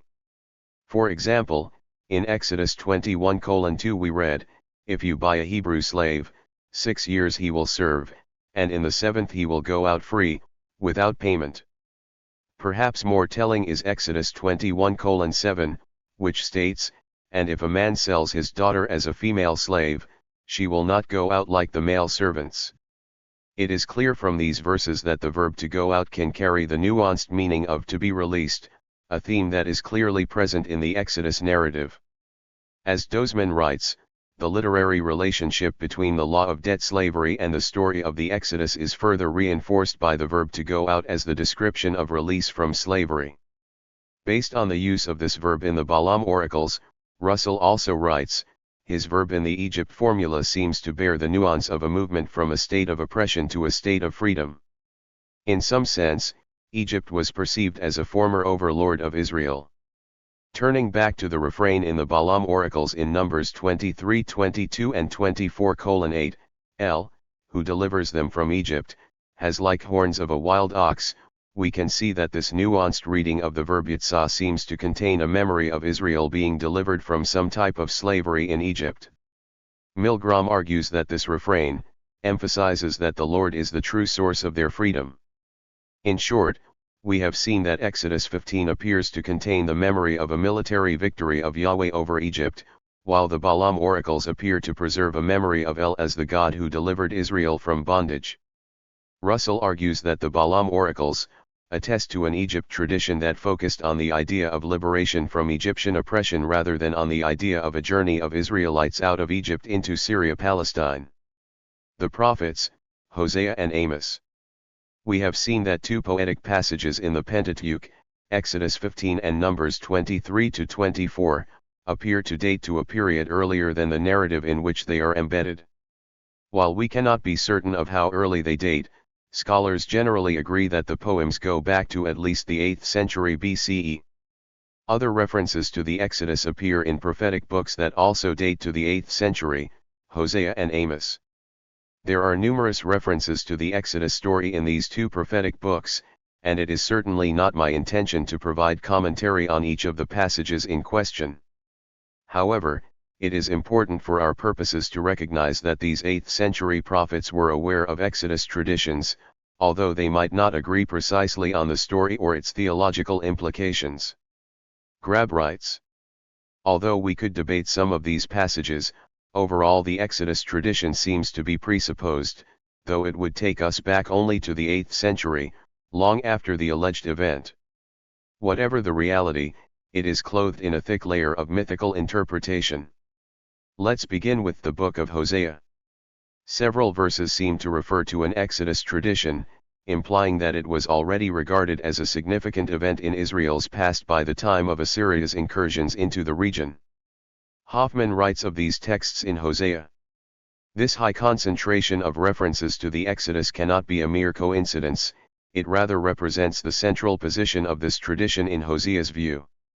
Indeed, a close inspection proves that Hosea regarded the Exodus as the most important event in the history of the covenant between Yahweh and his people.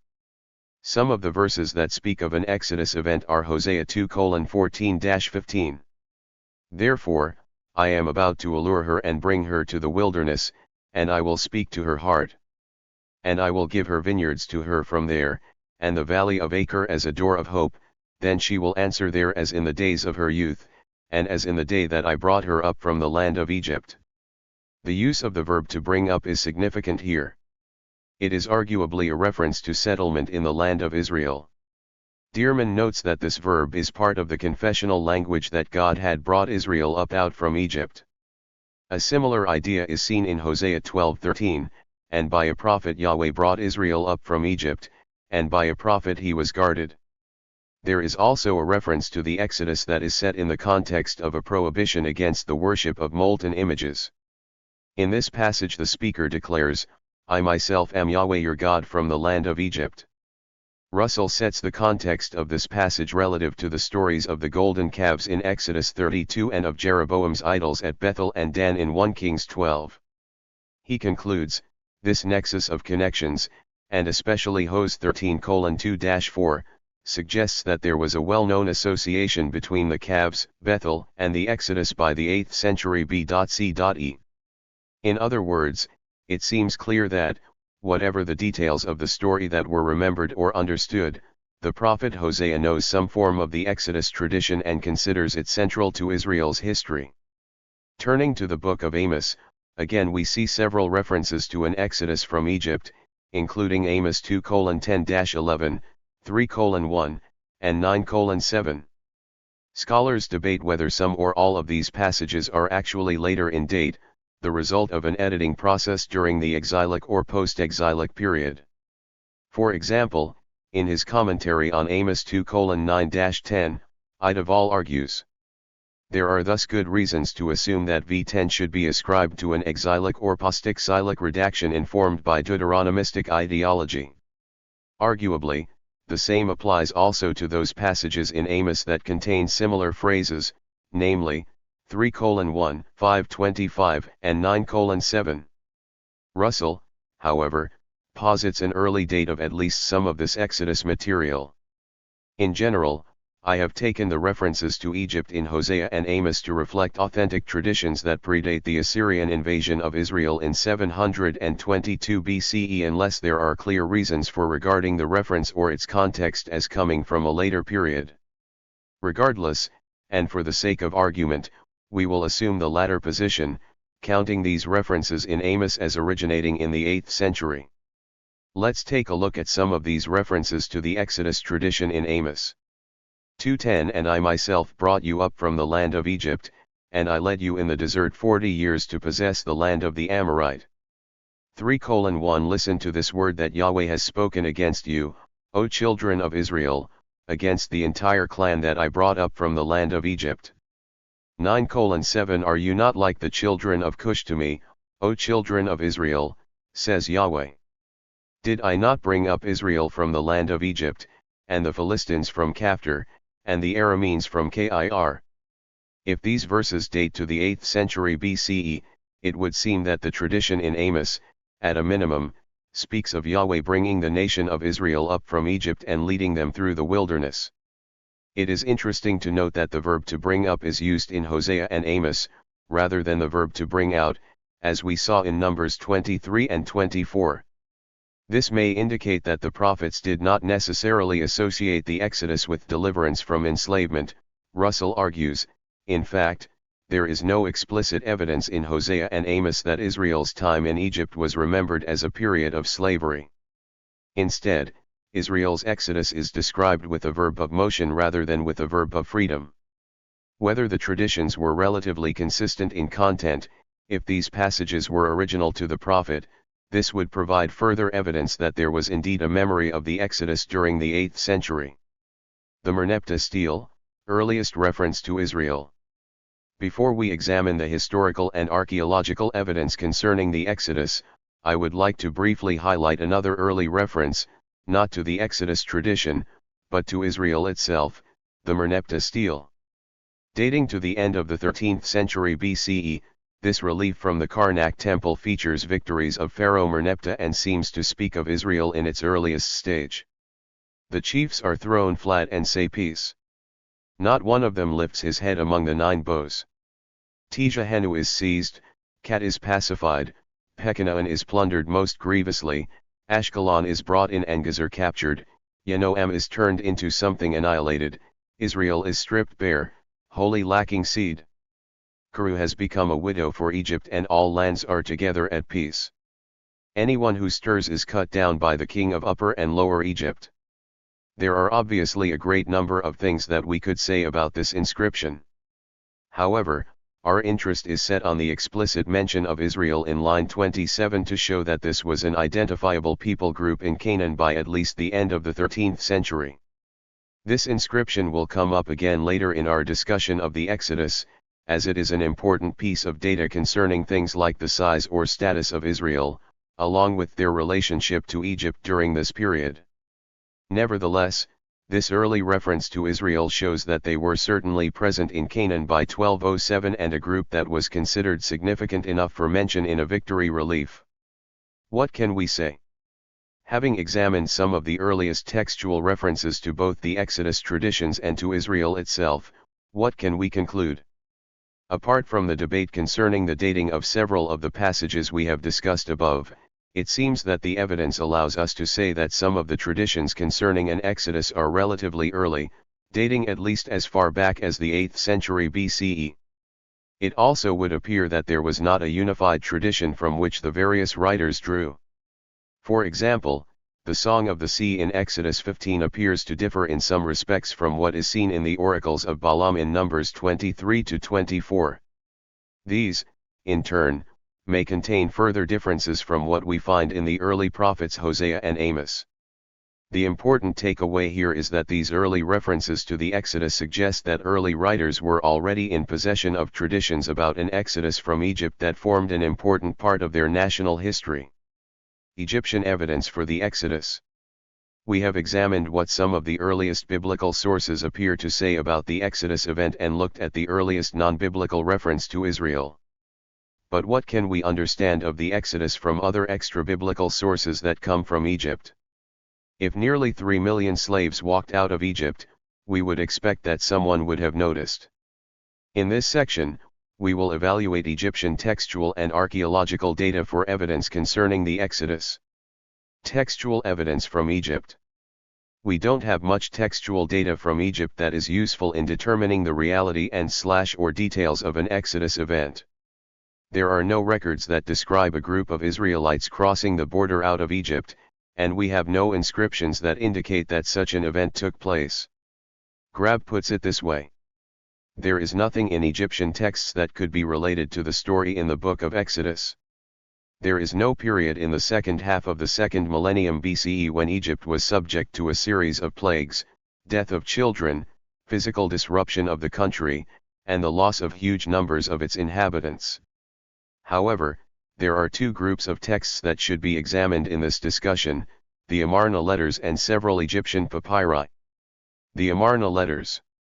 In the second half of the second millennium BCE, particularly during the 14th century, international diplomacy increased among various nations throughout the ancient Near East, including Assyria, Babylonia, Egypt, Mitanni, Hutti, Arzawa, and Al-Ashia.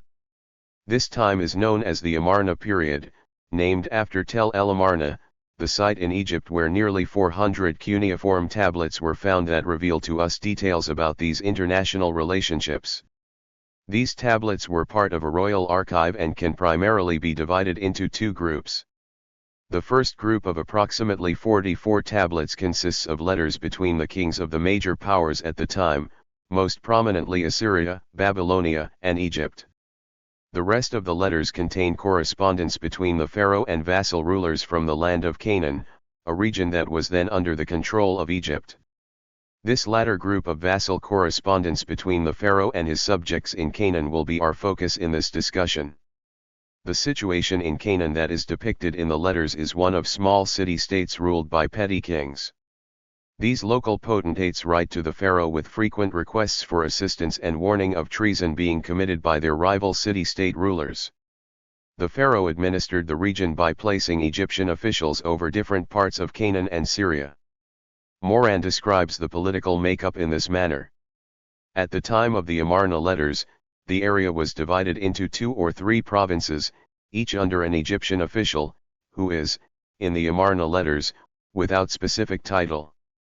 Probably always a member of the military, he resided in a garrison city, one of a network, and from there he looked after Egyptian interests in the city-states and crown lands within his territory. The nature of the letters themselves further demonstrates the subordinate situation of these local city-state rulers under the administrative structure imposed by Egypt.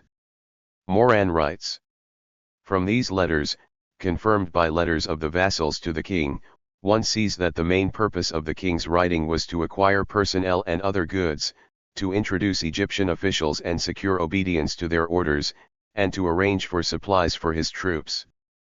The rest of the vassal correspondence is concerned almost exclusively with letters from subordinate rulers or vassals to the king or high Egyptian officials." Killebrew concurs. The texts, especially the Amarna letters and the Egyptian military annals, present a less uniform and unified socio-political picture, testifying to a low degree of integration and central organization, each city being ruled by its own king. The political situation seems to be volatile, with Canaanite rulers frequently requesting Egyptian intervention to settle disputes between various urban centers. What does this mean for our understanding of the Exodus? For those who hold to a 15th century BCE Exodus, the Amarna letters make this position almost completely untenable. Essentially, the Israelites would have left Egypt, wandered in the wilderness for 40 years, and entered the land of Canaan, which was under the control of the Egyptians. By the end of the 12th century BCE, Egyptian influence had waned. As Killebrew notes, Egyptian influence is evident in Canaan through much of the 12th century. However, by the middle of the century, Egyptian prestige was battered and in decline. The situation depicted in the Amarna letters led to Grab to conclude, "Those who argue for an Israelite exodus in the Late Bronze often ignore the Amarna tablets. What seems clear to me is that no entrance of Israel into the land could have taken place before the time of the events described in these texts." Egyptian papyri. In addition to the Amarna tablets, there are a few Egyptian papyri that seem to present circumstances that are consistent with certain aspects of the canonical form of the Exodus story. We will briefly examine two of these in this section, Papyrus Anastasi V and 6. These New Kingdom scribal exercise letters, dated to the 13th century BCE, contain information that appears to correspond to certain details that are presented in the Exodus story. Let's take a look at some of these details. In Papyrus Anastasi V, we see a report of two workers who had fled Egypt. The text describes the route that they took in their escape. Allen notes that their route suggests they were Asiatics rather than Egyptians, attempting to escape to Canaanite territory. The passage in question reads as follows. I was sent from the broad halls of the king's house, LPH, on 3 Harvest 9, at the time of evening, after those two workers. When I reached the fortress of Tijaku, on 3 Harvest 10, they told me, they are reporting from the south that they passed on 3 Harvest 10. When I reached the fort they told me, the groom has come from the desert, saying, they have passed the wall of the tower of Seti Merneptah, LPH, beloved like Seth. Malamat identified 4 parallels between this text and what the Hebrew Bible reports concerning the Exodus. First, slaves are reported to have escaped from the city of Ramesses. Second, the text reports that the Egyptian military pursued the runaway slaves. Third, the route that the slaves took appears to correspond with the biblical account, Ramesses, Tijaku, Migdal, and then north of Migdal. Finally, the slaves fled at night. Obviously, some of these parallels seem to be less meaningful than others. Nevertheless, it does show that attempts by slaves to escape captivity in Egypt did occur and that this did not go unnoticed by Egyptian officials, who pursued them in order to return them to their masters. Papyrus Anastasi 6 may also inform this discussion on the Exodus. It describes the movement of Edomite pastoralists across the border into Egypt to water their flocks.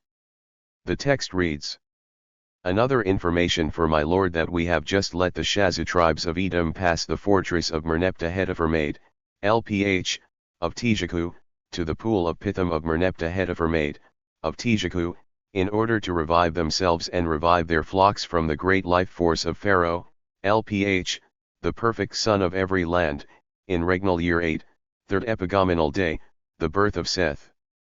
I have sent them in a copy of report to where my lord is, together with the other names of days on which the fortress of Merneptah Hetephermaid, LPH, of Tijaku, was passed. Concerning this text, Allen writes, the letter refers to the arrival of Bedouin and their flocks from the northern Sinai desert at one of the Egyptian border fortresses erected during the Ramesside period. As such, it reflects the careful control that Egypt exercised during this period on traffic in and out of the eastern delta. The movements reported here should be included in the Exodus discussion, in that they suggest that movement was allowed into Egypt, although this movement was apparently documented and controlled. While there are other papyri that can potentially provide additional information, these two should suffice for our purposes. As you can see from these brief summaries, we appear to have some supporting evidence for aspects of the Exodus story. However, it is clear that these data alone indicate nothing more than that such things as runaway slaves and movements of people groups into Egypt were known during this period. One cannot conclude from these papyri that the Exodus is therefore historically reliable. Archaeological evidence from Egypt. In addition to textual evidence that contributes to our understanding of an Exodus, archaeological findings are essential to formulating a proper reconstruction of the event.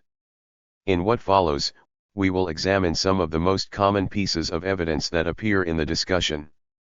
First, we will consider the number of people that were reported to have participated in the Exodus from Egypt in the Hebrew Bible. We will then discuss the control that Egypt enforced on its borders and how this bears on the story of the Exodus. Finally, we will retrace the purported route of the Exodus and the wanderings through the wilderness to see if these sites can be identified and if they conform to the story as presented in the Bible, particularly with respect to the date that the Exodus event is supposed to have taken place. How many people left Egypt?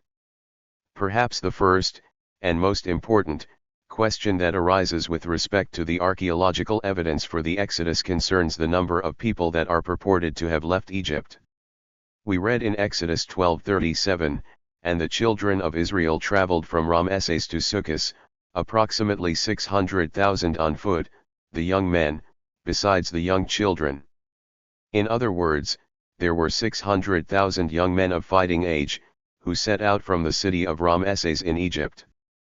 This does not include, however, the young children or, it would seem, the women. Scholars estimate, therefore, that if women and children were included in the number, there would have been somewhere between 2 and 3 million people who would have exited Egypt. Conservative scholars are quick to criticize this conclusion, however. For example, Kenneth Kitchen writes rather strongly, there is not the slightest reason to credit the common reading of the Hebrew text in Exodus 12:37 as 600,000, and to make it imply 2 million people.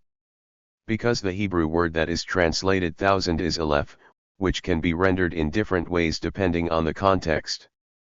It is one of these other translations that should be used in this verse, so the argument goes. Kitchen explains, Hebrew aleph is as ambiguous as English bark, being either thousand, family or leader. More recently, Hofmeyr has presented this argument against a group of people numbering in the millions. He recognizes the difficulty with such a large number leaving Egypt. Logistically, this is impossible. Egypt's entire population in the New Kingdom is estimated to be just 3 million, while Pyramesses has been reckoned to be 300,000. As with Kitchen, he argues that the Hebrew word aleph should not be understood as thousand, but rather as a military unit. Unfortunately, this position is not without its problems, not the least of which is the motivation to find a different translation for the word. Listen to Hofmeyr's reasoning. One can only conclude that the 600,000 has been misunderstood by translators and commentators until more recent times, when other historical records and archaeological data offer a clearer picture about the sizes of armies and the realities of populations in Egypt and the Levant during the second millennium BC. In other words, scholars have thought this meant 600,000 for all this time, but now that we know that there could not have been so many people, the solution must be that everyone has just mistranslated and misunderstood the word. Indeed, there are several other passages that indicate that the body of Israelites emerging from Egypt and moving toward Canaan was not only enormous, but matched the figure given in Exodus 12:37. During their first year in the wilderness, for example, a census was taken of the people. In Exodus 30:12-16, we see that in the census every male 20 years and older was to be counted and was required to give an offering of a half shekel of silver. Later, in Exodus 38:25-26, we see that, following the census, the silver that was gathered from it was used in the building of the tabernacle. In verses 25 to 26 we read, "And the silver of the numbered of the congregation was 100 talents and 1,775 shekels. A bekah per head for every one crossing over to those who were numbered from 20 years old and up, for 603,550 men." Remember, in Exodus 12:37, the text said that about 600,000 fighting men went out of Egypt. Here, the passage indicates that 100 talents and 1,775 shekels of silver were collected from all those who were 20 years old and up. A little bit of math here, 1 talent equals 3,000 shekels, so 100 talents equals 300,000 shekels. Add to this the 1,775 shekels, and you get 301,775 shekels of silver. Stay with me here. If each fighting male was required to give a half shekel of silver when he was counted in the census, that would mean that, if we multiply the 301,775 shekels by 2, we arrive at the total number of men 20 years and older that were counted in the census, 603,550. When we compare this number to the census that is taken in Numbers 1-2, we see that the total number of males 20 years and older came to, you guessed it, 603,550. And we are not left to guess how they came to these figures. For example, in Numbers 1, we see the following breakdown by tribes. Tribe Census count. Reuben, 46,500. Simeon, 59,300. Gad, 45,650. Judah, 74,600. Issachar, 54,400. Zebulun, 57,400. Ephraim, 40,500. Manasseh, 32,200. Benjamin, 35,400. Dan, 62,700. Asher, 41,500. Naphtali, 53,400. Total, 603,550. In other words, the figure seen in Exodus 12:37 is paralleled in both Exodus 38 and Numbers 1-2. This first census was followed by a census at the end of the wilderness wanderings in Numbers 26:51. These are the ones who were numbered of the children of Israel, 601,730 men. When you compare the numbers of the individual tribes, you see that some tribes increased in number, while some decreased. In the end, the number 601,730 is not the same as 603,550, but it is close to the approximately 600,000 figure. Another passage is worth noting here. In Numbers 11, the people complain about the food that Yahweh has provided them. They want meat to eat, and Moses complains that the people are too many for him to find meat for them all. Yahweh promises to provide quail for them to eat, and in Numbers 11:21-22 we see Moses' response to this promise. And Moses said, 600,000 on foot are this people, whom I am among, and you have said, I will give meat to them that they may eat for an entire month. Will sheep and cattle be slaughtered for them, that it may be sufficient for them? If all the fish of the sea would be gathered for them, would it be sufficient for them? Moses' complaint is that, given the vast size of the Israelite host, how on earth will Yahweh be able to provide enough meat to feed them all? Flocks of sheep, herds of cattle, even all the fish of the sea, would this be enough? Yahweh's response is fitting, and Yahweh said to Moses, is the power of Yahweh limited? Finally, we should consider the words of the Moabites in Numbers 22:1-5. And the children of Israel traveled and camped in the plains of Moab, on the other side of the Jordan from Jericho. And Balak, the son of Zippor, saw all that Israel did to the Amorites. And Moab was very afraid of the people, because they were numerous, and Moab was horrified of the children of Israel. And Moab said to the elders of Midian, now this assembly will lick up everything that is around us, as the bull licks up the grass of the field. Now Balak, the son of Zippor, was king of Moab at that time. And he sent messengers to Balaam, the son of Beor, to Pethor, which is along the river in the land of the children of his people, to call him, saying, a people went out from Egypt, and now they cover the surface of the land, and they are dwelling opposite me. The passage describes the Moabites as being very afraid and horrified of the Israelites because they were numerous. The words used to describe their fear are interesting. For example, Levine notes that the first word afraid voices extreme fear, the terror of war. And what caused this extreme fear? The number of the Israelites. It would seem that the Israelites comprised a massive horde that is encamped opposite the Jordan, threatening the very survival of the Moabites. When we see how the very numerous people who left Egypt are described by the narrative, the straightforward impression is that the reader is intended to understand the Israelite company as a literal 600,000 fighting men, besides women and children. Prop writes. One might argue that here elop means, not thousand, but clan or even squad. Thus the number of Hebrew men leaving Egypt could have been much less than 600,000. On the other hand, in number 11:21, 600 elapim is imagined to be a huge number. And P records that exactly 625,550 adult men left Egypt. It seems, therefore, that we must take 1237, number 1121 literally. Security at the border, getting out of Egypt. A question that we need to ask ourselves is, could a group of slaves have crossed the border of Egypt and done so without leaving a trace? As we saw above, Papyrus Anastasi v, dated to the 13th century, speaks of two workers/slaves who were attempting to escape from Egypt across the border into Canaanite territory. Moreover, in Papyrus Anastasi 6, we learned that the traffic coming into Egypt was also controlled, as shepherds and their flocks from the Sinai entering Egypt to water their animals were tracked.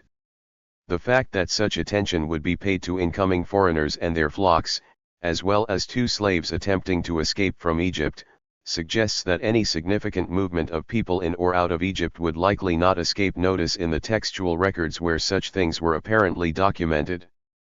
Finkelstein and Silbermann have pointed out that, following the period of Hyksos rule, the borders of Egypt were more carefully patrolled and guarded.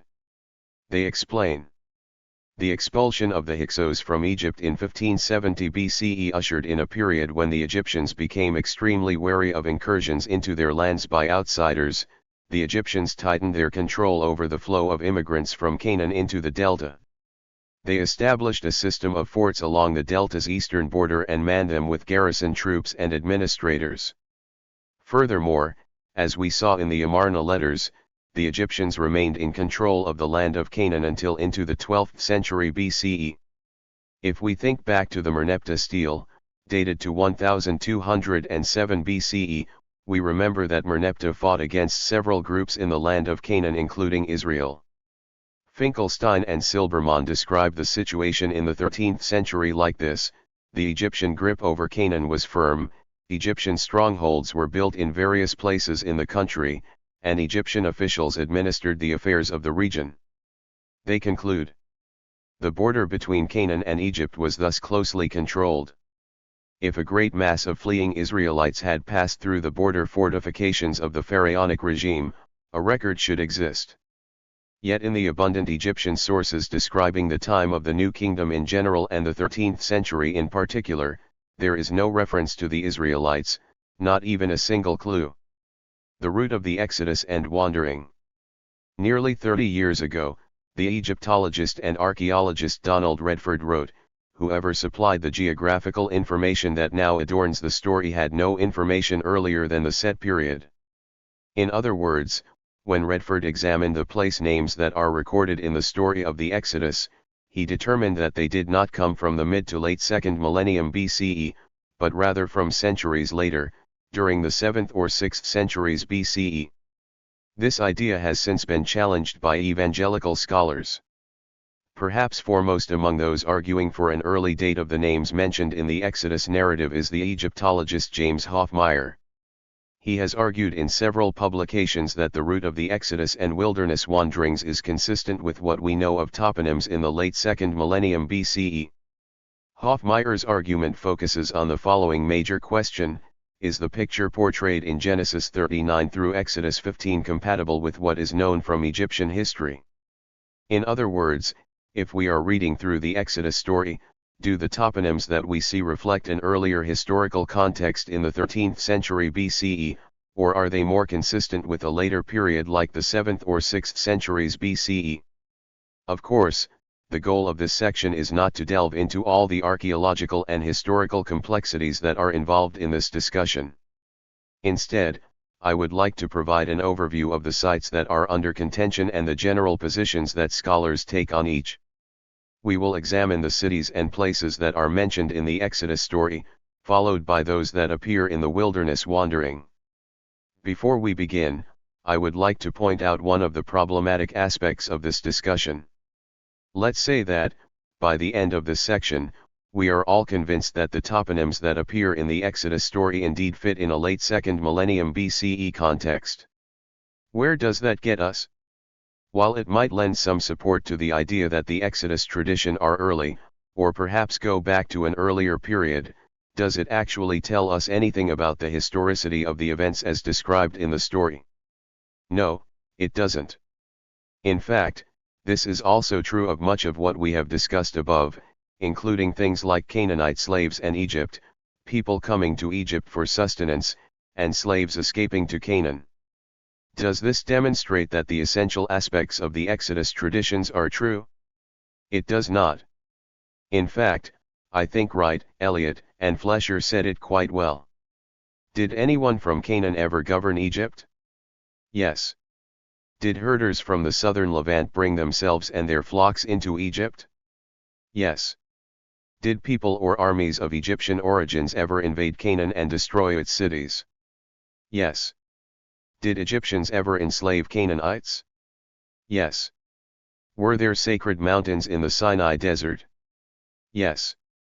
Were there groups of people with names like Israel or Hebrews? Yes. Did large numbers of people settle new territory in Canaan? Yes. Is there any non-biblical evidence for worshippers of the God Yahweh? Yes. Unfortunately, the evidence for all these yes answers does not lead us to the single collection of tribes known as the Israelites and their activities over a period of 40 to 45 years. The events and activities comprise a wonderful background setting for the dramatic Exodus story, lending it plausibility but failing to support the historical accuracy of this specific tale. In short, there are many stories that are cast in a historical setting to lend the narrative a type of verisimilitude. However, in a best-case scenario for someone arguing for the historicity of the Exodus story, identifying correlations between the toponyms in the narrative and what history and archaeology can tell us about those late second millennium sites will only result in a wonderful background setting for the narrative itself, not in the historicity of the events described. With that caveat in mind, let's begin with Exodus 1:11, and they set over them taskmasters, in order to oppress them with hard labor. And they built storage cities for Pharaoh, Pithom and Ramses. Here the story speaks of two cities, Pithom and Ramses. This is incredibly problematic for the traditional dating of the Exodus, as these cities were built too late to fit a 15th century date. Klein writes, archaeological excavations at the sites of these ancient cities indicate that they were begun by Seti I, ca 1290 BC, and were completed by Ramses II. There is general agreement that Ramses refers to the site of Kantir, Egyptian Pi-Rames, which means the house of Ramses. From a dating perspective, however, there is an issue with the way in which the name Ramses is written in the Hebrew Bible. In a series of publications, Donald Redford, Wolfgang Helk, James Hawk, James Hoffmeyer, and Kenneth Kitchen have debated several issues concerning the historicity of the Exodus. In some of the articles, attention has been drawn to the absence of the prefix pi on the name Ramses, which we would expect given the name of the city is Pi-Ramesses. But moreover, in the Hebrew Bible the prefix does appear on the name of another storage city, Pithom. There is also an issue with the type of S that is used to write Ramses in Hebrew. There are two letters in Hebrew which signal this sound, and where we expect one, it is written with the other. What is the significance of the debate? Why does it matter if the prefix pi appears with the word Ramses, or if the correct type of S is used to write the name? They seem to suggest, as written in the Hebrew Bible, that those who wrote these stories did so without first-hand knowledge of the places they describe. In other words, these stories entered into the textual record much later than the Late Bronze Age. For example, concerning not only the use of the type of S in Ramses, but also the form of the name itself, Redford writes that this is the distorted vocalization which the Hebrew reflects, not that of the original Bronze Age pronunciation. The rendering of Egyptian S by, however, demonstrates that the form of the name Rmssw entered Hebrew and other West Semitic languages no earlier than the end of the 8th cent. BC. Problems with the identification of the city Pithom are even more glaring than this naming issue. There are two sites that vie for the identification of Pithom, Tel El Maskuta and Tel Ridaba. Wright, Eliot, and Flesher write. Here is no agreement on the location of Pithom. Divided opinion identifies Pithom with the sites of Tel Ridaba or Tel El Maskuta. The site of Tel Ridaba may date to the 13th or 12th century BCE. Its occupation ends in the 7th century BCE as Maskuta was being built. You can see that dating again is a factor in the discussion. If we identify Pithom with Tel-e-Aridaba, then it would seem that the city was occupied sufficiently in the New Kingdom to fit with the Exodus story. However, if Pithom is to be identified with Tel-el-Maskuda, there is a chronological problem, as the city was not built until the 7th century BCE. In short, as Wright, Eliot, and Flesher put it, if the author of the Book of Exodus believed the Israelites built Pithom at Tel-el-Maskuda, then the story is clearly a 7th century BCE invention. It does not seem as though the matter is yet settled. Grab summarizes, hosts who write on the matter are cautious about identifying Pithom, and there are clearly a number of uncertainties. For example, Hoffmeyer, Kitchen, and Baitak all identify Pithom with Tel-e-Aridaba. In contrast, Dever argues, Pithom is almost certainly Tel-el-Maskuda, excavated several times and known to have been occupied in New Kingdom times. There are many other sites that could be discussed in this section, but each one carries with it similar problematic issues. Again, we must remember that, as with the previous sites and their identifications, even if all references were clearly meant to be identified with those of the New Kingdom, this would only serve to show that the background to the story is consistent with the narrative, not the historicity of the events in question. Wright, Eliot, and Flesher conclude that such a set of identifications simply provides a reasonable context for the setting of the tale, a geographical conclusion rather than a historical one. Before we move out of Egypt and into the wilderness, we should deal briefly with the problem of the Sufsi. There is no shortage of suggestions for identifying which body of water is being referred to in the narrative. Baitak, for example, identified it as the Bala Lakes, arguing that his Yam-Suf is in all likelihood identifiable with the Egyptian toponym Pwf, the papyrus thicket, known from the Ramesside period.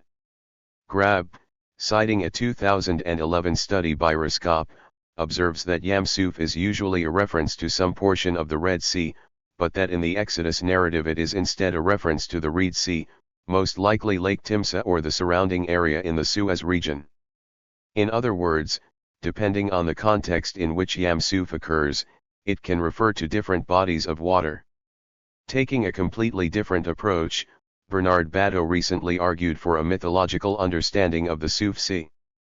He writes, "He Reed Sea hypothesis is flawed and must be given up. Yam-Suf should thus be translated as the Sea of End, that is, it is the last sea, the sea situated at the edge of creation." Bateau's argument is complex and deals with the mythological connections between different aspects of the Exodus narrative and other ancient Near Eastern mythologies. Grab has noted other connections between toponyms in the Exodus story that also appear to be mythologized. For example, let's consider King Og of Bashan, who lived in Ashtaro and Edrei and was a descendant of the Rephaim. The Rephaim are customarily understood to be shades, or wandering spirits of the dead.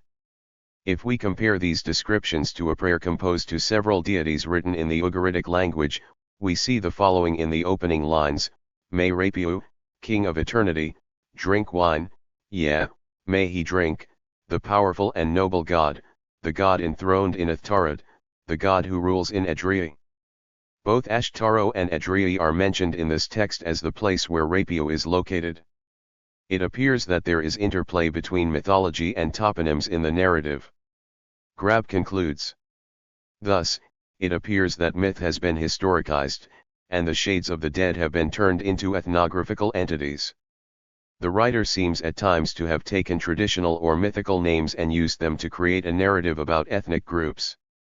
In light of the different ways in which the Sufsi can be rendered, and the mythological character of other toponyms associated with the Exodus, it seems quite reasonable, if not likely, that searching for a specific location for this body of water is misguided. Wright, Eliot, and Flesher conclude.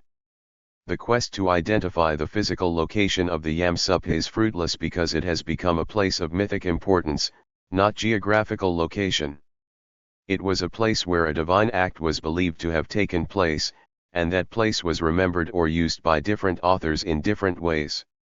The archaeological evidence for the rest of the journey out of Egypt and the subsequent wandering in the wilderness is similarly sparse. If the Exodus narrative were historically accurate, we would expect to see material culture from this time period at the archaeological sites mentioned in the wilderness wanderings. As you may by now have guessed, such material is sorely lacking. In 2015, Finkelstein summarized his analysis of the archaeological remains from several sites mentioned in the wilderness wanderings. One of these sites was Ezion-Geber, a site to which the Israelites traveled as described in Numbers 33, 35, 36 and Deuteronomy 2:8. Although there may be a few sherds at the site that date to the 12th century BCE, Finkelstein writes, no less important, no 10th century finds have been uncovered at Tel el-Khiliafeh. The first significant settlement there was established in the 8th century BCE. In other words, there was no occupation during the time that the Israelites were purported to have arrived, and no material remains suggest that such a group stayed at the site. A similar state of affairs is found at Kadesh Barnea, an important site within the wandering tradition, which would be expected to contain some diagnostic material culture from the period. However, as Grab writes, any archaeological remains at the site which could help to validate the story are sadly absent. According to the Book of Numbers, much of the 40 years of wandering in the wilderness was spent near Kadesh. This and related sites in Sinai and southern Palestine should yield ample evidence of a large population in this region. Yet we find nothing. While some of the material culture may date to the 12th century BCE, it appears that the earliest settlement at the site dates to the 10th century BCE. Dever writes, here are only 3 superimposed forts, dating respectively to the 10th, the 8th, and the 7th centuries BCE. Earlier than that, there are no structures, only a scattering of sherds. At most, a few stragglers passed this way in the late 13th or early 12th century BCE. Finkelstein and Silbermann explain the situation even more directly. Yet repeated excavations and surveys throughout the entire area have not provided even the slightest evidence for activity in the Late Bronze Age, not even a single sherd left by a tiny fleeing band of frightened refugees. Tying the history and archaeology together. To sum up this section, let's briefly revisit what we've learned. First, Exodus 12:37 tells us that approximately 600,000 fighting men made their way out of Egypt. This group of 2 to 3 million people, by everyone's standards, represents an impossible number. While some have reinterpreted the Hebrew word 11,000 as something akin to a military unit, this does not appear to hold and breaks the internal coherence of the narrative. Dever puts it this way. Attempts have been made to understand the Hebrew 11,000 as meaning rather 100, thus reading 6,000, or even 600. But that is a counsel of despair, another attempt to explain the unexplainable. We explored the possibility that such a group of Israelite slaves could even have exited Egypt without leaving a trace. As we saw, following the expulsion of the Hyksos, Egypt tightened the security on its borders. We learn from the textual record that movements in and out of Egypt during the late 2nd millennium were apparently closely tracked. Furthermore, during the Amarna period and following, Egypt maintained control over Canaan, complete with a series of forts throughout the region. This would make escape from Egypt into Canaan without detection not only highly unlikely, but somewhat pointless, as they would have been moving from land controlled by Egypt into another land controlled by Egypt.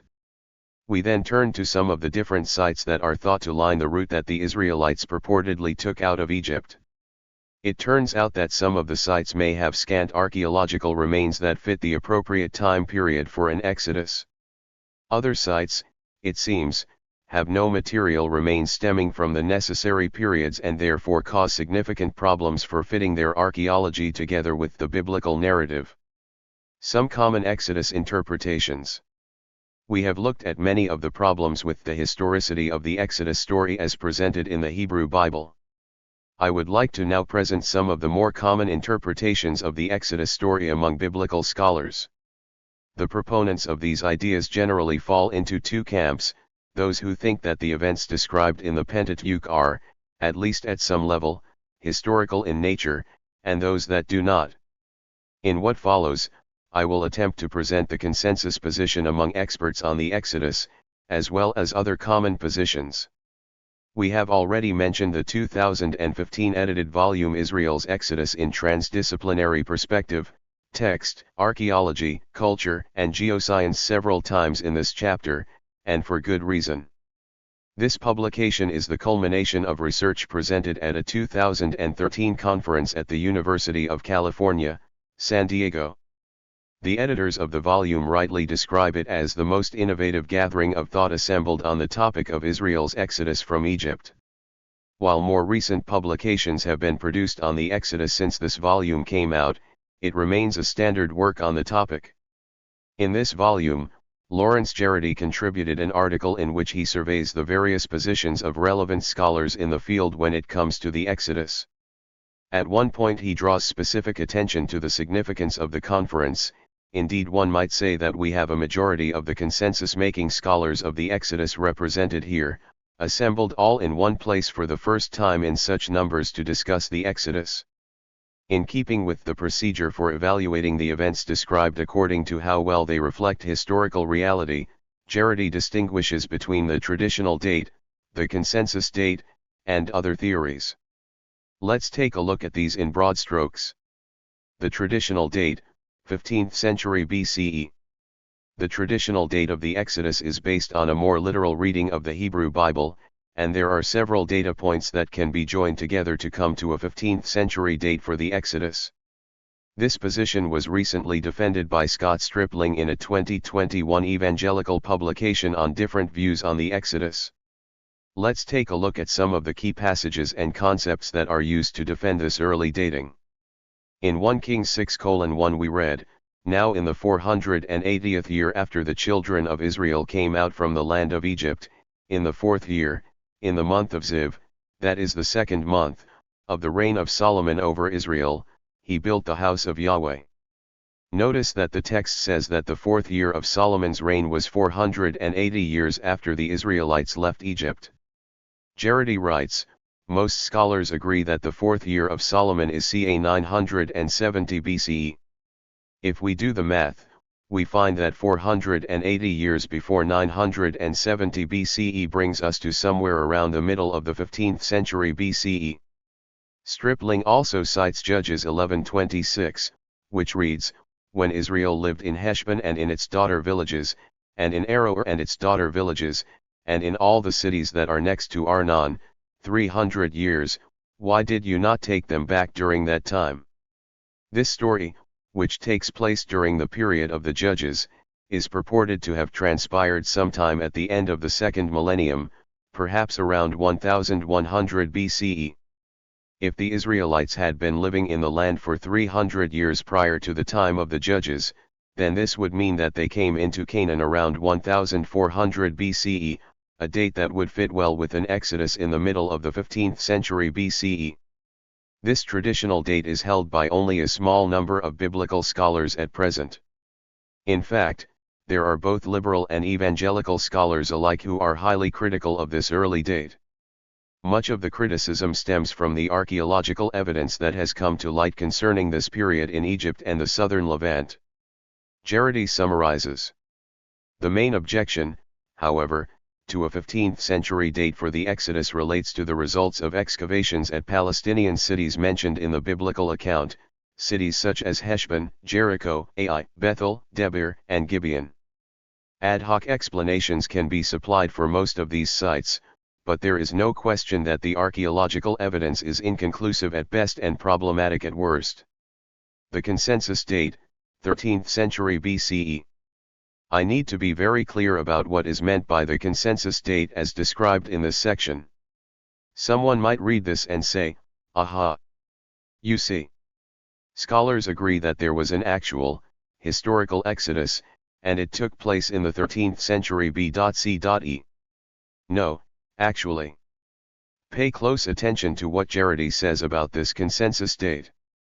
But it is primarily the archaeological evidence from excavated Palestinian sites that has been used to bolster the current scholarly consensus that if there was an Israelite exodus from Egypt, it must have occurred sometime in the 13th century BCE. In other words, if an exodus somehow did occur, it would have occurred in the 13th century BCE. On the more conservative end of the consensus date spectrum would be someone like James Hoffmeyer, who argues for the historical reliability of the Exodus narrative. His most common argument for its historicity during the 13th century centers on how the story accurately represents the historical backdrop of the narrative. He writes, "My contention is that if the stage on which the drama of the biblical story is acted out contains authentic sets and props that fit the geographical setting and the chronological parameters, then the plausibility of the narratives is enhanced. While the plausibility of the narrative may be enhanced by an accurate historical backdrop, it is important to note that plausibility is not the same as historical fact. We know that there was a large settlement at the city of Uruk and that King Gilgamesh was an historical figure, but no one argues that because the historical backdrop of the Epic of Gilgamesh is accurate, the feats recounted in that text are historically accurate. The significant hurdles that this position on the Exodus must overcome are those that we discussed in the earlier portion of this chapter. For example, how can the biblical story be historically reliable when it describes 600,000 fighting men exiting Egypt? As we noted above, Hoffmeyer argued that the Hebrew word Aleph must mean a much smaller number than 1,000, and thus interpret it as something like a military unit. Similar types of explanations are provided for the earlier dates appearing in the text, along with reasons for the absence of any archaeological or textual evidence for the Exodus event as described. A more common 13th century BCE interpretation does not view the biblical story as generally historically reliable, but rather containing a kernel of truth embedded within the historical record that has been remembered. For example, Killebrew writes, "In light of the lack of evidence in the Egyptian texts and the archaeological remains of an exodus of this magnitude, it is not surprising that scholars have suggested that the Exodus does not represent a specific historical moment but rather numerous exoduses of runaway Asiatic slaves that were telescoped into a single event. He should see it as reflecting a powerful collective memory of the Egyptian occupation of Canaan and the enslavement of its population, which reached its greatest impact during the 13th and 12th centuries B.C.E. Other theories. Jarity lists and briefly describes a number of other theories for the date of the Exodus event, all ranging between the late 3rd millennium BCE and the end of the 8th century BCE. Instead of going through each of these, I would like to focus on some of the more common positions that hold that the Exodus is not a historical event. Let's take a look at the positions of Propp, Handel, and Finkelstein. William Propp, both in his monumental 2-volume commentary on Exodus in the Anchor Yale series, as well as in his 2015 article in the transdisciplinary volume we have been discussing, argues that the Exodus cannot be called historical, on the grounds that the evidence for it is spread out over too long a time period. He lists several lines of evidence, from the early to the late 2nd millennium BCE, that may correspond to the events as described in the biblical text, but concludes, all this might sound like good news, we have so much evidence of the Exodus. In fact, it is bad news. An event cannot be spread across half a millennium. While there may be a memory of several events that share similar aspects with the Exodus, Propp argues that the story is ahistorical, as it cannot even be subjected to the historical method. Similarly, Ronald Handel has argued that the Exodus is an example of cultural memory, or a representation of the past with present relevance, transmitted by the authoritative texts and interpreters of a particular group. Handel agrees that several aspects of the Exodus story enhance its verisimilitude: the presence of Canaanite slaves in Egypt, their escape, and the destruction of certain areas in Canaan. However, as with Propp, these details are not to be attributed to a single historical event, rather, they were often quite standard for much of the 2nd millennium BCE. Instead, Handel writes, "The broad picture of Israel's emergence as a result of escape from Egyptian slavery is best comprehended by the circumstances of Israel's origins in the Late Bronze Age-Iron Age transition, which the Exodus story purports to describe." Finally, Israel Finkelstein has argued that the text described realities that fit the time of the compilation of the text, in the late monarchic to post-exilic days. While still seeing cultural memory as an important factor, Finkelstein argues that the tradition of the Exodus, which were primarily northern in nature, were brought to the south following the fall of Samaria to the Assyrians in 722 BCE. The Exodus tradition that was brought from the north, he argues, was elaborated on and transformed in the period of Assyrian domination over Judah, when Judahites became intimately acquainted with places in the desert. This new familiarity with desert toponyms resulted in their inclusion in the newly developing Exodus tradition, explaining why the Exodus story was known to the 8th century BCE prophets, but contained these later elements. Conclusion. We have covered quite a bit of information concerning the Exodus from Egypt, both as it is presented in the narrative of the Hebrew Bible and as it can be understood from historical and archaeological sources. As you have seen, this is not an issue on which biblical scholars and archaeologists are in overwhelming agreement in all the details.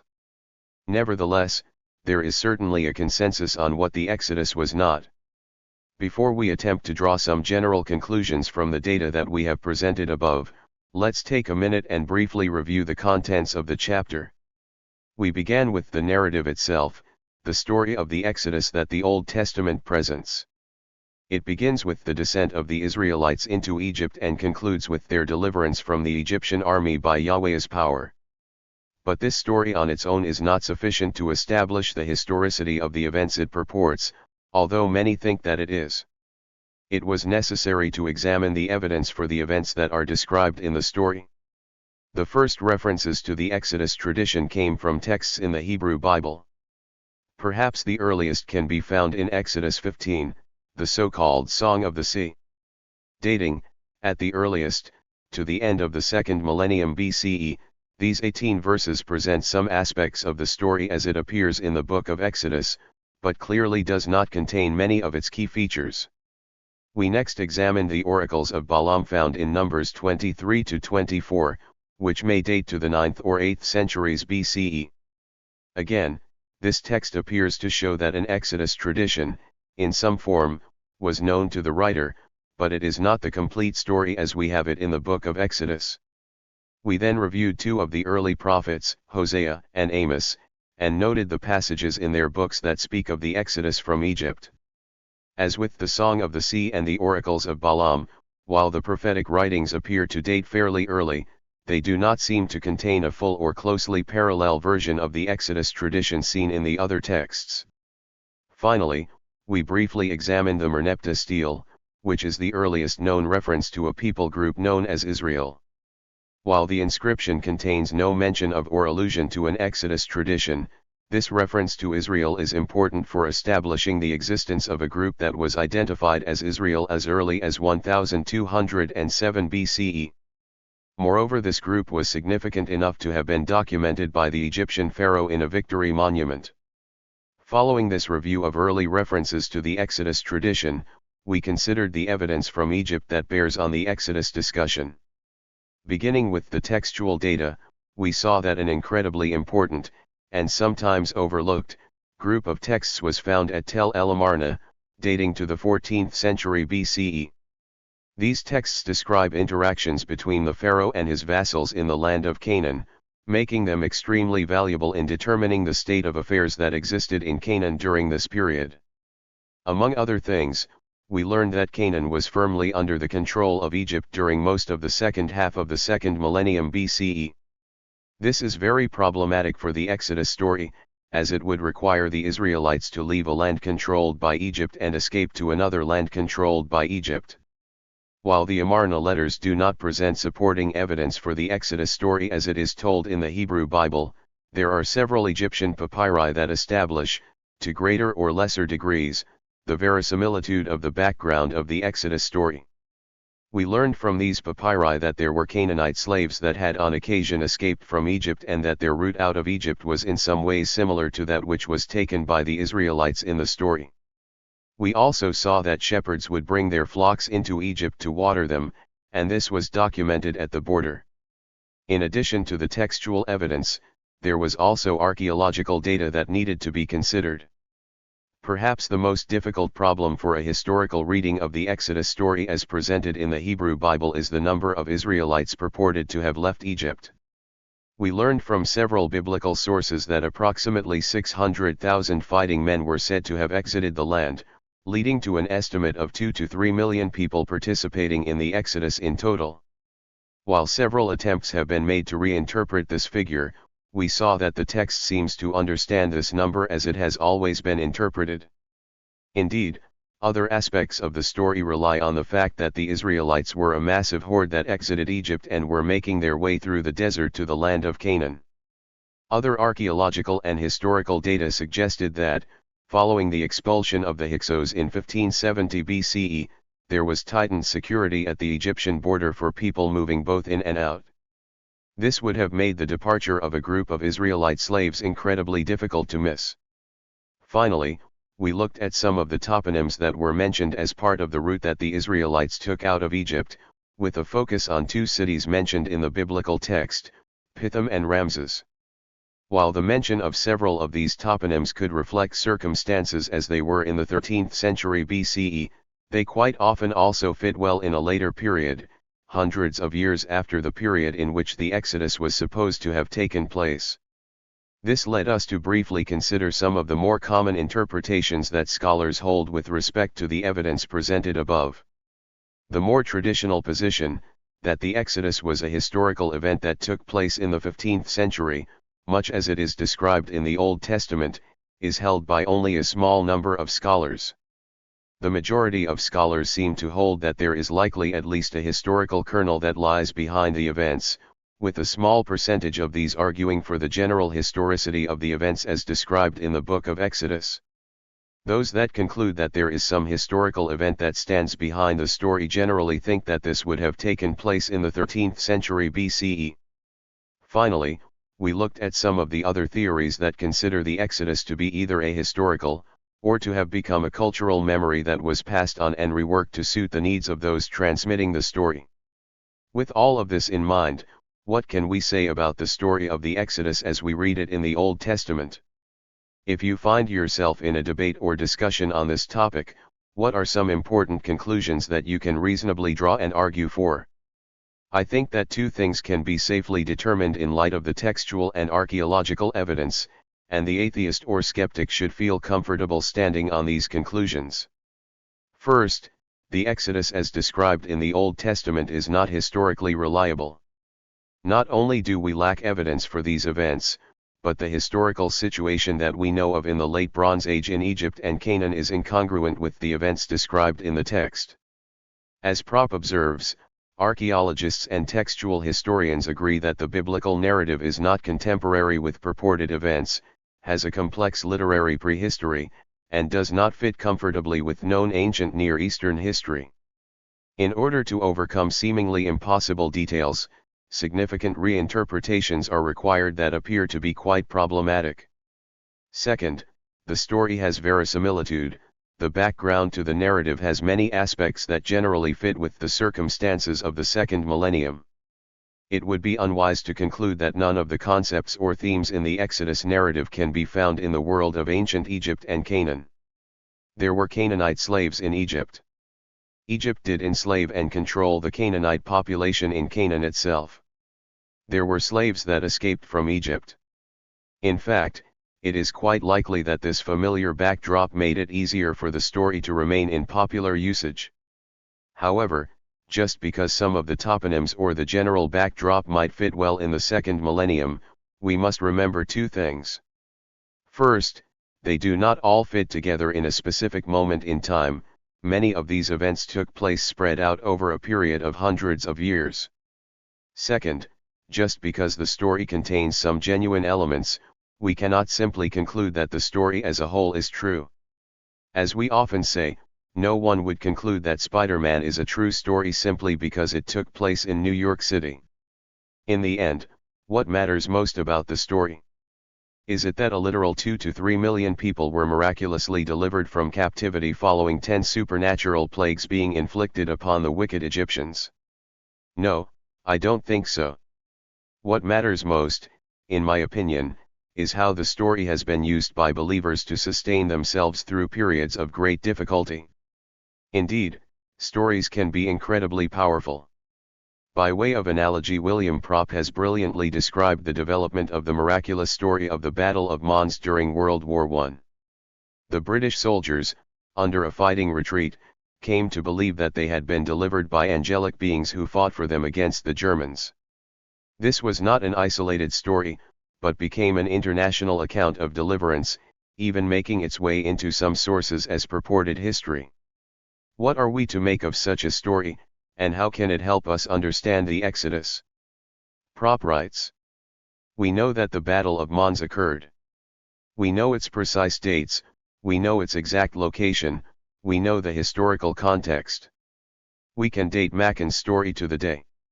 We can supply oral and written testimony from literally thousands, probably tens of thousands of diverse sources to gain a stereoscopic image of the times. In other words, we have precise reference points to support historical analysis. Yet, for all of this historical information surrounding the events in question, there is universal consensus that angels did not miraculously defeat the German army at the Battle of Mons. But did that really matter at the time? In a very real sense, it did not. Rightly or wrongly, such a story not only bolstered the confidence of the soldiers who believed they had been divinely delivered out of harm's way, but also reinforced the unity of many of them around this shared experience. In the same way, the story of the miraculous deliverance of Yahweh against the evil Egyptian pharaoh may have served to bolster confidence and unify the fledgling group known as Israel, forming in the highlands of Canaan, setting them apart from the surrounding people groups. At a minimum, the Exodus ultimately served as a powerful origin story that continues to keep those who identify with it as a unified people, even thousands of years later. Chapter 5.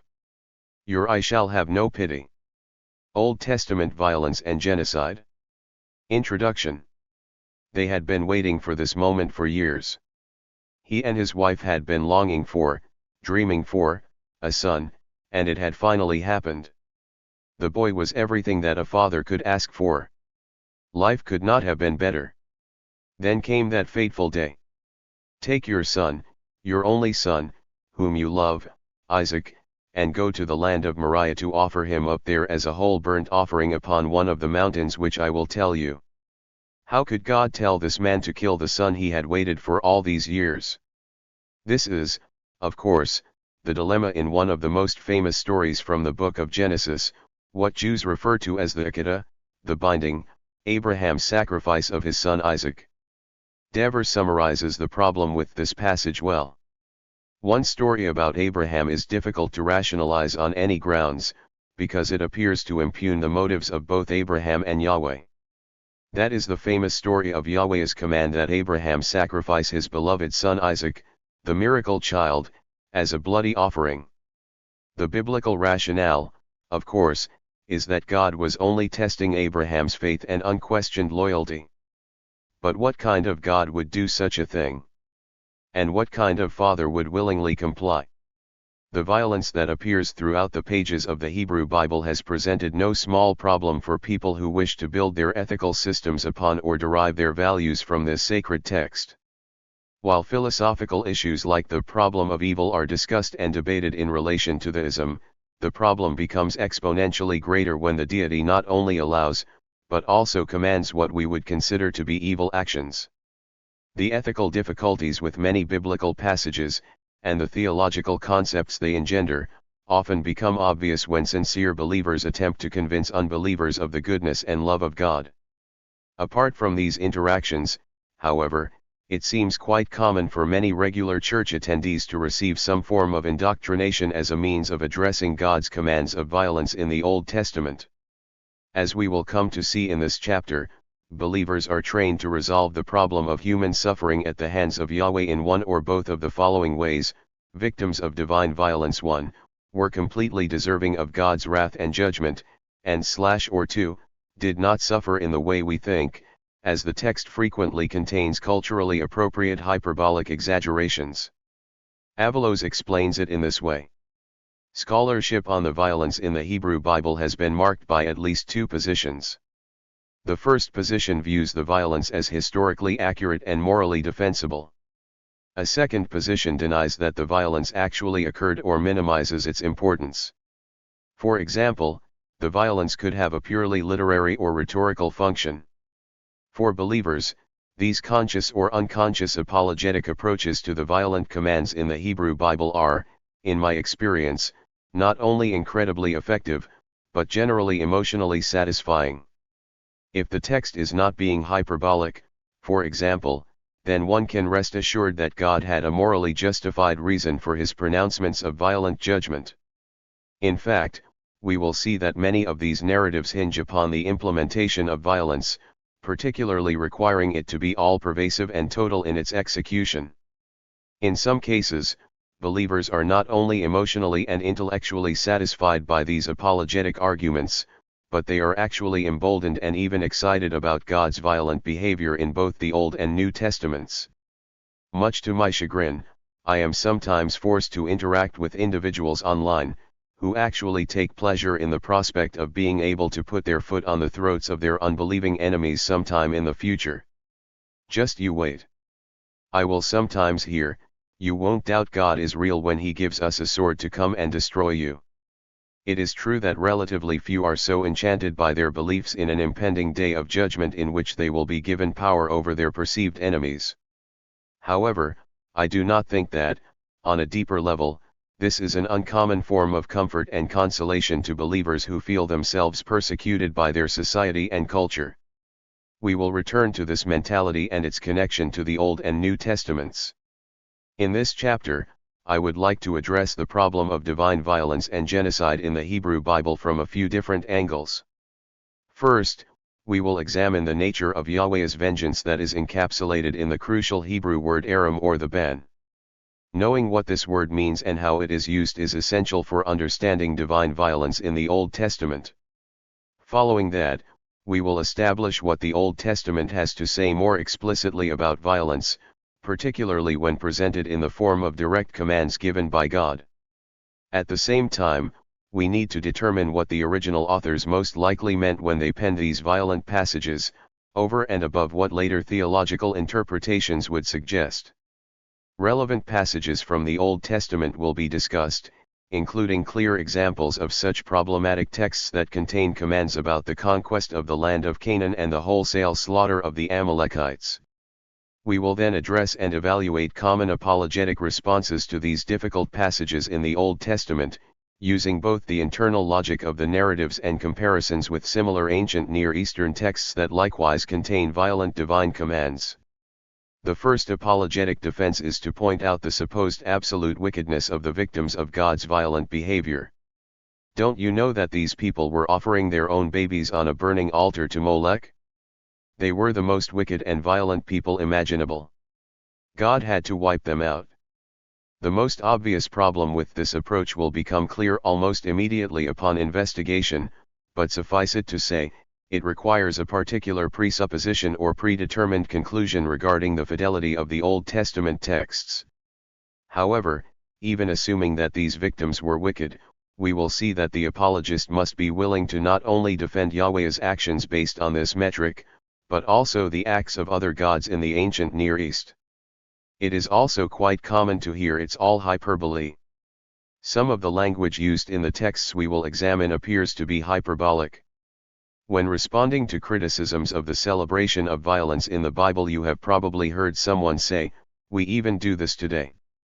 Boy, the Steelers slaughtered the Vikings in the game on Sunday." We obviously don't mean that one football team actually killed the other. It is argued, therefore, that since some of the language in the biblical texts likely contains some level of exaggeration or hyperbole in what it reports, this resolves the issue.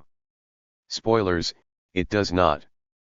It will also be important to examine the genre of apocalypticism in the context of divine violence, as there is a direct connection between the apocalyptic mentality and vivid descriptions of anticipated divine violence and retribution. Apocalypticism is more properly a type of worldview that began to develop in the Persian and Hellenistic periods.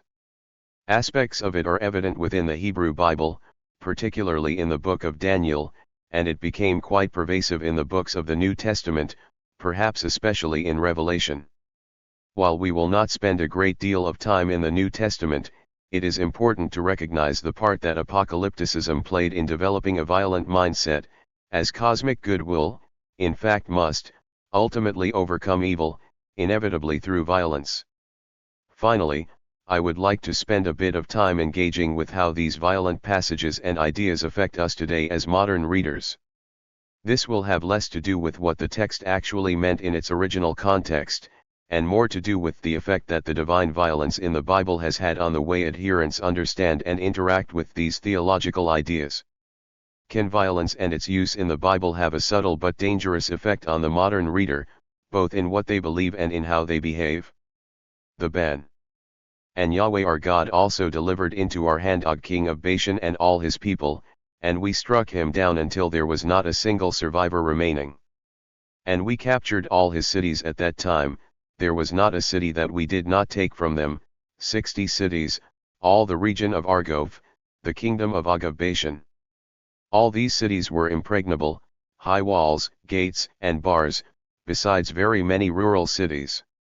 And we completely destroyed them, just as we did to Sihon king of Heshbon, completely destroying every city, men, the women, and the small children. Pretty strong language. The phrase that is translated completely destroy in 3:6 and we absolutely destroyed in 2:34 stems from a verbal root that is used in the word aram, which is most literally translated the ban. This word shows up in several different violent and problematic contexts. But what is aram? What does it mean to be under the ban in the Old Testament? We need to establish what is meant by dedicating someone or something to total destruction or to the ban, as it will come into play in much of the following discussion. Let's begin by looking at the meanings associated with the verb and noun forms of the word. As a verb, the root rm normally carries the meaning to put under the ban. Super helpful, huh? More basically, however, it has the idea of separating/setting something apart or dedicating something for someone's use or purposes. Once dedicated, it is no longer available for use by others. In the Hebrew Bible, this type of dedication is made almost exclusively to Yahweh. Because Hebrew is a Semitic language, we can look at other Semitic languages and see if they also have a form of this word and if it is used in a similar way. This root appears, for example, in Akkadian. The verb armu can be found in lexical lists with the Sumerian word /ku5/ to cut, separate. The noun is essentially the same, something that is set apart or dedicated to someone for their use. It may be that the Akkadian word for prostitute is related to the same root, with the idea of being set apart or dedicated to the activity. In both languages, the root rm seems to carry similar meanings, as it refers to things that are separated out or set apart for a particular use or activity. Returning to the Old Testament, we encounter primarily two contexts in which these words occur, less frequently when something/someone is dedicated to Yahweh for cultic use, but more commonly when something/someone is dedicated to Yahweh for destruction. Rosal explains. The idea of the ban developed in two different directions. One possibility was the concentration on the sacred object. The ban became an extreme form of consecration. The object was not destroyed or killed, but transferred to God, actually to his priests, for holy use. On the other hand, the aspect of the sacred could fade completely, and ban assumed the meaning of complete extermination, mostly as a result of wars. While the cultic occurrences are important to the discussion in general, for our purposes in this chapter, we will dedicate ourselves to investigating the destruction passages in the context of war. There are several passages that demonstrate this particular use of the word aram/aram, but I will mention just two here. The first is in Deuteronomy 2, where Moses is recounting the Israelites' defeat of Sihon, king of Heshbon in Transjordan. In verses 33 to 34 we read, "And Yahweh our God handed him over to us, and we struck him and his sons and all his people.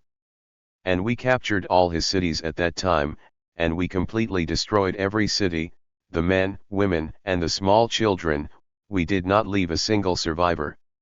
Here, the text details what it meant for the city to be dedicated to the ban.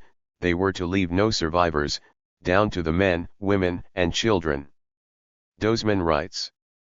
Deuteronomy 2:34 illustrates, when Moses describes the nature of the defeat of Sihon as utterly destroying men, women, and children. He concludes, "We left not a single survivor." The ban is violated if Israel makes a covenant with a nation and thus shows mercy.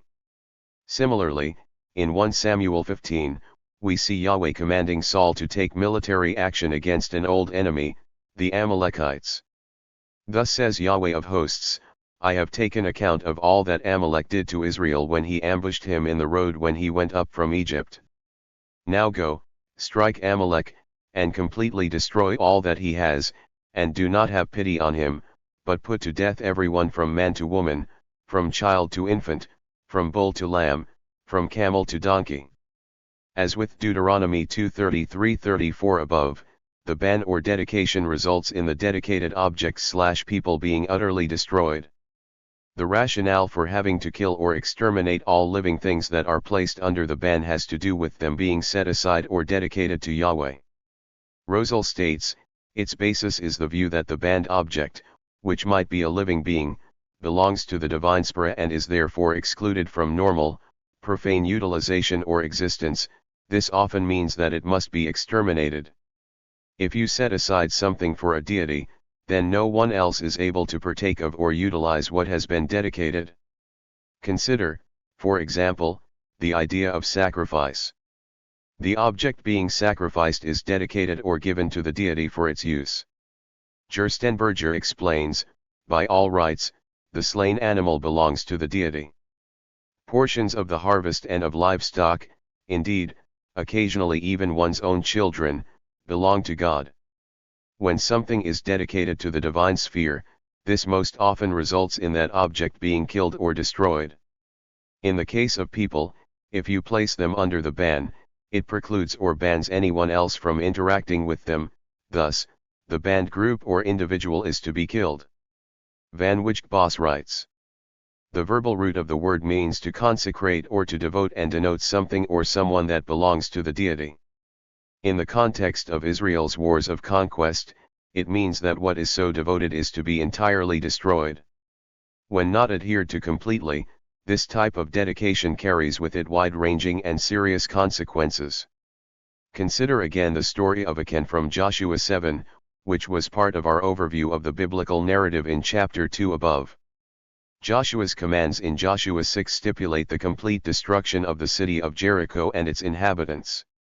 All the goods that are salvaged from the ruins, including valuables like silver, gold, iron, and bronze, are to be brought into the house of Yahweh and likewise dedicated to him. We see in chapter 7, however, that a certain man named Achan violated the command and took a few things from the city, hiding them under his tent. This brought severe judgment upon Achan, his family, and even the nation, because of this one act of defilement. When something is dedicated to Yahweh, there are no half measures. A thing cannot be partially dedicated to a god. Significant passages of violence and genocide. As you can imagine, in a chapter like this, there is no way that we can cover all the various passages that describe divine violence and genocide. However, I would like to go through several significant passages, particularly in the books of Deuteronomy and Joshua, that prominently feature some of the most problematic violent divine commands in the Hebrew Bible. Later in the chapter, we will extend our investigation to other violent texts in the Old and New Testaments, but the passages examined here will lay the groundwork for what is to come. We will focus on Deuteronomy 7 and 20, several passages in the book of Joshua, and 1 Samuel 15. Deuteronomy 7, a call for destruction.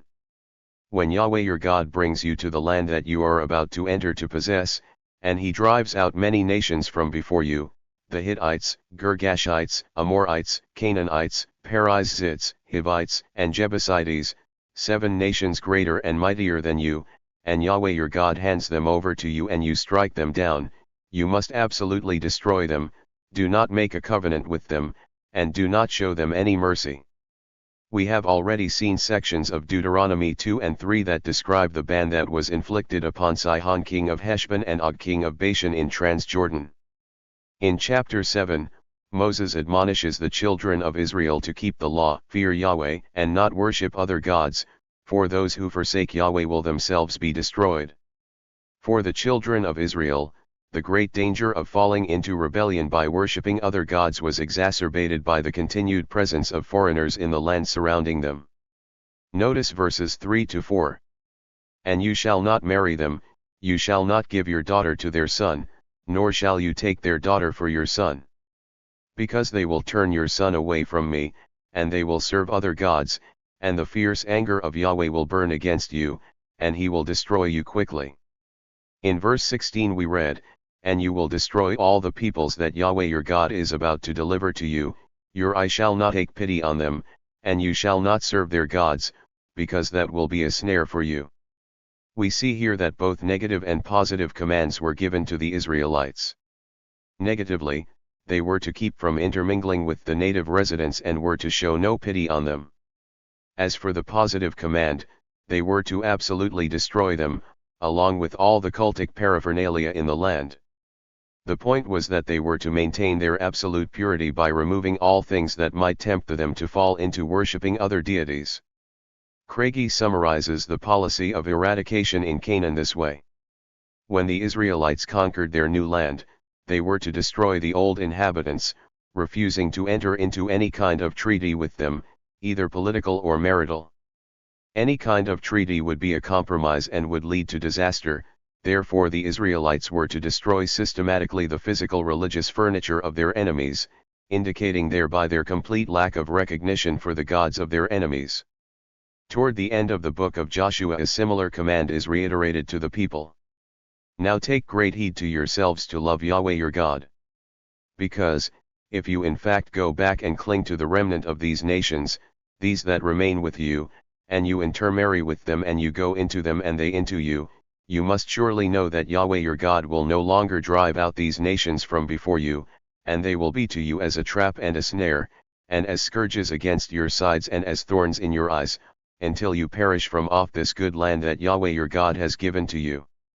Notice the emphasis on maintaining separation from foreign influence, as it would ensnare the Israelites to fall into idol worship, leading them to suffer the consequences of Yahweh's wrath. Tigay summarizes. The reason for the severe treatment of the Canaanites is to prevent the Israelites from intermarrying with them and being lured into the worship of their gods, in violation of the first two commandments. The experience at Peor, recorded in Numbers 25:1-3, had already shown how sexual attraction leads to worship of foreign gods. This reference to the incident at Peor is one that the reader is likely familiar with. The Israelites were seduced by foreign women, which brought the wrath of Yahweh upon them. It is this same principle that operates in Deuteronomy 7, if the Canaanites are left to remain in the land, they will become a snare to the Israelites, cause them to worship other gods, and thereby incur Yahweh's wrath. For this reason, they must be eradicated. Deuteronomy 20, Rules of Engagement. In Deuteronomy 20, we have a detailed set of rules of engagement by which Israel is to operate.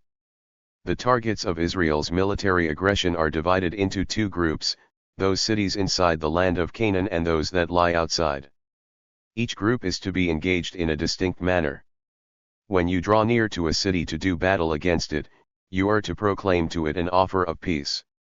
And it will be that, if it answers you peacefully, and it opens up to you, then it will be that all the people that are found inside will be available to you as forced labor, and they will serve you. But if it will not make peace with you and makes war with you, then you shall besiege it. And Yahweh your God will deliver it into your hand, and you shall strike down all its males with the edge of the sword.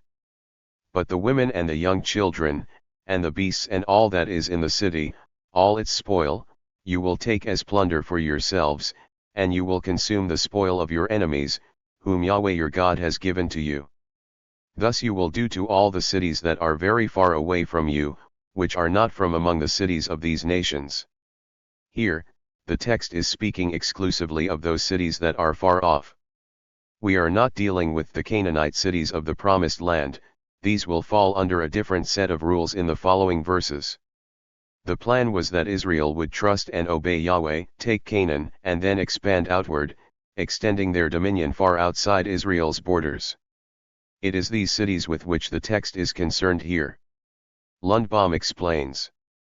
The warfare envisioned is like what occurred under David, when battles were fought outside Canaan proper, or what could have occurred if the conquest had taken in all the land originally promised, i.e., Philistia, Lebanon, and Aram east to the Euphrates. What was the procedure? The Israelite army was to approach each city outside the land and offer it the chance to make what amounts to a full surrender, an offer of peace. Nelson writes, verse 10 is not so much a diplomatic proposal of peace as a non-negotiable demand for submission. There are only two possible alternative consequences, capitulation or siege. These two options, of course, do not present a choice between a good and bad situation for the city, but rather of choosing between two bad options.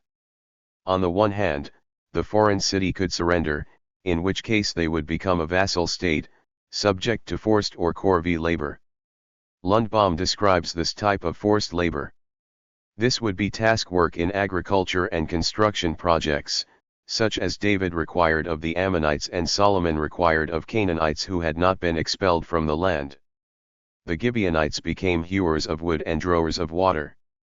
Should they refuse to surrender to be subjected to forced labor, the Israelites would lay siege, gain entry to the city, and kill all the men. They would then take the women, small children, animals, and anything else of value as plunder. The men of the city likely represented the fighting force, and none were to be left alive. The anachronistic idea of taking prisoners of war is not found in the text, the enemy combatants are not spared. Anyone left alive in these imagined conquests now belonged to the Israelites. In short, for cities outside the land of Canaan, the offer was vassalage or destruction. But what about the cities that were inside Canaan? A different fate awaited them. However, from the cities of these peoples whom Yahweh your God is about to give to you as an inheritance, you must not leave anything alive that breathes. You must certainly completely destroy them, the Hittites and the Amorites, the Canaanites and the Perizzites, the Hivites and the Jebusites, just as Yahweh your God has commanded you, so that they will not teach you to do according to all their abominations which they have done for their gods, leading you to sin against Yahweh your God. There was to be no offer of peace, no opportunity for forced labor, not even the chance for women and children to be spared as plunder. Everyone was to certainly be destroyed. Again, following the logic of the earlier passage in Deuteronomy 7, and in keeping with what we will see coming throughout the book of Joshua, the rationale is clear. To leave a remnant of outsiders in the land where Israel is dwelling would leave open the possibility for temptation to fall into idolatry and be destroyed by Yahweh. Commands of violence in Joshua. Other well-known divine commands for violence and genocide come from the book of Joshua, as the Israelites take the land of Canaan in the conquest. The book opens with Yahweh commanding Joshua, "Moses my servant is dead. Now get up, cross over this Jordan, you and all this people, to the land which I am about to give to them, to the children of Israel. Every place where the sole of your foot will tread, to you have I given it, just as I said to Moses." The command to enforce the ban continued under Joshua, standing before the city of Jericho, ready to watch it fall. He cried, "Now the city will be dedicated to destruction, it and all that is in it, to Yahweh. Only Rahab will live, she and all who are with her in the house, because she hid the messengers that we sent." In fact, throughout the book of Joshua, the Israelites go from site to site, completely destroying various cities by the command of Yahweh. We get several summary statements in the book concerning the defeat that Israel inflicts upon their adversaries. So Joshua struck down all the land, the mountain and the Negev, and the Shephelah and the slopes, and all their kings. He did not leave anyone who escaped, but he completely destroyed all who breathed, just as Yahweh, the God of Israel, had commanded. And again, "And all the cities of these kings, and all their kings, Joshua captured and struck them down with the edge of the sword. He completely destroyed them, just as Moses the servant of Yahweh had commanded. There is no question from the text that the command of Yahweh was to enforce the ban upon all the Canaanites, just as we saw in the book of Deuteronomy. While Yahweh's instructions are clear, the Israelites failed to carry out these orders in full. Following the conquest narrative in Joshua 1-12, chapter 13 opens with Joshua as an old man, to whom Yahweh appears, and Yahweh said to him, "You are old and advanced in years, but a great deal of land remains to be possessed." The command that was given for the nation of Israel to possess the land has not been fulfilled completely. Here, much of the land is yet to be possessed. Is this considered to be a good thing in the narrative? Do we see the author presenting this in a positive light? Is the idea, "Oh, good, in a show of mercy they must have spared such and such people groups in the land from destruction"? No. Instead, this is seen as a failure on the part of the nation of Israel, a theme that continues into the book of Judges. Richard Hess writes, in chapter 1, the message was an encouragement to conquer the land. In chapter 13, the emphasis is on the land not yet conquered. Collins comes more to the point. The book of Joshua claims that Joshua carried out a campaign of wholesale slaughter. For this, he is not faulted. On the contrary, the Israelites are blamed for falling short of total slaughter and failing to drive out all the Canaanites.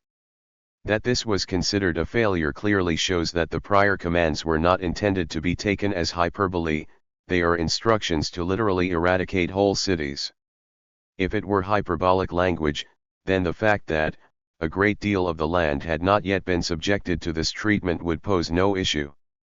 1 Samuel 15, the Amalekites. The final passage that we will evaluate in this section is 1 Samuel 15. While we will return to this narrative at length later in this chapter, it is an important passage to overview in the present context. If you recall from earlier in this chapter, Samuel comes to Saul and commands him to go and kill the Amalekites because of what they did to the Israelites when they were coming up out of Egypt. The extent to which Saul is to completely destroy the Amalekites reaches from man to woman, from child to infant, from bull to lamb, from camel to donkey. This language of complete, wholesale destruction echoes that which we have already seen in the books of Deuteronomy and Joshua. As before, the calls for the annihilation of Amalek and its people, cattle, etc. employs a form of the same word, Aram we touched on above. Interestingly, the writer is at pains to point out that while Saul attacks the Amalekites as instructed, he also warns a group known as the Kenites to flee the area. The mercy shown to the Kenites is in return for kindness they showed Israel on their way out of Egypt. This incident is nowhere mentioned in the stories of the Exodus and Israel's wilderness wanderings. So why am I mentioning the Kenites in this context?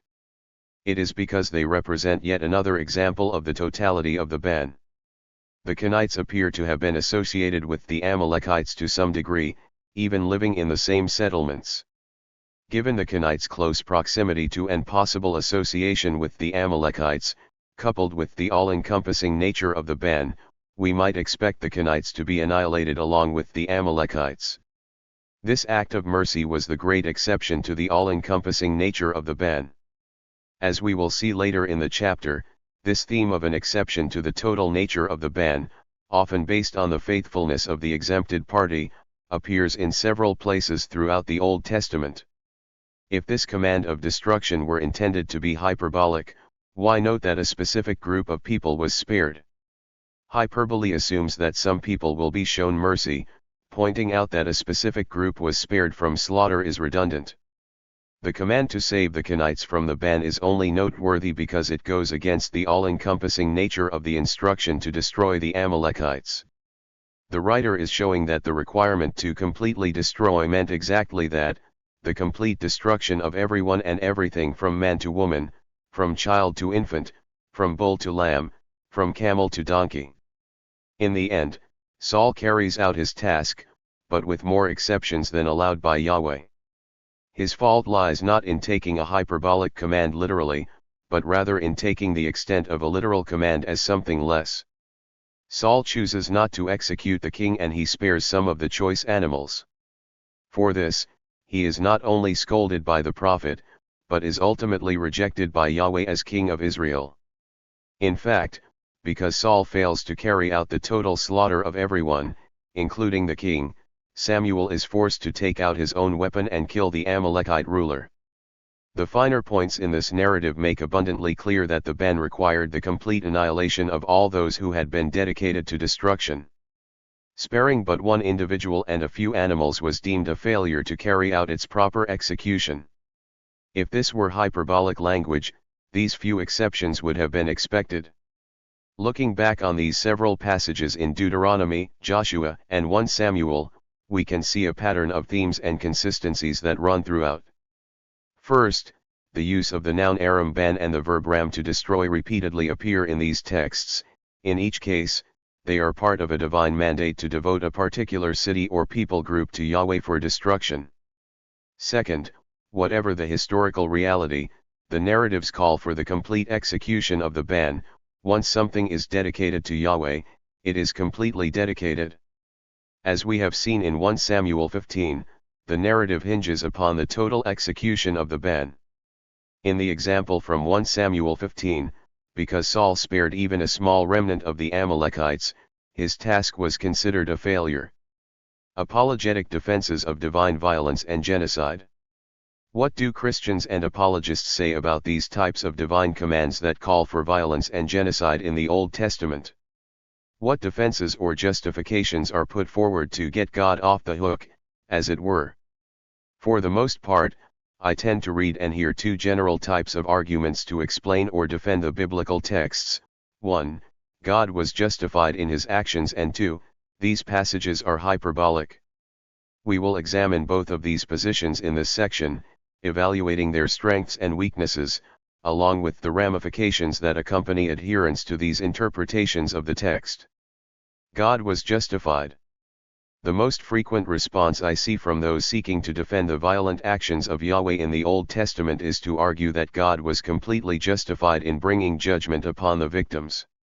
Yes, Yahweh acted with great violence, either directly or indirectly, but this was not arbitrary or malicious.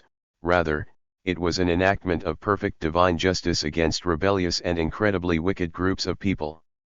There are several very common examples of the causes and effects of such divine retribution that adherents will point to, including, for example, the worldwide flood of Genesis 6-9, and he wiped out every living thing which was upon the ground, from man to beast to creeping thing and to the birds of heaven. And they were wiped out from the earth, and only Noah and those with him in the ark remained. The extermination of all but 8 humans and 2 of each species of animal will rightly draw strong criticism from many readers of the story. Of course, the text does not lead us to conclude that Yahweh was in any way unjustified in bringing about this devastating deluge, and Yahweh saw that great was the wickedness of humanity in the earth, and every intent of the thoughts of his heart was only evil continually. The passage itself explicitly validates the violent actions of the deity. This explanation, that the entire world was completely corrupt and sinful, might not hold up under scrutiny for a more fundamentalist interpretation of the story. What of the infants who were not capable of knowing or doing evil? All told, this is not the point of the text. Other biblical narratives do not seem to go to such lengths to justify Yahweh's actions. Nevertheless, many of these generally imply some rationalizations given for God's commands, although they rarely meet our modern standards of moral justification for the violence inflicted upon the victims. By way of example, let's use the case of the Canaanites in the conquest of Joshua. We saw above that the book of Joshua describes the conquest of the land of Canaan by the Israelites at the direction of Yahweh. What rationale does the Old Testament give for the eradication or dispossession of the indigenous population of Canaan? Most commentators would see Yahweh's justification in commanding such violence in the wickedness and rebellion of the Canaanites. Let's take a look at a passage from early in the story that lays the groundwork for the Israelite conquest in Genesis 15. And he said to Abram, "Know for sure that your descendants will be resident aliens in a land that is not their own, and they will serve them and they will oppress them for 400 years. And also that nation, whom they serve, will I myself judge, and afterwards they will go out with great possessions. And you yourself will go to your fathers in peace, you will be buried at a good old age. And in the fourth generation they will return here, since the wickedness of the Amorites is not complete yet. There are several things to notice in this passage. If you read through the context, you will see that Abram has been promised descendants, so many descendants that he will be unable to count them. Now, Abram is pretty old, as is Sarai, his wife. How will Abram know that all this will actually come to pass? Yahweh has him perform a ritual by which they might ratify this agreement, sworn between two parties. Before the ritual is performed, Yahweh describes what is going to happen to Abram and his descendants in the future. They are going to serve another nation for a lengthy period of time and eventually return to the land promised by Yahweh to Abram, where he has presently settled. But why such a lengthy period of time? Why not give him the land then and there? Certainly Abram could establish his family and begin to put down roots, which would ultimately result in the vast number of descendants that Yahweh had promised. However, this was not God's plan. Yahweh had determined that the inhabitants of the land had not yet become wicked enough to bring about his wrath. Goldingay says it this way: Yahweh cannot simply throw out the current inhabitants of the country in favor of Abraham's offspring whom he wishes to favor, even for the sake of his own purpose for the world as a whole. The Amorites must and will have lots of time to turn from their waywardness before Yahweh will be able to say, "That's it." The Amorites, a name that often simply designates the people that live in the land of Canaan, would not receive retribution prematurely. Wenham agrees, here the Amorites stand for all the inhabitants of Canaan. Divine judgment, in the form of Israel's conquest, must wait until they are sufficiently wicked to deserve this fate. Similarly, Hamilton summarizes: only when the iniquity of the Amorites has run its full measure will the Israelites enter Palestine to claim it and possess it. Only when the iniquity of the Amorites has reached the point of no return will they forfeit the land. Viewed in a more generous way, Abram would receive the land of Canaan, but Yahweh would be patient with its current inhabitants, giving them every opportunity to come to their senses and repent. However, it may also be the case that the delay in judgment had nothing to do with potential mercy that might be extended to the inhabitants of the land. Yahweh was simply waiting until there was justification for their destruction.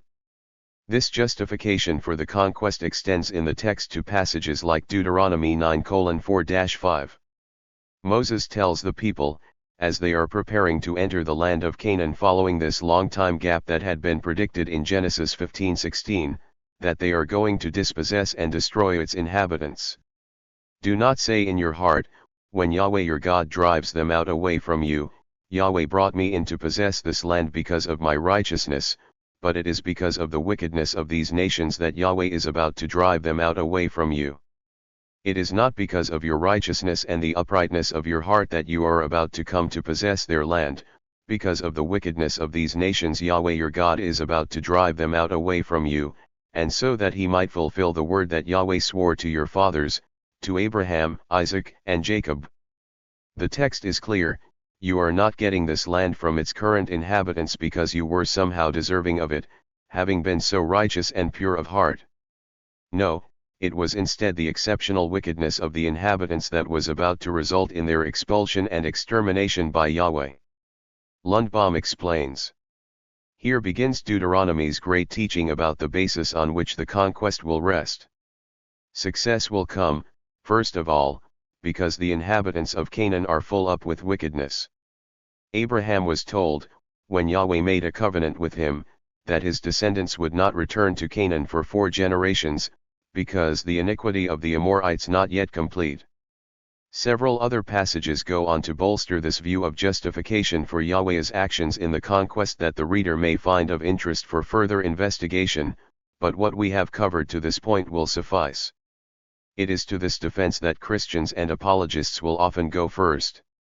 Hector Avalos writes: if we consider more carefully the outright defense of Hebrew violence, we also see that it can be subdivided into at least 2 categories.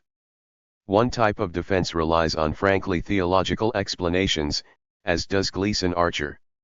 Just as the wise surgeon removes dangerous cancer from the patient's body by use of the scalpel, so God employed the Israelites to remove such dangerous malignancies from human society. Collins agrees. In Genesis 15:16, God promises the land to Abraham, but not immediately, for the iniquity of the Amorites is not yet complete. This single verse is cited to show that the eventual expulsion of the Canaanites was justified by their sinfulness. But what of this justification defense? What are the central problems with adopting this position? Collins' statement above suggests perhaps the most problematic aspect to the argument. Genesis 15:16 is but a single verse, and there is little to no support for such claims regarding Canaanite culture and society. For example, as we saw in Chapter 3 of Volume I, the claims of widespread child sacrifice cannot be substantiated by the evidence outside of the biblical texts. To condemn the Canaanites and justify the actions of Yahweh, one must simply take the text of the Old Testament at face value, and sometimes to the exclusion of all other sources. Of course, this is an incredibly problematic position to hold. While we could certainly focus on the historical problems with these parts of the Hebrew Bible, I would instead prefer to address this position from a slightly different angle. In the rest of this section, we will look at some of the justifications for divine violence and genocide that apologists use, directing them instead toward atrocities committed by other ancient Near Eastern rulers, specifically Assyrian kings. When examining these ancient Near Eastern sources, we will be asking ourselves whether the arguments in these texts should be considered reasonable and convincing justifications for sanctioning unchecked, state-sponsored violence. In other words, if the Assyrian kings are depicted as carrying out holy war against foreign nations at the command of their deity because of the rebelliousness of these foreign people groups, would we accept this as a justification for such violence? Let's begin with a brief description of how the Assyrian rulers viewed their role when it came to military conquest. Central to this discussion is taking careful note of the distinction between the Assyrian state and the countries that lie outside of that primary land of Assyria. Postgate labeled these regions as the land of Assur and the yoke of Assur. Essentially, the main part of Assyria, the core, was to be expanded under the leadership of the king, who was appointed and mandated by the god Assur. Postgate says it in this way. The formal pronouncements of the Assyrian kings distinguish between territory directly administered and incorporated within the land of Assur, and areas acknowledging Assyrian domination but retaining some form of autonomy. This idea of territorial expansion commanded by the deity is described by Livrani. So the king acts as a proxy for the deity, or by divine mandate, and this mandate is conveyed effectively in the following words from the same Middle Assyrian coronation ritual: by your just scepter extend your land. And Assur will grant you authority and obedience, justice and peace. Thus, military conquest is undertaken on behalf of and by command of the god. And how do we see this mandate being carried out? Through violence. It is possible to observe that universal empire is essentially achieved by military means, a victorious war, or at least the threat of war, such that it deters any resistance and results in the spontaneous submission of opponents. Accordingly, the pursuit of war, as an instrument through which to realize the divine will, is not merely legitimate, but praiseworthy. This divine mandate resulted in the subjugation of countries and people groups in the periphery, including those nations to the west of Assyria. Postgate notes that the Assyrian rulers would generally not interfere directly in the inner workings and governmental structures of subordinate nations. Nevertheless, they would regularly enforce a type of vassal treaty on them, in which the vassal rulers would swear oaths to the Assyrian king before the gods. To break such an oath was no small matter. Postgate writes, such agreements were reinforced by oaths and solemnized by religious sanctions, especially being witnessed by Assur and the local gods. To have broken such an agreement then constituted gross sin against Assur, and was seen as justification for punitive action on the part of the Assyrian ruler. Did you catch that? When the Assyrian state was strong enough, the king would follow the divine mandate to militarily expand into foreign regions, including to the west, in order to subjugate neighboring states in those areas, forcing them to swear oaths of loyalty and vassalage to Assyria. Should they break those oaths, this was considered a sin against the Assyrian god and justified the use of violence for the sake of correction. Notice, the reason for regarding a rebellious vassal as sinful or worthy of violent retribution is not simply that they are foreigners or the other. Rather, they had sinned by breaking the oath and inasmuch rebelling against Assur. Crouch argues.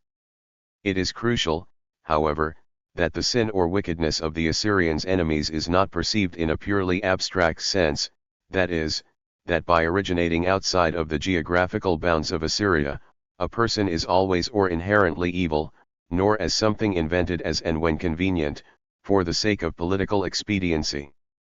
Rather, the enemy's characterization as wicked is tied to the enemy's own acts. In addition to the transgression of breaking a loyalty oath, Assyrian texts speak of foreigners plotting outright attacks against the state of Assyria. Livrani writes, "There is a particular emphasis on two motifs that feature with increasing frequency, the coalition of the many enemies against Assyria alone and the ingratitude of the enemies who do not appreciate the benefits of central government and who requite good with evil. By way of example, let's take a look at a well-known literary text, the Tukulti-Ninurta epic. Tukulti-Ninurta I, an Assyrian king of the 13th century BCE, fights against the Kassite king, Kashtiliash IV, who had rebelled against the oath that he swore before the gods. The gods became angry at the king of the Kassites' betrayal of the emblem of Shamash, against the transgressor of the oath, Kashtiliash. Later, in a fragmentary section, we see numerous charges of wrongdoing on the part of the Kassite king. Falsehood, crime, repression, wrongdoing, the weighty, the divine oath, and went back on what he swore. The gods were watching his furtive deed, though he was their follower. The king of the Kassites made light of what he swore, he committed a crime, an act of malice. Tukulti-Ninurta I specifically contrasts himself with Kashtiliash IV. Tukulti-Ninurta I prays to the god Shamash, O Shamash, Lord, I respected your oath, I feared your greatness. He who does not, transgressed before you, but I observed your ordinance. In fact, the text portrays the rebellious king Kashtiliash IV listing his own sins. So Kashtiliash deliberated with himself, I did not listen to what the Assyrian said, I made light of the messenger. I did not conciliate him, I did not accept his favorable intention before. Now I understand how grievous the crimes of my land are become, how numerous its sins. And even more directly, many are my wrongdoings before Shamash, great are my misdeeds, who is the God that will spare my people from catastrophe? The Assyrian is ever heedful of all the gods. Another example of this type of text is cited by Livrani. In a psalm to Assur for Tukulti-Ninurta I, the psalm depicts the foreign nations around Assyria as not only in rebellion, but also as ungrateful to Assur, in spite of all that he had done for them. The lands of one accord have surrounded your city Assur with a noose of evil, all of them have come to hate the shepherd whom you named, who administers your peoples, all regions of the earth, for which you had produced benevolent assistance, held you in contempt, and though you extended your protection to them, they rebuffed you and your land. The king for whom you held goodwill made sure to disobey you, and even those whom you treated well unsheathed their weapons against you. Later, during the reign of Tiglath-Pileser III, a royal inscription concerning military engagement with the people of the land of Aluba states that they planned sinful deeds in their hearts and planned evil. From this small sampling of texts, we see that the Assyrian king and his people are described as the fearing, observant, reverent worshippers of the god.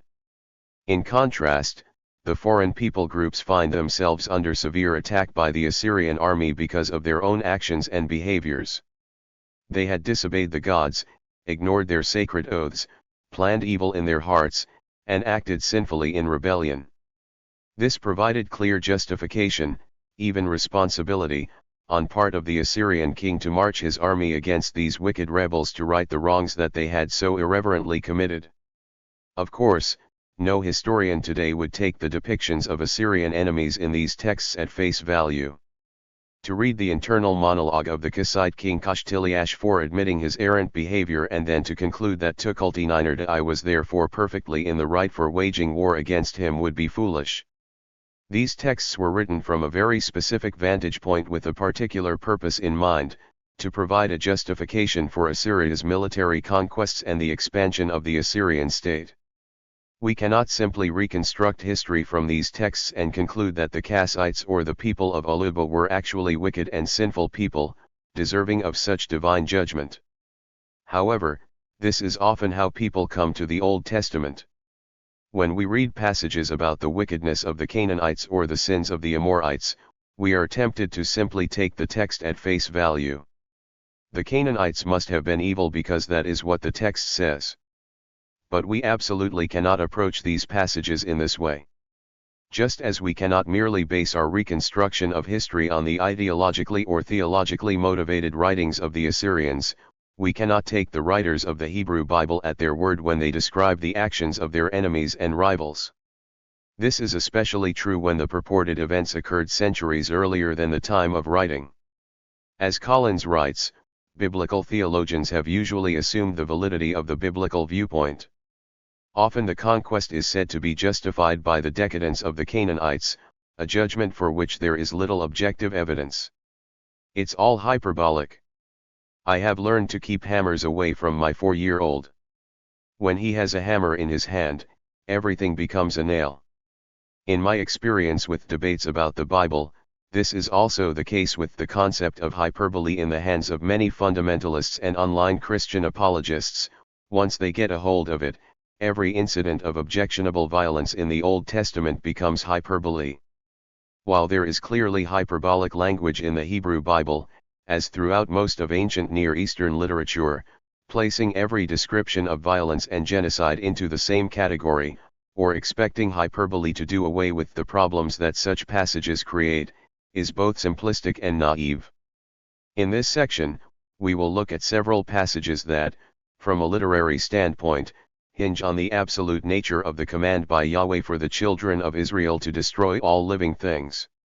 The point here is not to argue against the existence of hyperbole in the Old Testament passages, but rather to show that there are many narratives that rise and fall on the non-hyperbolic intent of the story.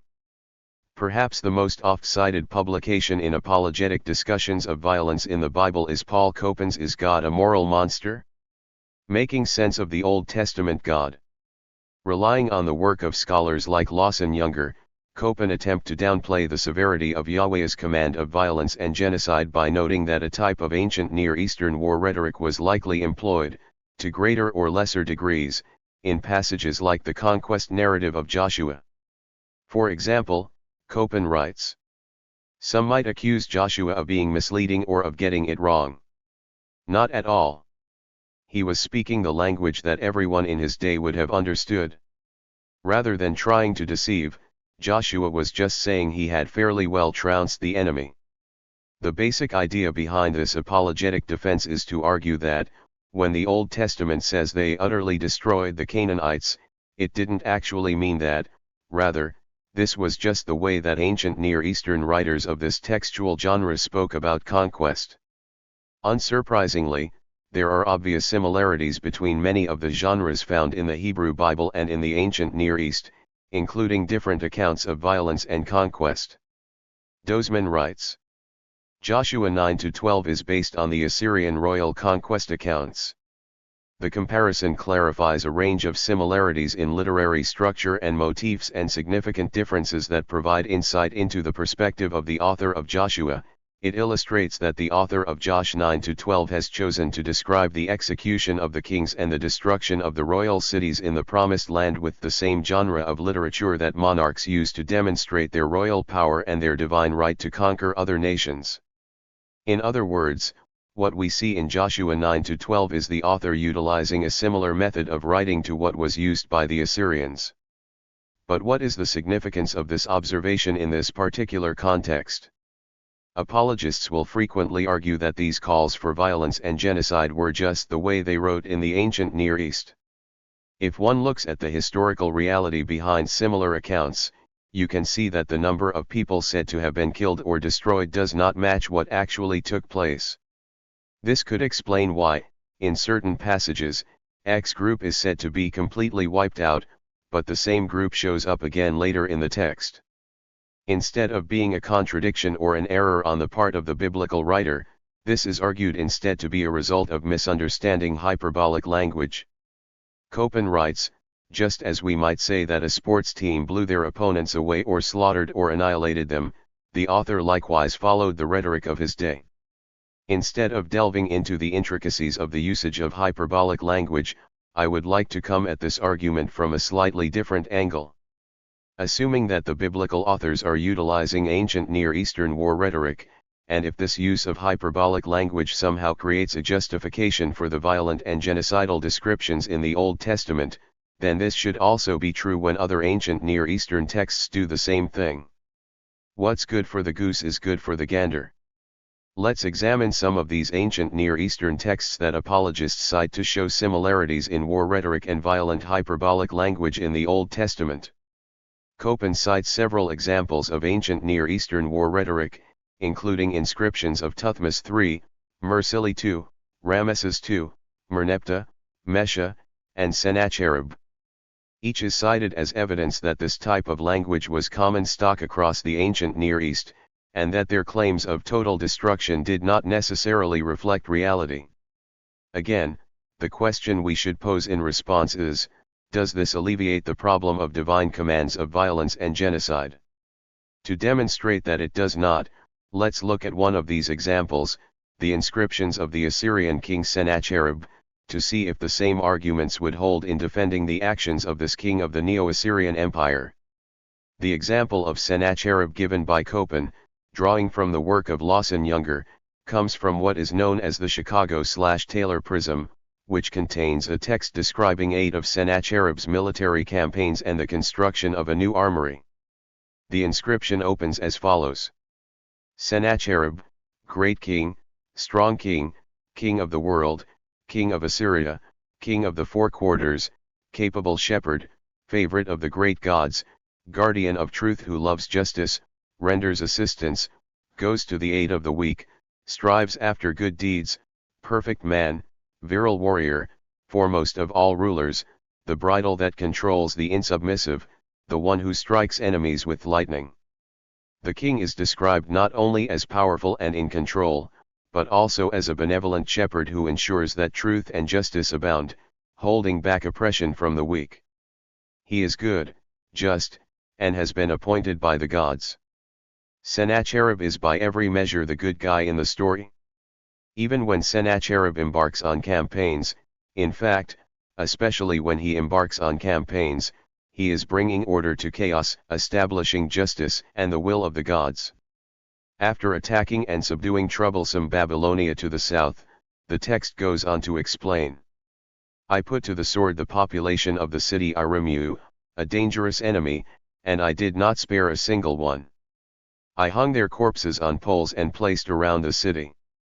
I reorganized that district, imposed for eternity 1 ox, 10 sheep, 10 homers of wine, 20 homers of dates as his first fruits offerings to the gods of Assyria, my lords.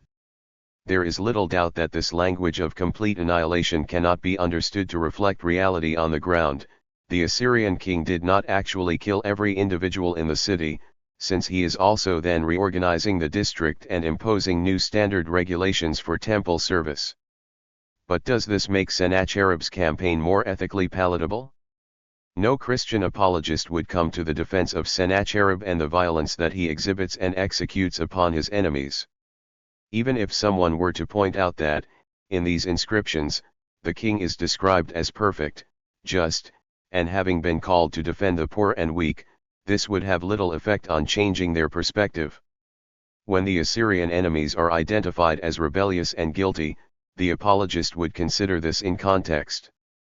Of course, the Neo-Assyrian king is going to present the enemy as deserving of, even requiring, judgment through violence. We tend to see these things as propaganda and are right to require additional evidence to substantiate the claims made by the writer concerning the wickedness or guilt of his enemies. The fact that the language is hyperbolic, and that Sennacherib didn't actually wipe out every single person in the city doesn't make his violent attack any less horrific. Why not subject the biblical texts to the same standard? If the Egyptian, Hittite, Assyrian, and Babylonian texts are understood to be doing something, why is this not also considered when reading the stories in the Hebrew Bible? When the Canaanites, Amorites, and Amalekites are described as irredeemably wicked, rejecting Yahweh's mercy, and bringing down his violent judgment upon themselves, why should we simply trust the text? Why take it at face value? By the same token, if we cannot wave away the horrific violence of a Neo-Assyrian ruler with claims of hyperbole, then why should we do so for Yahweh? If the answer invokes concepts of inspiration and/or inerrancy of the text, then this is a theological issue requiring defense by other methods. We cannot start with this conclusion and special plead our way backwards into such justifications. While there is little doubt that rhetoric and hyperbole are employed in the Old Testament conquest narratives, it is not always as simple as excusing their depictions of violence and genocide as benign exaggerations. There are certain stories in which the narrative itself hangs on the idea that everyone or everything fell under judgment, was dedicated to Yahweh, and ultimately executed. Reading these narratives as mere hyperbole and arguing that their descriptions of annihilation must not have included everyone or everything, renders them as inconsistent and incoherent. In view of this, I would like to briefly examine 3 case studies, Rahab and Achan from the story of the city of Jericho, the Gibeonites under Joshua's conquest, and the slaughter of the Amalekites under King Saul. In each instance, both the purpose and literary structure appear to depend heavily on the aspect of complete destruction in the divine commands and cannot be simply chalked up to hyperbolic language. Rahab and Achan. The biblical story of the destruction of Jericho is well known for the city walls that came tumbling down, but there is more to the narrative than just the climax. The appearance of 2 characters in the story demonstrates the all-encompassing aspect of Jericho's dedication to Yahweh for destruction. The first is Rahab, a prostitute that lived in Jericho and hid 2 Israelite spies who had come to scout the city. As a character, Rahab is set up to be the lone exception to the total destruction that was decreed for the city of Jericho. She and her family are the only ones who are spared annihilation, specifically because she aligned herself with the Israelites. In other words, for her faithfulness she and her family were the only ones spared Jericho's destruction. Juxtaposed to faithful Rahab in the narrative is the man Achan, an Israelite soldier. Krianger writes, a Canaanite prostitute named Rahab, the quintessential other, recalls Israel's miraculous past and uses that knowledge to win her and her family a place in Israel. The quintessential Israelite, Achan of Judah, on the other hand, disregards Joshua's instructions to destroy all property belonging to the Jerichonites. Notice how the narrative contrasts these 2 characters. But Rahab the prostitute, and the house of her father, and all that she had Joshua left alive, and she has lived in the midst of Israel until this day, because she hid the messengers that Joshua sent out to spy out Jericho. And Joshua swore at that time, cursed be the man before Yahweh who rises up and builds the city Jericho, with his firstborn he will found it, and with his youngest he will set up its gates. And Yahweh was with Joshua, and his fame was throughout all the land. But the children of Israel were unfaithful in the ban, and Achan, the son of Carmi, the son of Zabdi, the son of Zerah, from the tribe of Judah, took from the devoted objects, so that the anger of Yahweh burned against the children of Israel. The comparison in the narrative between Rahab and Achan hinges upon the totality of the ban. Let's assume for a moment that these commands were simply intended to be read as hyperbolic language. The audience understood that utterly destroy just meant kill a lot of them, and don't take anything from the devoted objects meant just leave most of it. What would this do to the story? Well, Rahab would not be an outlier, since the reader would know that Rahab and her family would not have been the only ones spared, as the text is saying only that many people were killed. Similarly, if the Israelites were not commanded to refrain from all the dedicated objects, then what was Achan's sin? I mean, couldn't he simply turn to Yahweh and say, yeah, but you didn't mean everything, right? That was just hyperbole. In other words, the storyline hangs on everyone being killed except Rahab, and everything in Jericho being left to Yahweh except the things Achan took. The treaty with the Gibeonites. Following the defeat of Jericho and Ai, word gets around to the rest of the Canaanites that an unstoppable force is on its way. But when the inhabitants of Gibeon heard that which Joshua had done to Jericho and Ai, they planned a trick, and they went and took provisions and took old sacks on their donkeys and old wineskins, torn and mended, old and patched sandals on their feet and with old clothing upon them, and all the bread of their provisions was dry and crumbled. And they went to Joshua to the camp at Gilgal and said to him and to the men of Israel, From afar we have come, and now make a treaty with us. The Gibeonites, having learned of the Israelites' most recent battles at Jericho and Ai, respond quite differently than the other Canaanite city-states, and with a mind to self-preservation. Instead of preparing for war, they decide to approach Joshua and the people, pretending to be foreigners from a distant land. But why? If you remember the rules of engagement from Deuteronomy 20, those cities that lie outside of Canaan are to be offered the chance to become vassals to Israel. This is the type of treaty that Gibeon is seeking here. Joshua and the Israelites question the veracity of the Gibeonites' story, but finally determine that they are indeed from a distant country and ratified a vassal treaty with them. Only later do they realize that the Gibeonites are actually from Canaan and should be under the ban. However, as they have made an oath, it cannot be rescinded and must otherwise be honored. Thus, the Gibeonites tricked the Israelites and were spared the effects of the ban. Rosal agrees. According to the Torah, the story should not have happened. The Torah rules that a covenant between the Israelites and the people of Canaan is not possible. What would happen to this story, however, if we assume that the language is merely hyperbolic? Would it have the same effect upon the reader? The assumption of the narrative is that everyone in Canaan is subject to the ban, bound for utter destruction. Most rulers rally their troops to fight, but the Gibeonites express a type of faithfulness to Yahweh. They acknowledge his superiority and seek a way to escape his wrath. However, if this language of total destruction was nothing more than hyperbole, then there would be no expectation that everyone was to be killed, and the story of the Gibeonites trying to weasel their way out would make little sense. The reason that they need to perform such a ruse is specifically because they are inhabitants of Canaan and are marked for total annihilation. Hess writes. The literary context parallels that of Rahab. Just as Rahab and her family escaped destruction through negotiations with representatives of Israel, so the Gibeonites do the same thing. The Gibeonites' treaty precedes the account of the war with the leaders of the surrounding towns in southern Canaan.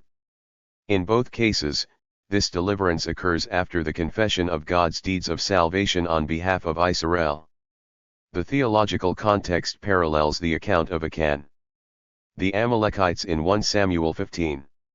We have seen this passage come up time and again in this series, but it is here that we will address the apologetic argument of hyperbole in the story.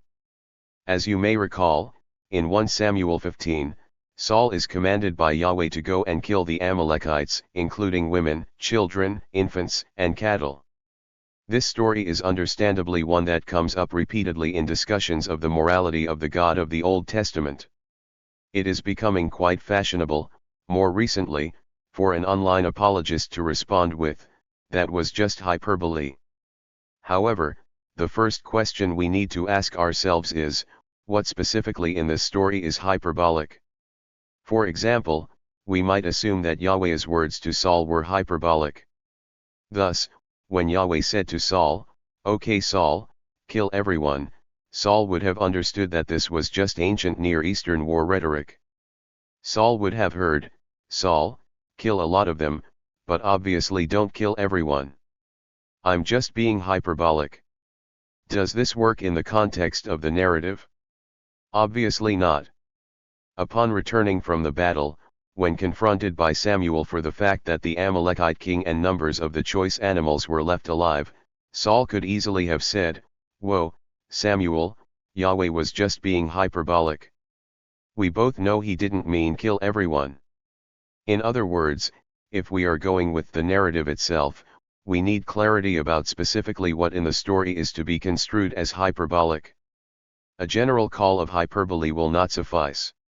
As we saw with our two prior case studies, this appeal to hyperbole completely undermines the entire premise of the story. The narrative simply does not allow for hyperbole. The internal consistency of the story requires that Saul kill everyone. The fact that he spared even one was cause to consider the mission a failure. It was an act of disobedience.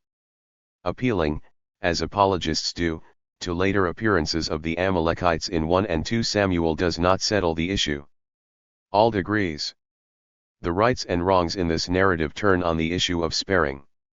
The instruction to Saul includes the command not to spare the Amalekites, but the report of the campaign concludes with king and people sparing King Agag and the best of the animals suitable for sacrifice, unwilling to make them rem. More directly, Tsumura writes. The phrase Saul and the people spared means that they did not utterly destroy. This was in direct disobedience to the divine command in v3. The purpose of this war was not to gain spoil but to fulfill God's ancient command. The ban was not something to be applied lightly as one pleased. Here, Saul showed no respect and regard for the awesome institution of the ban, for partial fulfillment is not a possibility in the logic of ban. In short, when we consider the argument of hyperbole or war rhetoric, we need to keep a few things in mind. First, there are almost certainly actual instances of hyperbolic language used in the biblical texts, to greater or lesser degrees.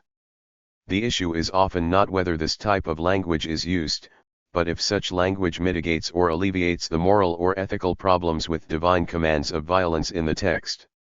When we view other ancient Near Eastern texts that contain similar hyperbolic reports of violence, we do not respond with mere hand waves at the issues engendered within descriptions of brutally violent behavior.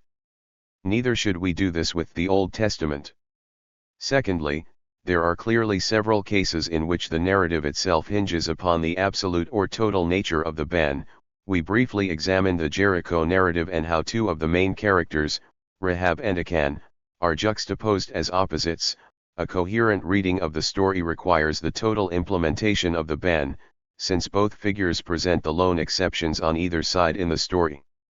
The same held true for the story of the Gibeonites in Joshua 9 and the Amalekites in 1 Samuel 15. In both of these cases, the narrative requires that the ban be understood as total and complete. Providing for exceptions would have no meaning otherwise. In conclusion to this section, therefore, we see that neither defense of violence in the Old Testament that so commonly appears in apologetic discourse stands up terribly well under closer inspection. Attempts to justify Yahweh's violent retribution for the sinfulness of his victims fail in the face of relevant ancient Near Eastern comparative literature. Assuming the text of the Hebrew Bible to represent historical reality, particularly when it comes to the sinful behavior of the victims of violence, requires a great deal of special pleading in light of similar texts and justifications that appear in the wider ancient Near East. Furthermore, appealing to hyperbole as a convention of ancient Near Eastern war rhetoric does not resolve all moral or ethical problems for the apologist. The extent or force of divinely commanded violence may be mitigated as a result, but it certainly does not do away with everything that is objectionable in these stories. In addition, there are clearly many passages in which the narrative coherence depends heavily on the absence of such hyperbole. Apocalyptic violence in the New Testament. But that is the Old Testament, Josh. We are Christians, and we follow the teachings of the New Testament. While not nearly as common, this is an apologetic argument that does surface from time to time. Although my area of expertise is certainly not the New Testament, I think it would be a good idea to briefly examine this type of objection. This will involve summarizing the phenomenon known as apocalypticism. Although I will be dedicating a significant portion of a chapter in Volume 3 to the topic of apocalypticism, I think it is important to address the effect that apocalyptic thinking has had on later parts of the Hebrew Bible and how it manifested itself in some of the New Testament. The reality is, contrary to the opinions of many, that the New Testament endorses a great deal of divine violence. What is apocalypticism? The word apocalyptic comes from a Greek verb meaning to reveal, disclose. The basic idea behind apocalyptic texts is that they pull back the curtain of reality, revealing the supernatural world that lies behind, allowing the reader to understand what is going on behind the scenes in the divine realm. In so doing, the reader is encouraged to hold fast to their faith, as the troubles and torments of the present time are not to last indefinitely, and are actually part of a larger, divinely sanctioned and controlled plan.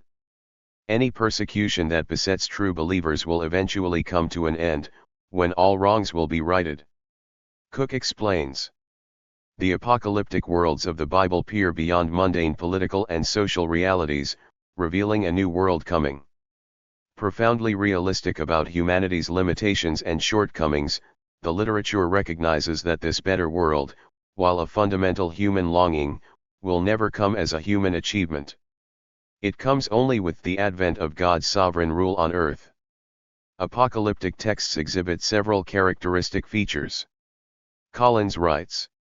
Specifically, an apocalypse is defined as a genre of revelatory literature with a narrative framework, in which a revelation is mediated by an otherworldly being to a human recipient, disclosing a transcendent reality which is both temporal, insofar as it envisages eschatological salvation, and spatial insofar as it involves another, supernatural world. Again, our goal here is not to go into a great deal of detail concerning the specifics of apocalypticism, but only to present enough of an overview to understand its appearance in the New Testament and how it relates to divine violence. What is the connection between apocalypticism and the writings in the New Testament? Apocalyptic texts have a fairly specific application. Basically, when times are difficult for believers, particularly believers that trust that their God is in control of the affairs of the world, they can begin to wonder if God has forgotten about them, or if something has happened that keeps him at bay. In these moments, an individual may come forward with a divine message, revealing that God is actually at work behind the scenes, and there remains only a little time before he comes and delivers his people. And what will that deliverance look like? How will it come about? Through violence. For example, in the book of Daniel, a very early apocalyptic text, we see this played out in some detail. The forces of evil had aligned themselves against God's chosen people, at the height of their persecution by the Seleucid ruler Antiochus IV. The faithful were being tempted to renounce their faith in order to save themselves. Into this time of intense persecution came the book of Daniel, which prophesied that in just a short while God would return to earth to exact judgment and justice upon the wicked. While the violence inherent in this deliverance is not as overt as what would be described in later apocalyptic literature, implicit in the text is the kingdom of God coming by force. In a seemingly hopeless situation, the idea of ultimate deliverance from oppression often comes to occupy the minds of those who feel marginalized and vulnerable. Collins writes, if the people of Judah usually lacked the power to take vengeance on their enemies, they could at least fantasize. And they did. This idea of deliverance and vengeance did not end during the post-exilic period, but continued on into the time of the New Testament. Let's take a look at two passages that positively feature apocalyptic violence in the Gospels and the book of Revelation. In Matthew 25:31-46, Jesus presents a view of the end times, when God's kingdom will be established on earth. Notice how the passage opens, "But when the Son of Man comes in his glory, and all the angels with him, then he will sit on the throne of his glory. Coming as the judge of all mankind, he will separate out all the nations, allowing one group to enter into eternal bliss, while the other group will not be so fortunate. Then he will also say to the ones on the left, 'Depart from me, cursed ones, to the eternal fire that has been prepared for the devil and his angels.'" In the end, we have this summary statement, "And these will go away to eternal punishment, but the righteous ones to eternal life." Lewis concludes of this passage, "The time of warnings is past. The final judgment is here. The world judge has spoken, and nothing more can be done about it." Jesus promises that, in the near future, the Son of Man would return and exact vengeance on those who have mistreated the less fortunate. In the book of Revelation, an even more overt description of divine violence is set forth. In chapter 19 we read about Jesus in his future return in glory. From his mouth goes out a sharp sword, so that he might strike the nations, and he himself will rule them with an iron rod. We also see, and the remainder were killed by the sword that went out of the mouth of the one who sat on the horse, and all the birds were satisfied by their flesh. There is no question that Jesus's return as the rider on the white horse will not be a visitation of peace, but rather of violent bloodshed. Collins writes, "It should be noted that the violence of the Messiah typically has a fantastic character. He was not expected to prevail by normal military means, but by divine power. But if the violence of the judgment had a fantastic, miraculous character, it was nonetheless real." This is but a sampling of apocalyptic revenge fantasies from the New Testament. It is clear from these few examples that divine violence is a critical feature in texts that promote an apocalyptic worldview. How will the faithful people of God, undergoing such fierce persecution, find their way out? By the violent divine judgment brought down on their enemies. Collins makes an observation that will provide us with a good segue into the final section. He notes, "Moreover, while many apocalypses discourage violent actions in the present and set little store by human agency, they may nonetheless sow the seeds of violence. Violent language has its own potency. If people are told to expect a heavenly deliverer on a white horse who will annihilate their enemies, it may be difficult for them to restrain themselves from giving him a helping hand. If the God of both the Old and New Testaments commands violence and ultimately solve problems through violence, what effect does this have on those that hold the Bible to be their foundational, sacred scripture?" Conclusion: Old Testament violence and today. Violence never solves anything. The writers of the Old Testament certainly were not convinced that this is true. The divine commands of violence and genocide have caused not a few problems for Christians throughout the ages, a challenge taken up today by many apologists. In order to deal with the violent actions commanded by Yahweh, two primary rationalizations have been developed. 1. God was completely justified due to the victim's extreme wickedness, and or 2. The language of violence was often simply hyperbolic. We examined both of these arguments in defense of divine violence, showing them to be ultimately unsatisfying. We began by examining the ban as it appears in the pages of the Old Testament, the command to dedicate people and property to Yahweh, which often resulted in their destruction. By separating or devoting these things to the deity, it meant that they were unable to be utilized by anyone else. In cultic contexts, this could result in either their use by cultic officials or their destruction. In contexts of war, however, this generally meant that the devoted things were destroyed. As we saw, many cities, particularly those within the land of Canaan, were devoted to the ban, and the narrative speaks of their total destruction. There were several passages that contained divine commands of violence and destruction. The first that we encountered was Deuteronomy 7, which called for the complete annihilation of the people groups that resided in the land of Canaan. In order to keep the Israelites from falling into the sin of worshipping other gods, they were to exterminate the indigenous population. The Israelites were warned that, if these foreigners were allowed to remain in the land, they would entice them to intermarry and become a snare to the people. The purity of the children of Israel is of the foremost concern, therefore, the native Canaanite population had to be destroyed. In Deuteronomy 20, we saw the specific, separate rules of engagement for fighting battles both inside and outside the land of Canaan. For those cities that lay outside of Canaan, the Israelites were obligated to make an offer of peace, which amounted to a vassal treaty. Should the city accept, they would be subject to corvée labor. If they refused, the city was to be emasculated, and the women, children, and cattle would become plunder for the children of Israel. However, when it came to the Canaanite cities, these were subject to the ban and were to be completely destroyed. We moved on to examine many of the more well-known divine commands for violence in the book of Joshua. As the leader of the Israelites following the death of Moses, Joshua was commanded to dedicate the Canaanite cities to destruction. When the Israelites failed to carry out their mission, the text identified this as an egregious shortcoming that angered Yahweh and brought down punishment upon them.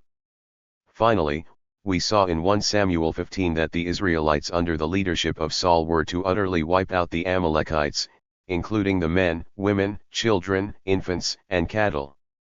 Saul's rather pragmatic decision to leave the king and a few choice animals alive was likewise considered a failure and an affront to Yahweh's command, which helped to demonstrate the expectation that the ban was to result in total destruction. We then looked closely at the two major defenses of divinely sanctioned violence commonly argued by Christian apologists. 1. Yahweh was justified in ordering destruction because of the gross immorality of the victims. 2. Violent passages in the Hebrew Bible can be construed as mere war rhetoric, understood by the reader to be hyperbolic exaggerations. Several passages were examined to see how the text set the scene to show Yahweh as just and righteous in the context of his violent actions. In the flood account, for example, the continual wickedness of humanity was highlighted in the text as an unavoidable catalyst that triggered Yahweh's righteous indignation. In the Torah, the inhabitants of Canaan are said to have been given over 400 years to repent of their wicked behavior. Indeed, throughout the book of Deuteronomy, we see that the Canaanites were ejected from the land because of their immoral behavior, which mostly amounted to their service of gods other than Yahweh. In each case, the wicked behaviors of the indigenous populations were featured as the root cause of Yahweh's violent actions. He was fully justified, according to the writers of the Hebrew Bible. However, it was pointed out that, outside of the text of the Old Testament, we do not have objective evidence of such wickedness. In fact, by examining other ancient Near Eastern texts, we saw that other people groups formulated the same types of justifications for their violent behaviors. For example, the Assyrians were well practiced in portraying the victims of their violence as wicked, rebellious, and deserving of their deity's wrath. Their enemies were guilty of breaking solemn oaths that had been sworn to the Assyrian crown, actions that were worthy of harsh retribution. Historians do not simply take the Assyrian royal inscriptions at face value, but instead interpret the textual data in light of its propagandistic nature. The same, it was argued, should be done with the biblical texts. But should we chalk up the violent language in these Old Testament passages to be simply nothing more than war rhetoric and hyperbole? Should we be interpreting this as we do modern expressions of exaggeration, like, "We killed the other team in the baseball game last night"?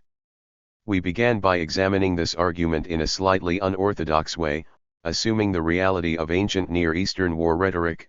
Does that alleviate the ethical problem? To answer the question, we looked at one of the ancient Near Eastern texts that engages in similar rhetorical strategies, asking ourselves the question, would we be okay with this as a justification? Given the extent of likely violence and destruction exacted by the Assyrians in our example, the answer is clearly no. There were several examples, however, in which the language of complete destruction under the ban could not be dismissed as hyperbolic language within the flow of the narrative itself. To interpret the language of the ban as hyperbolic or rhetorical in many instances renders the narrative itself incoherent. We examined the stories of Rahab and Achan as they related to the city of Jericho, noting that each was the lone exception to the ban. Rahab was saved alone, while Achan was the lone sinner among the Israelites who saved objects of value from the ban. Neither story would make sense if the ban against Jericho had been anything less than absolute. Similarly, the story of the Gibeonites only makes literary sense if all of the Canaanite city-states were subject to destruction. Finally, in the story of the Amalekites in 1 Samuel 15, Saul is rejected as king specifically because the call for destruction was absolute, and his failure was the decision to spare the king. While this is not my particular area of expertise, I ventured into the world of apocalyptic literature and its influence on violence seen in the New Testament, because some apologists appeal to the New Testament superseding the Old Testament. This was an appropriate path to briefly follow. We saw that apocalyptic literature reveals what is going on in the divine realm and gives the faithful believer hope that God will one day return and bring violence and destruction with him against their enemies. We looked at passages in Matthew and Revelation to provide but a sampling of some of the apocalyptic ideas present in the New Testament and the violence that flows out of this type of worldview. But why bother belaboring the point of divine violence in the Old Testament and the frequent misuse of these texts by apologists to defend the character of Yahweh? Unfortunately, given the all-pervasive influence of the Christian Bible, both the Old and New Testaments, on Western civilization, the modern implications formed from this ancient compilation of texts cannot be overstated. Although many apologists will be quick to contrast the Law and Old Covenant with grace and the New Covenant, in my experience, it is theologically unacceptable for them to simply write off the Old Testament as irrelevant for Christian morality. Thus, the constant battle to reconcile the seemingly immoral commands of Yahweh with the moral perfection he is thought to possess.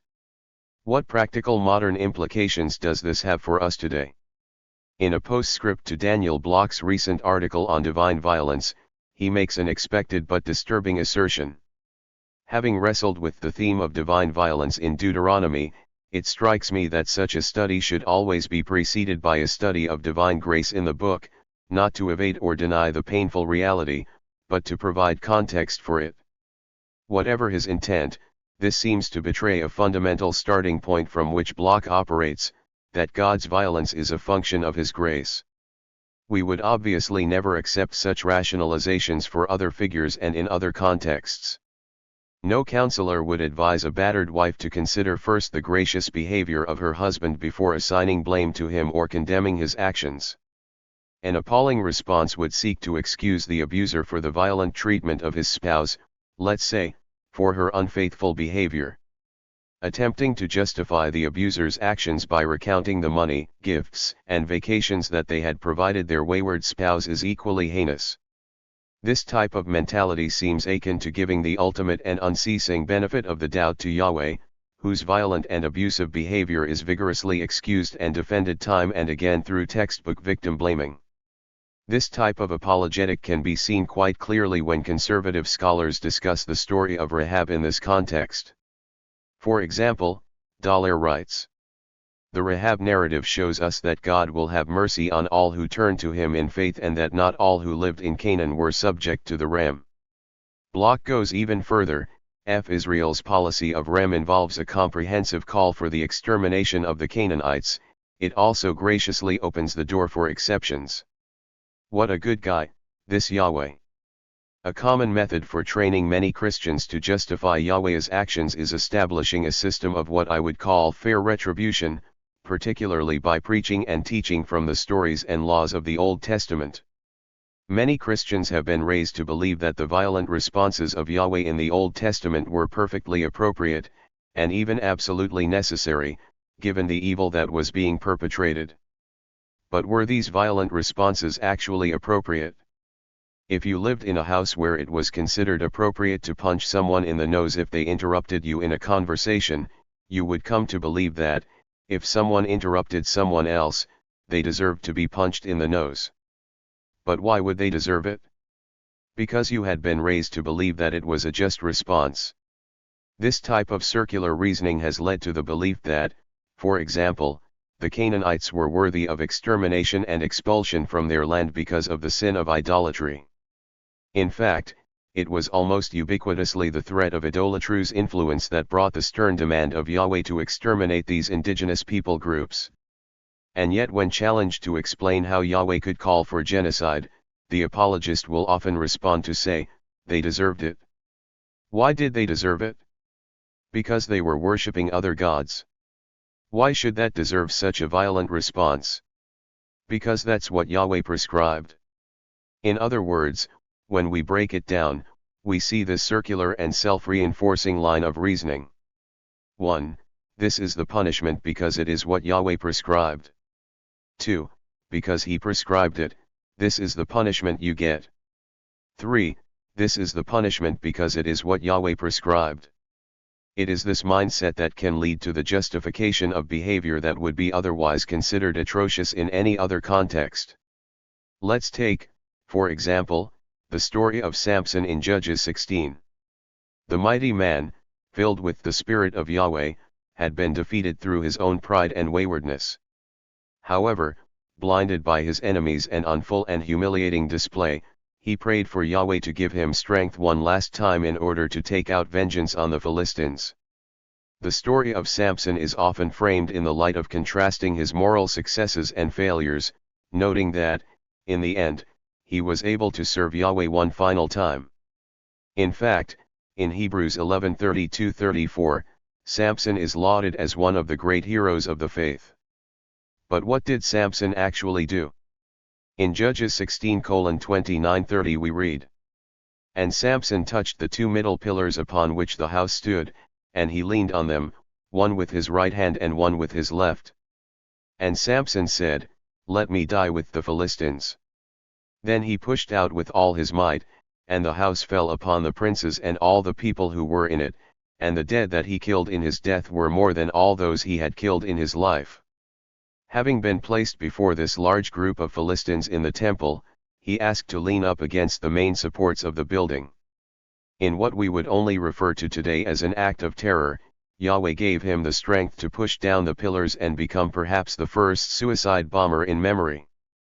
However, because this story comes from the Old Testament, and the main character is one anointed by Yahweh, Samson is elevated to the place of a hero, and this act is lauded, not condemned. What are the implications for a story like this one in the modern world?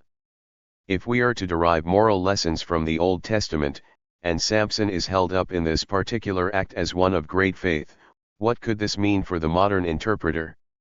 King asks the question in this way: can a figure whose final act is so reminiscent of that of a modern-day suicide bomber any longer be seen as inspiring for women and men of faith today? Samson's final revenge appears to be another example of an act that, seen in any context outside of an inspired, inerrant text, would be considered egregious and condemnable. It is also incredibly problematic, in my opinion, to see evangelical scholars justifying Yahweh's violence by arguing that he is essentially an equal opportunity divine warrior. Sure, Yahweh called for the destruction of certain people groups, but he would bring the same punishment upon his own people if they were to be disobedient. Bloch's conclusion is particularly troubling. Israel's policy of plays no favorites. Although 7 specific nations are targeted, Deuteronomy is emphatic that, if Israelites will act like Canaanites, abandon Yahweh, and serve other gods, they too will be subject to the same law, men, women, and children. It is this precise sentiment that creates a type of remnant mentality in many Christian circles. Many Christians already actively distinguish themselves from unbelievers, but when they believe that God will punish his own people if they get out of line, this adds an entirely new dynamic. This fairness in violence concept can motivate the real or faithful Christians to look around and distinguish themselves from other fake Christians. If someone who identifies as a Christian falls away, either through a sinful lifestyle or simply by adhering to different theological convictions, they have now aligned themselves against God. Because God even punishes his own, this can be easily turned against other believers. This can justify their vitriolic or even violent behavior, since God plays no favorites. Finally, if you believe that a day will come when God violently conquers his enemies, it can be easy for you to see non-believers through the lens of this future violent judgment. As mentioned above, over the last few years on social media I have noticed a strong trend in certain Christian circles toward notions of violence and its association with versions of a type of apocalyptic theology. That is not to say that these people are advocating overtly for violent actions in the present. Rather, attention is often directed toward the end of days, when God will right all the wrongs that have been and are being committed against his faithful subjects. Remain in your unbelief. When God comes back, you'll be sorry. This type of persecution complex draws on notions of the believer's struggle and their ultimate deliverance by the divine warrior. The meek believer can rest assured that, although they are destined, even mandated, to be persecuted by the wicked of this world, their divine hero will balance the scales in the end. Collins writes, from this perspective, the violence of apocalyptic eschatology serves as a kind of release valve whereby the oppressed can vent their frustration and anger without actually translating their feelings into violent action. This attitude of delayed violence has several problematic effects. First, as we have seen, it is predicated on a reading of violent passages in the Old Testament that justifies what we would consider to be atrocious behavior in any other context.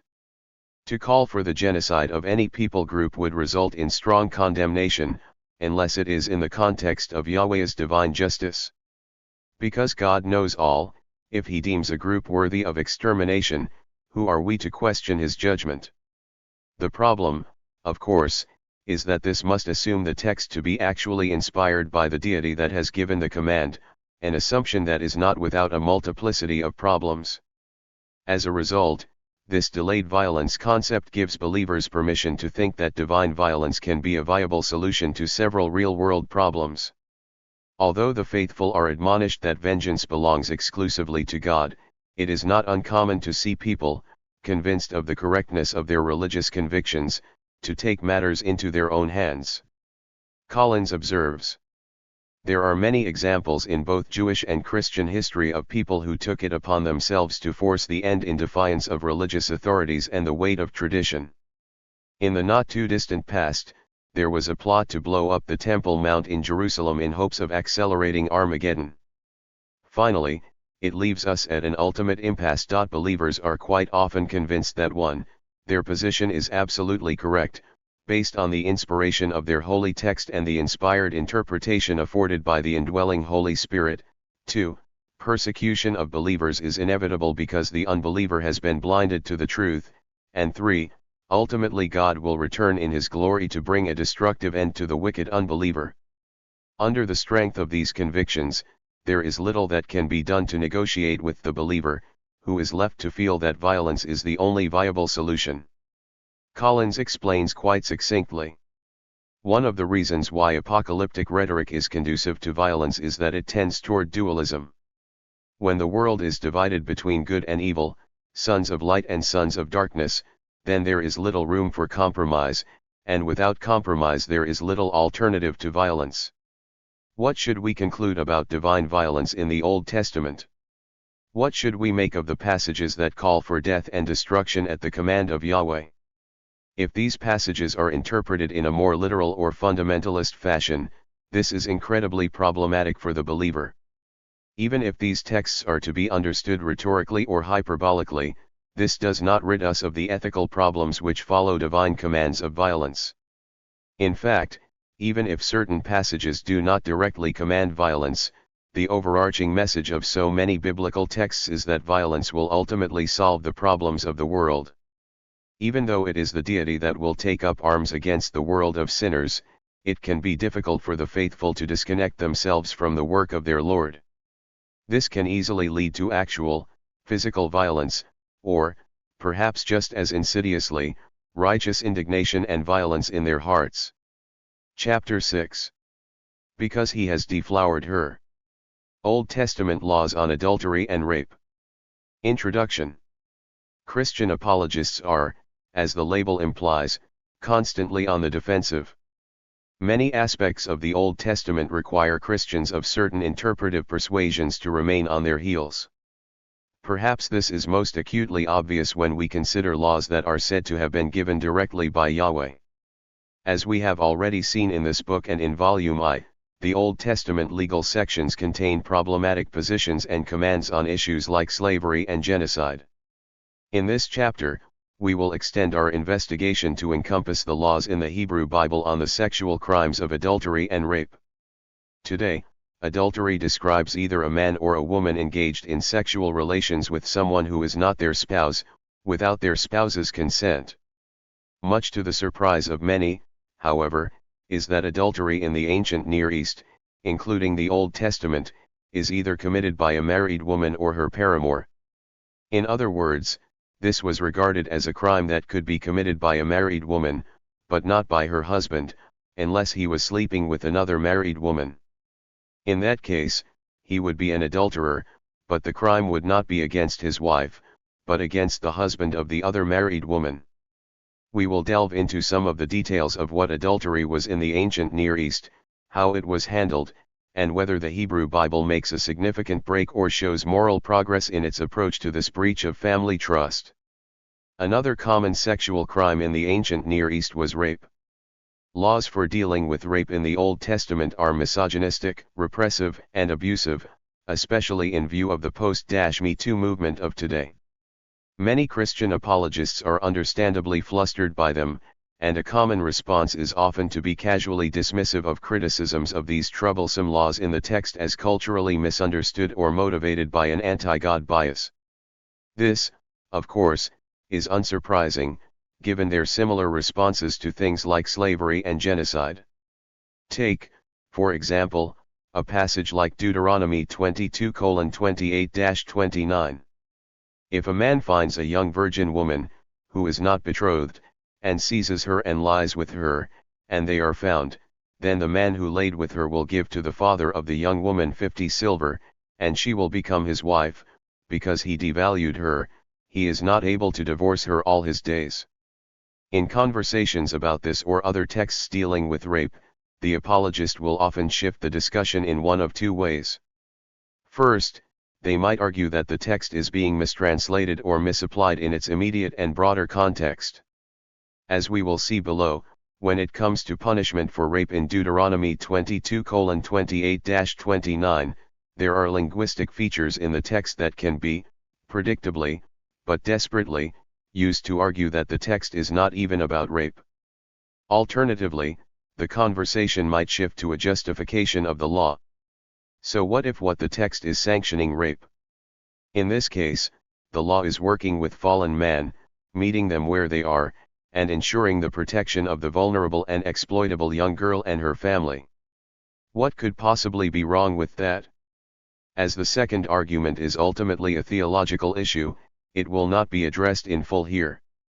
Honestly, if someone argues that an omnipotent deity had to decree laws like Deuteronomy 22:28-29 because of man's sinful nature, I'm not sure I want to take the conversation much further. Instead, my primary aim will be to set these laws about adultery and rape in their ancient Near Eastern context, examine their legal rationale, and determine if the laws in the Hebrew Bible represent a significant break with the other contemporary law collections. With that in mind, let's examine the laws concerning the crime of adultery and see how those of the wider ancient Near East compare with those of the Old Testament. Adultery. If you were to ask someone today what it means to commit adultery, you would likely hear it described as a married person who has sex with someone other than their partner, without their partner's permission. This would apply to either person in the marriage, which means that, in a marriage where a man is married to a woman, both the man and the woman can commit adultery. However, this was not the case in the ancient world. Westbrook defines adultery in the ancient Near East in this way. Adultery was consensual sexual intercourse by a married woman with a man other than her husband. Husbands could have multiple sexual partners, and although certain liaisons were restricted by law or morality, they were not regarded as adultery. The question of who could commit the act of adultery is of primary importance in this definition. There were three potential participants: a husband, his wife, and another man. The actually married and the betrothed woman could obviously commit adultery, as well as the man who slept with her. However, unless a husband slept with an actually married or betrothed woman, who was not his own wife or fiancée, he would not be considered an adulterer. Adultery, therefore, was a crime committed primarily against the husband. Westbrook writes, as regards the wife, it was an offense of disloyalty against her husband. As regards the paramour, it was a serious wrong against the husband, which gave the husband the dual right of revenge or payment. The laws on adultery are interested only in controlling the sexual agency of the woman. Pressler notes, she is under the authority of her husband, who has exclusive rights to her sexuality. There are several aspects to the laws on adultery that we could examine in this chapter, including how the laws themselves may have developed over time, even within the biblical corpus. For our purposes, however, a more general overview will suffice. We will broadly examine the legal texts that speak to adultery, both the nature of the crime and the punishments it incurred, primarily to see if they contain the same legal rationale, consider the same factors, and have similar ramifications for the guilty individual. Adultery laws in the Anna. We will begin with the earlier law collections from the ancient Near East and conclude with the biblical legal sections. In each case we will consider 1. The status of the woman, 2. Her consent or willing participation in the act, and 3. The penalty to be imposed. Laws of Ornama 7. If the wife of a young man, on her own initiative, approaches a man and initiates sexual relations with him, they shall kill that woman, that male shall be released. The situation describes a married woman who shows clear intent to commit adultery. First, she is identified as the wife of a young man. The first condition that must be considered in the eyes of ancient Near Eastern law, was she married or betrothed? Having established her marital status, the next consideration is her consent to the act. The Sumerian uses the form /ni2teani ta/ by herself or on her own initiative, suggesting that this was an act of her own volition. In addition, the verb /us2/ means here to follow, as she of her own initiative is following after or pursuing her paramour. A similar usage can be seen in the Sumerian literary text Enlil and Ninlil. In the story, the goddess Ninlil is attempting to follow after and track down the god Enlil, highlighted by the repeated use of the phrase /denlil2 gen d Ninlil2 in us2/. Enlil went, Ninlil followed after. The emphasis on the wife's initiative and willful pursuit of her lover in Laws of Ornama 7 indicates that the paramour was not culpable in the act. The movement is not toward the wife's home, but away from it, as she is following after her intended lover. This has led Lafont and Westbrook, comparing this law to Middle Assyrian laws A14, to conclude. LU7 deals with the case of a married woman who follows a man and sleeps with him. She is put to death, the man is freed. The language of the law indicates, as an analogous ruling in the Middle Assyrian laws confirms, that intercourse took place away from the matrimonial home, and the man was therefore unaware of the wife's marital status. In other words, this is on the wife, not the paramour. Therefore the law calls for the death of the adulterous wife but the release of the paramour. This is not a case of enticement, where the paramour lures the wife away from or enters into her home, knowing that she is married. Instead, the paramour is assumed to be innocent, as the wife of her own accord sought him out, pursued him, away from her own home, and slept with him. The law determined that, in such a situation, the paramour could not be held legally responsible for the illicit sex act, as he would have had no reasonable knowledge of her marital status. Thus, only the woman would be punished, she would be killed, and he would be released. Greengas writes, the fact that the other man is set free indicates that his behavior was found not to be at fault. This leads us to the question of punishment. The law clearly stipulates that the death penalty is to be carried out on the woman. However, there are indications that this penalty was not always enforced. For example, Lafont and Westbrook mention a legal text from the end of the 3rd millennium BCE, which describes an adulterous wife being divorced by her husband, rather than killed. The text reads, Erlama, the son of Lubaba, married Kata, the daughter of Lugalayish, the gardener. Because a strange man slept with her without Erlama knowing, although he refused to take the oath, Kata agreed with his statement, Kata was divorced. Gudea, the city elder, was the commissioner. Erlama married Kata, who then committed adultery. According to Laws of Ornama 7, we would expect the wife to be killed. Instead, she is divorced. As we will see in several other laws on adultery in this section, it appears that the death penalty was the maximum punishment for the crime, but it was not a required punishment. Lafont and Westbrook conclude. One copy of the text explicitly says the man shall kill her, suggesting that it is a right rather than a fixed punishment. This would accord with a trial report, in which a woman who confesses to adultery is divorced. Thus, in Laws of Ornama 7, the woman's marital status is established, along with her culpability in the act. Although the punishment is death, this may just be a maximum allowable punishment. Laws of Eshnunit 28. If he concludes the contract and the nuptial feast for her father and mother and he marries her, she is indeed a wife, the day she is seized in the lap of another man, she shall die, she will not live. This law is found among a series of other laws on marriage and sex crimes and immediately follows a law concerning the necessary legal process for concluding a marriage contract. If a man marries the daughter of another man without the consent of her father and mother, and moreover does not conclude the nuptial feast and the contract for her father and mother, should she reside in his house for even a full year, she is not a wife. The law requires consent of the parents and the proper marital procedures to take place. Absent these, even if the woman goes to live with the man, the marriage would be considered legally invalid. Law 28 continues with this idea: if the man does complete the proper marital process, then the woman will legally become his wife. At that point, she will be liable for committing any sexual crime against her husband. If she commits adultery by sleeping with another man, she is to be killed. There has been some debate concerning the syntax of the law itself.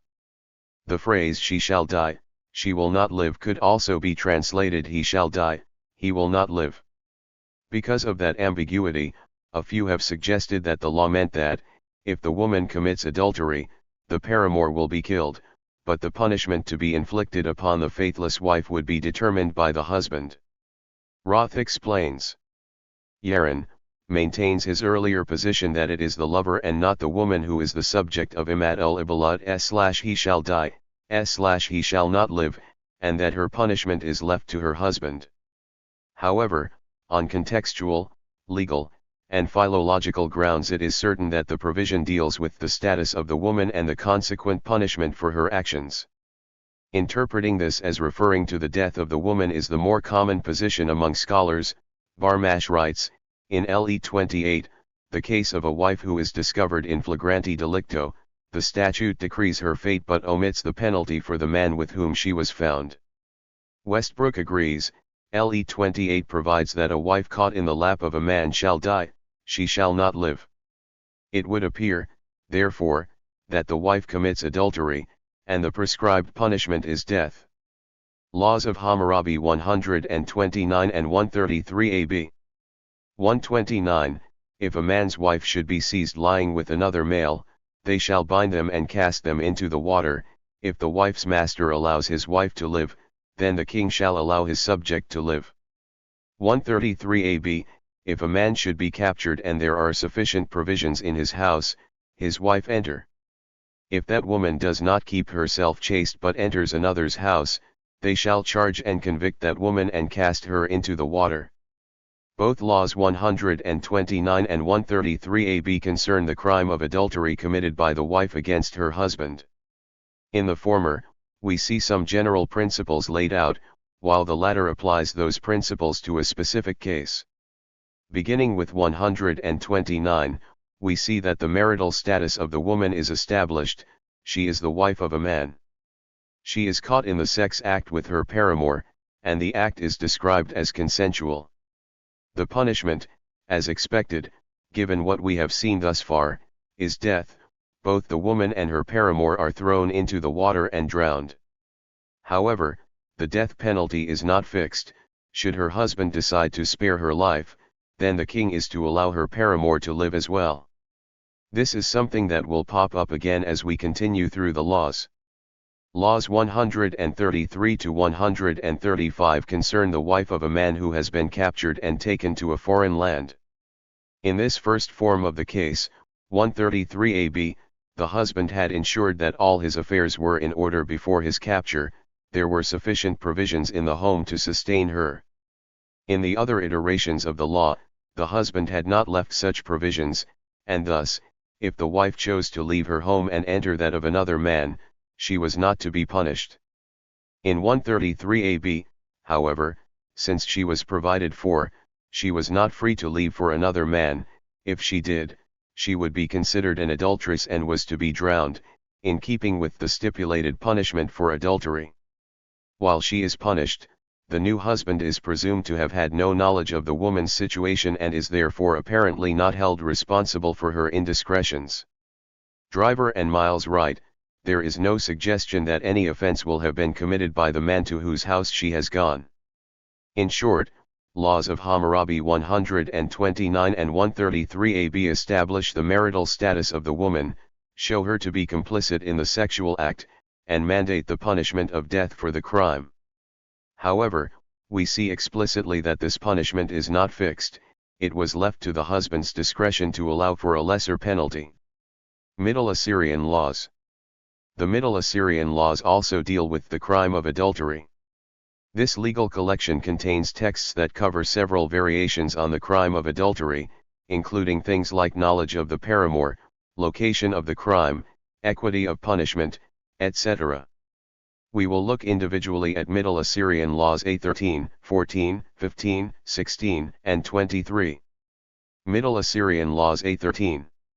If the wife of a man should go out of her house, and go to another man where he resides, and should he fornicate with her knowing that she is the wife of a man, they shall kill the man and the wife. As we will see later in the section on rape, Middle Assyrian laws A12 presents the first in a series of laws concerning sexual crimes, beginning with the rape of a wife in a public thoroughfare. Here, in A13, the text shifts the situation to a wife who, of her own accord, leaves her home to pursue an illicit relationship with another man in his house. In cases where the wife willingly or intentionally seeks out or consents to an adulterous interaction, she is to be killed. If her paramour is aware of her marital status and has sex with her anyway, he is also to be killed. Middle Assyrian laws A14. If a man should fornicate with another man's wife either in an inn or in the main thoroughfare, knowing that she is the wife of a man, they shall treat the fornicator as the man declares he wishes his wife to be treated. If he should fornicate with her without knowing that she is the wife of a man, the fornicator is clear, the man shall prove the charges against his wife and he shall treat her as he wishes. In A13, the law concerned a sexual encounter that took place in the house of a man who knew that the woman was married.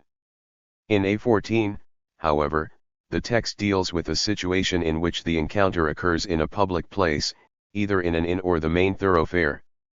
As in A13, if the man is aware of her marital status, then he is held liable and is punished in the same way that the husband chooses to punish his wife. However, if the paramour is not aware of her marital status, then the law frees him from any liability, only the wife is to be punished. This law presents another example of an apparent maximum punishment that could be imposed upon the guilty party. As we saw in A13, the crime of adultery carried the death penalty. However, in A14, it seems that the death penalty was not necessarily applied, the husband has some discretion as to the level of punishment that he wishes to impose. Nevertheless, whatever penalty he assigns to his wife, the same is to be applied to the paramour. Again, it appears that the penalty need not be death, but is rather at the discretion of the husband. Middle Assyrian laws A15. If a man should seize another man upon his wife and they prove the charges against him and find him guilty, they shall kill both of them, there is no liability for him. If he should seize him and bring him either before the king or the judges, and they prove the charges against him and find him guilty, if the woman's husband kills his wife, then he shall also kill the man. If he cuts off his wife's nose, he shall turn the man into a eunuch and they shall lacerate his entire face, but if his wife, he shall the man. Law A15 deals with the case of a wife and her paramour being caught in the act of adultery. There are at least two possible punishments that could be inflicted upon the guilty parties. First, each could be sentenced to death. However, a lesser sentence could be imposed, should the husband wish to spare the life of his wife. Here the text is far more specific than in the prior examples. If the husband wishes to kill his wife, she will die, along with her paramour. If the husband chooses rather to cut off her nose, then the lover will be turned into a eunuch and his face will also be disfigured. In fact, the husband can simply choose to let his wife off with no punishment, but this would then also apply to her lover. Lafont sums it up in this way. Where both are caught by the husband in flagranti delicto, they may be executed after a public trial in the absence of the husband, or judged and punished in a trial conducted by the husband himself to establish the guilt of the paramour. The guilty couple are treated with strict equality, they receive the same punishment or are both pardoned. Middle Assyrian Laws A16. If a man with the wife of a man her invitation, there is no punishment for the man shall impose whatever punishment he chooses upon his wife. If he should fornicate with her by force and they prove the charges against him and find him guilty, his punishment shall be identical to that of the wife of the man. In A16, the law considers the consent of the woman, but in a sense different from rape, as we will see below. In the first part of the law, the paramour engages in sexual intercourse with the wife by her invitation. In this case, the lover is assumed to not know of the woman's marital status and is therefore not punished for his action. As for the wife, the husband decides what penalty should be inflicted, ostensibly with a maximum penalty of death. The law then considers a situation in which the lover, having initially been invited to have sex, turns and rapes the wife. In this case, the lover/rapist is guilty and is to suffer the same fate as the adulterous wife. Lafont explains, the law, however, recognizes attenuating circumstances for a man who, enticed by a woman, first embraced her and then took her by force. He suffers the same punishment as the husband decides for his wife. Middle Assyrian Laws A23. If a man's wife should take another man's wife into her house and give her to a man for purposes of fornication, and the man knows that she is the wife of a man, they shall treat him as one who has fornicated with the wife of another man, and they treat the female procurer just as the woman's husband treats his fornicating wife. And if the woman's husband intends to do nothing to his fornicating wife, they shall do nothing to the fornicator or to the female procurer, they shall release them. But if the man's wife does not know, and the woman who takes her into her house brings the man into her by deceit, and he then fornicates with her, if, as soon as she leaves the house, she should declare that she has been the victim of fornication, they shall release the woman, she is clear, they shall kill the fornicator and the female procurer. But if the woman should not so declare, the man shall impose whatever punishment on his wife he wishes, they shall kill the fornicator and the female procurer. As we will discuss later in this chapter, most of this law is concerned with the rape of a man's wife by another man and a female procurer. However, the final portion of the law considers the situation in which the wife does not tell anyone that she was raped following her attack.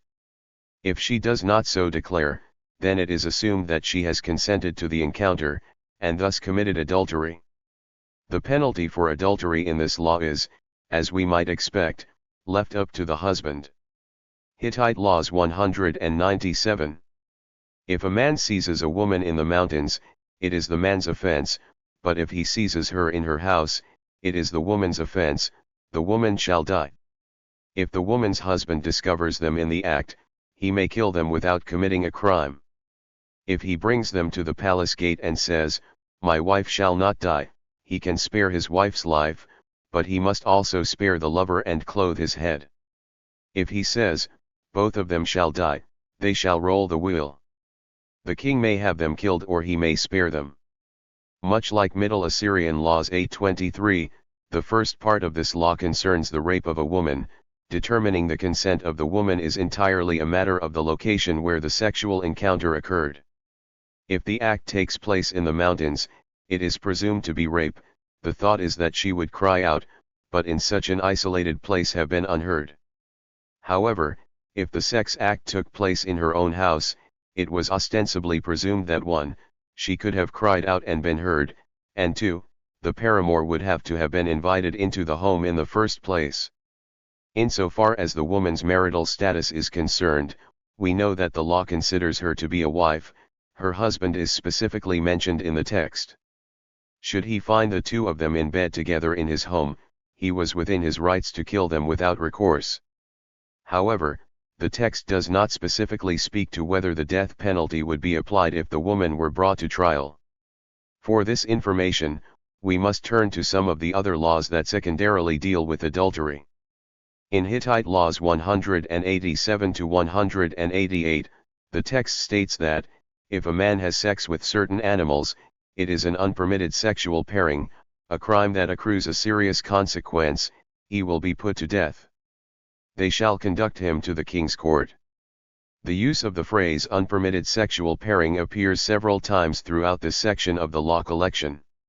For example, in the immediately following law, the text reads, "If a man has sexual relations with his own mother, it is an unpermitted sexual pairing. If a man has sexual relations with his daughter, it is an unpermitted sexual pairing. If a man has sexual relations with his son, it is an unpermitted sexual pairing." Here, it appears that, instead of writing out the punishment as in the previous law, it is simply assumed, if someone has an unpermitted sexual pairing, unless otherwise specified, it carries a maximum penalty of death. Law 195 stipulates, if a man sleeps with his brother's wife, while his brother is alive, it is an unpermitted sexual pairing. This is a clear case of adultery. Sleeping with the wife of one's brother, while he is still alive, is having illicit sex with the wife of another man. If, as we saw above, the principle of carrying over an assumed death penalty applies here, then the penalty for committing adultery in this situation is also the death penalty. This seems to be confirmed by descriptions of unpermitted sexual pairings that are found in Law 196, where we see that penalties are otherwise specified. This text reads, "If anyone's male or female slaves enter into unpermitted sexual pairings, they shall move them elsewhere, they shall settle one in one city and one in another. A sheep shall be offered in place of one and a sheep in place of the other." We see two things in this law. First, there is no carryover of the same penalty from the previously stipulated infractions. The text instead sets out the specific process for this situation, which is different from above. Secondly, this contrast seems to imply that the death penalty would have been assumed otherwise. This appears to be confirmed by the requirement to offer a sheep in place of the slave, rather than killing the slave, the previous penalty for an unpermitted sexual pairing. A sheep offering takes the place of the life of the slave. These laws mandating the conditions and punishments for unpermitted sexual pairings are also useful for contextualizing various circumstances that depend upon the marital status of the woman, her level of consent, and the rationale behind penalties for adulterous acts. In summary, first, the law features the marital status of the woman by identifying the potential for her husband to catch her in the act. The woman's level of consent to the sex act is determined by the juxtaposition of a rape case with an adultery case. This is ostensibly designed to determine her culpability in the act. Finally, although the text states that the husband has the right to kill both his wife and her lover if he catches them in the act, there is no specification for the penalty should they be brought before the judges. However, as we have seen, the surrounding laws help us determine that the maximum penalty for this crime is death, which could be mitigated at the discretion of the king. Adultery in the Old Testament laws. We now come to the laws concerning the crime of adultery in the Old Testament. As with other legal topics, one can find information about them not only in the legal sections of the Hebrew Bible, but also reflected in narratives, proverbs, and the prophetic texts. However, because this is not meant to be an exhaustive look at adultery, we will primarily limit ourselves to the legal sections of the Old Testament. Even in this respect, we will not directly address every passage that mentions or in some way deals with an aspect of adultery. Rather, we will focus in on the laws in two particular passages, Leviticus 20:10 and Deuteronomy 22. These two texts present the laws on adultery in a way most effective for our investigation, as they speak directly to the crime and its punishment. Leviticus 20:10. And a man who commits adultery with the wife of a man, who commits adultery with the wife of his neighbor, he will certainly be put to death, the adulterer and the adulteress. While there is obviously a great deal that we could say about this passage, particularly given its place among other oft-discussed verses on sexuality, we will maintain our focus on the marital status of the woman, her consent to the act, and the penalty that was to be imposed. Concerning her marital status, the woman is identified as the woman or wife of a man. The consent of the woman is not addressed in this law formulation. However, given the nature of the other laws and their punishments in this section, because the penalty for adultery is imposed upon her, it would be fair to conclude that the text assumes her culpability in the crime. Finally, the punishment is unsurprising, she and the paramour are to be killed. Note that both the man and the wife are identified as adulterers. This seems to support the idea that the wife was a willing partner in the sex act. Deuteronomy 22:13-24. Carolyn Pressler identifies Deuteronomy 22:13-29 as the fullest legal treatment of adultery in the Bible. There are several iterations of sex crimes in these verses, focusing on adultery and rape. Let's take a look at the different situations in which the text of Deuteronomy 22 considers the crime of adultery. There are three circumstances covered in verses 13 to 24, adultery committed by a newlywed bride, a general case of adultery of a married woman, and how to determine if a betrothed virgin committed adultery or was raped. Deuteronomy 22:13-21, the newlywed bride. If a man takes a wife and comes to her, but hates her, and accuses her of bad deeds, and brings upon her a bad name, and says, "This woman I took, but when I approached her, I did not find her evidence of virginity." And the father and mother of the girl will take and bring out the evidence of the virginity of the girl to the elders of the city, to the gate, and the father will say to the elders, "My daughter I gave to this man as a wife, but he hated her, and now he has accused her of bad deeds, saying, I did not find evidence of your daughter's virginity, but these are the evidences of my daughter's virginity." And they will spread out the dress before the elders of the city. Then the elders of that city will take the man and will chastise him. They will fine him 100 shekels of silver, and they will give them to the father of the girl, because he brought a bad name upon a virgin of Israel, and that man will not be able to divorce her all his days. But if this thing was true, they did not find evidence of the girl's virginity, then they will bring the girl out to the door of the house of her father, and the men of her city will stone her with stones so that she dies, because she had done willful sin in Israel, playing the harlot in the house of her father. So you shall remove the evil from your midst. Although there is a lot to unpack in these verses, we will again only focus on the information relevant to our goals in this chapter. First, the marital status of the girl is immediately established by the context. She has been recently taken in marriage, and her new husband is initiating sexual intercourse for the first time. Upon doing so, he accuses her publicly of not being a virgin. His rights to her sexuality have been violated. The matter of her consent is not considered in these verses directly. She is only said to have done willful sin if she was found guilty. If found guilty, the text is not clear as to when she would have lost her virginity. Was it prior to the engagement, or was it during the time of betrothal? In either case, her punishment is consistent with what we have seen to this point. She is to be killed. Although it is not directly germane to our points of comparison, it is important to note that, should she be found not guilty, the man's punishment was to pay a hefty fine to the father and to remain married to her for life. Christian apologists will often tout this as a victory and great benefit for the young wife.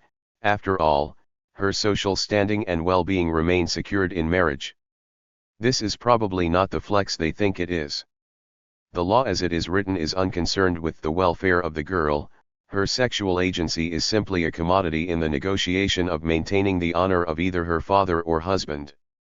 Pressler's astute observation should give us all pause when reading this passage. The girl's perspective on being permanently bound to a man who spurns and has slandered her is not taken into account in the law. Deuteronomy 22:22, standard case of adultery. If a man is found lying with a wife, the owned of an owner, then they will die, both of them, the man who laid with the wife and the wife, so you will remove the evil from Israel. Having dealt with a newlywed girl accused of adultery, the law considers a general case of a married woman with whom a man unlawfully engages in sexual intercourse. Again, the law is unsurprising. The woman is not only identified with a common word for wife but is further described, as I have translated above, as the owned of an owner. This removes any ambiguity about the nature of the relationship between the man and his wife and her status in his household. Kohler and Baumgartner define the phrase, a woman owned by a man as his wife or bride, and Pressler translates it ruled by a ruler. In short, she is clearly identified as a married woman. Her consent is not a matter of consideration in the law. The man is portrayed as the initiator of intercourse, he is said to lie with her, but given that the punishment of death is equally mandated for both, the law clearly considered her complicit. Deuteronomy 22:23-24, the betrothed virgin. If there is a virgin girl who is betrothed to a man, and a man finds her in the city and lies with her, then you will bring the two of them to the gate of that city and stone them with stones so that they die, the girl because she did not cry out in the city, and the man because he violated the wife of his neighbor. So you will remove the evil from your midst. The law now shifts to the betrothed virgin and anticipates two circumstances in which she might engage in sexual intercourse, with and without her consent. Given her marital status, her sexuality was considered to be the exclusive property of her husband. As we have discussed earlier in this chapter, ancient Near Eastern law had its own nuanced legal rationale. The location of a particular act was considered when determining things like consent, as there were behaviors that the writers presumed the victim would exhibit, for example, if they were being forced to participate in a sex act. In Deuteronomy 22:23-24, the betrothed virgin is approached by a man in her city. As it was presumed that a victim of rape would cry out for help, since the sexual encounter took place in her city, the law finds the betrothed girl guilty of adultery. The conclusion is that surely someone would have heard her cries if she was indeed an unwilling participant. The penalty for this adulterous encounter, therefore, was death, both for the woman and for the paramour. Summary of the Old Testament evidence. When we consider these two primary legal passages that deal with different forms of adultery in the Hebrew Bible, we conclude the following about the nature of the crime and its punishment. First, the marital status of the woman is a primary factor. If she is betrothed or the marriage has been consummated, she is held liable for committing the crime of adultery. Her consent is also considered, but only insofar as whether it establishes her culpability in the crime. The penalty in these two passages is death. However, as we noted above, there are other passages in the Old Testament that can shed additional light on this final aspect of the nature of adultery. For example, in Numbers 5:27-28, the punishment for the adulterous wife is not death, but likely barrenness.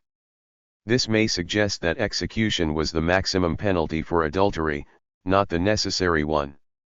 Of course, this is a divinely determined and executed punishment. Moreover, passages like Jeremiah 3:8 and Ezekiel 16:38 seem to also indicate that death was not always required for an adulterous wife. Whatever the case may be in these other texts, the laws in Leviticus 20:10 and Deuteronomy 22:13-24 define the penalty for the betrothed or married woman who consented to sex with a man other than her husband as death. What can we say about adultery in the Anna and Ot? The point of this entire discussion about the nature of the crime of adultery and its penalty has been to determine how the laws in the Old Testament compare to those in the wider ancient Near East. Was the Old Testament revolutionary? Is there a significant development in the way that married women were regarded in the Hebrew Bible?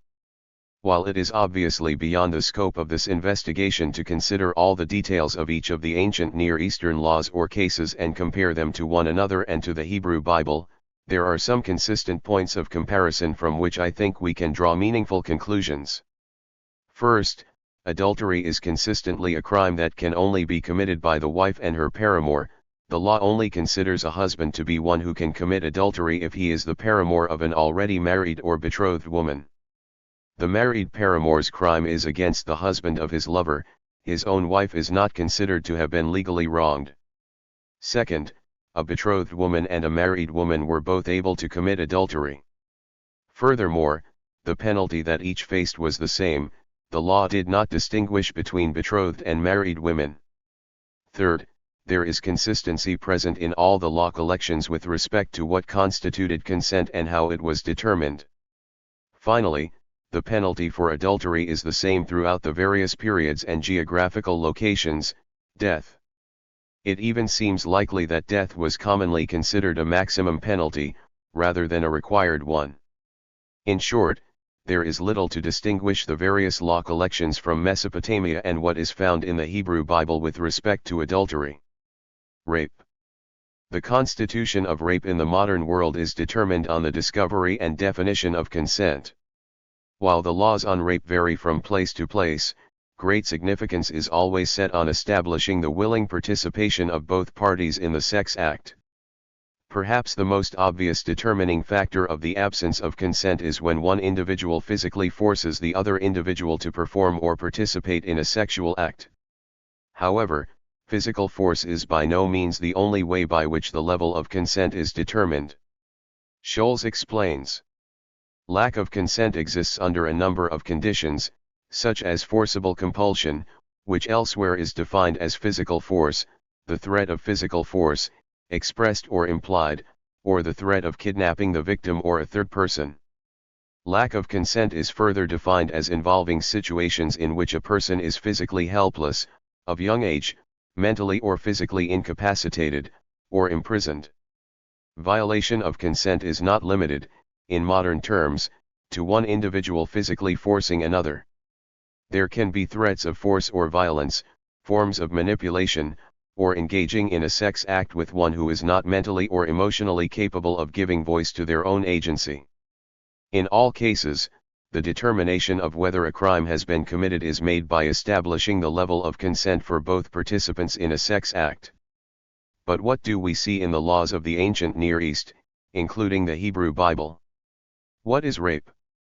Is consent to the sexual act the constituent factor in the law, and if so, to what extent?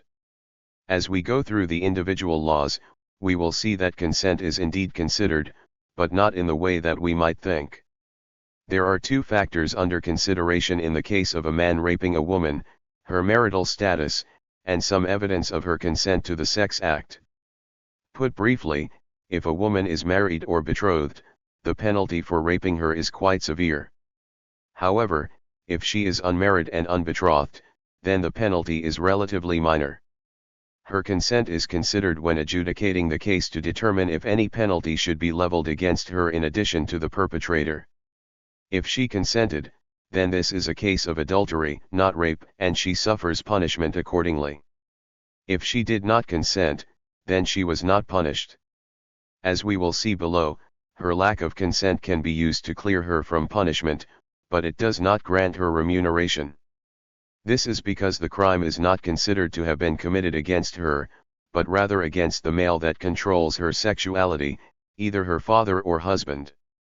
To make this view on consent a bit clearer for the reader, let's briefly consider the case in Exodus 21:7-11. The text describes a man selling his daughter as a female slave. In this transaction, the law does not consider the daughter's consent. The father controls the daughter in such a way that her consent is not necessary for him to sell her to another man who is taking her as a sexual partner. As a member of her father's household, she is his property. Dozman writes, the daughter has no freedom since she is already a commodity of her father to be sold to another man in a marriage contract. If the daughter is considered to be her father's commodity, then it would be expected that damage done to the daughter would be an offense, not against the daughter, but against the father. The same would be true for the married woman. The damage would be an offense against the husband, not the woman herself.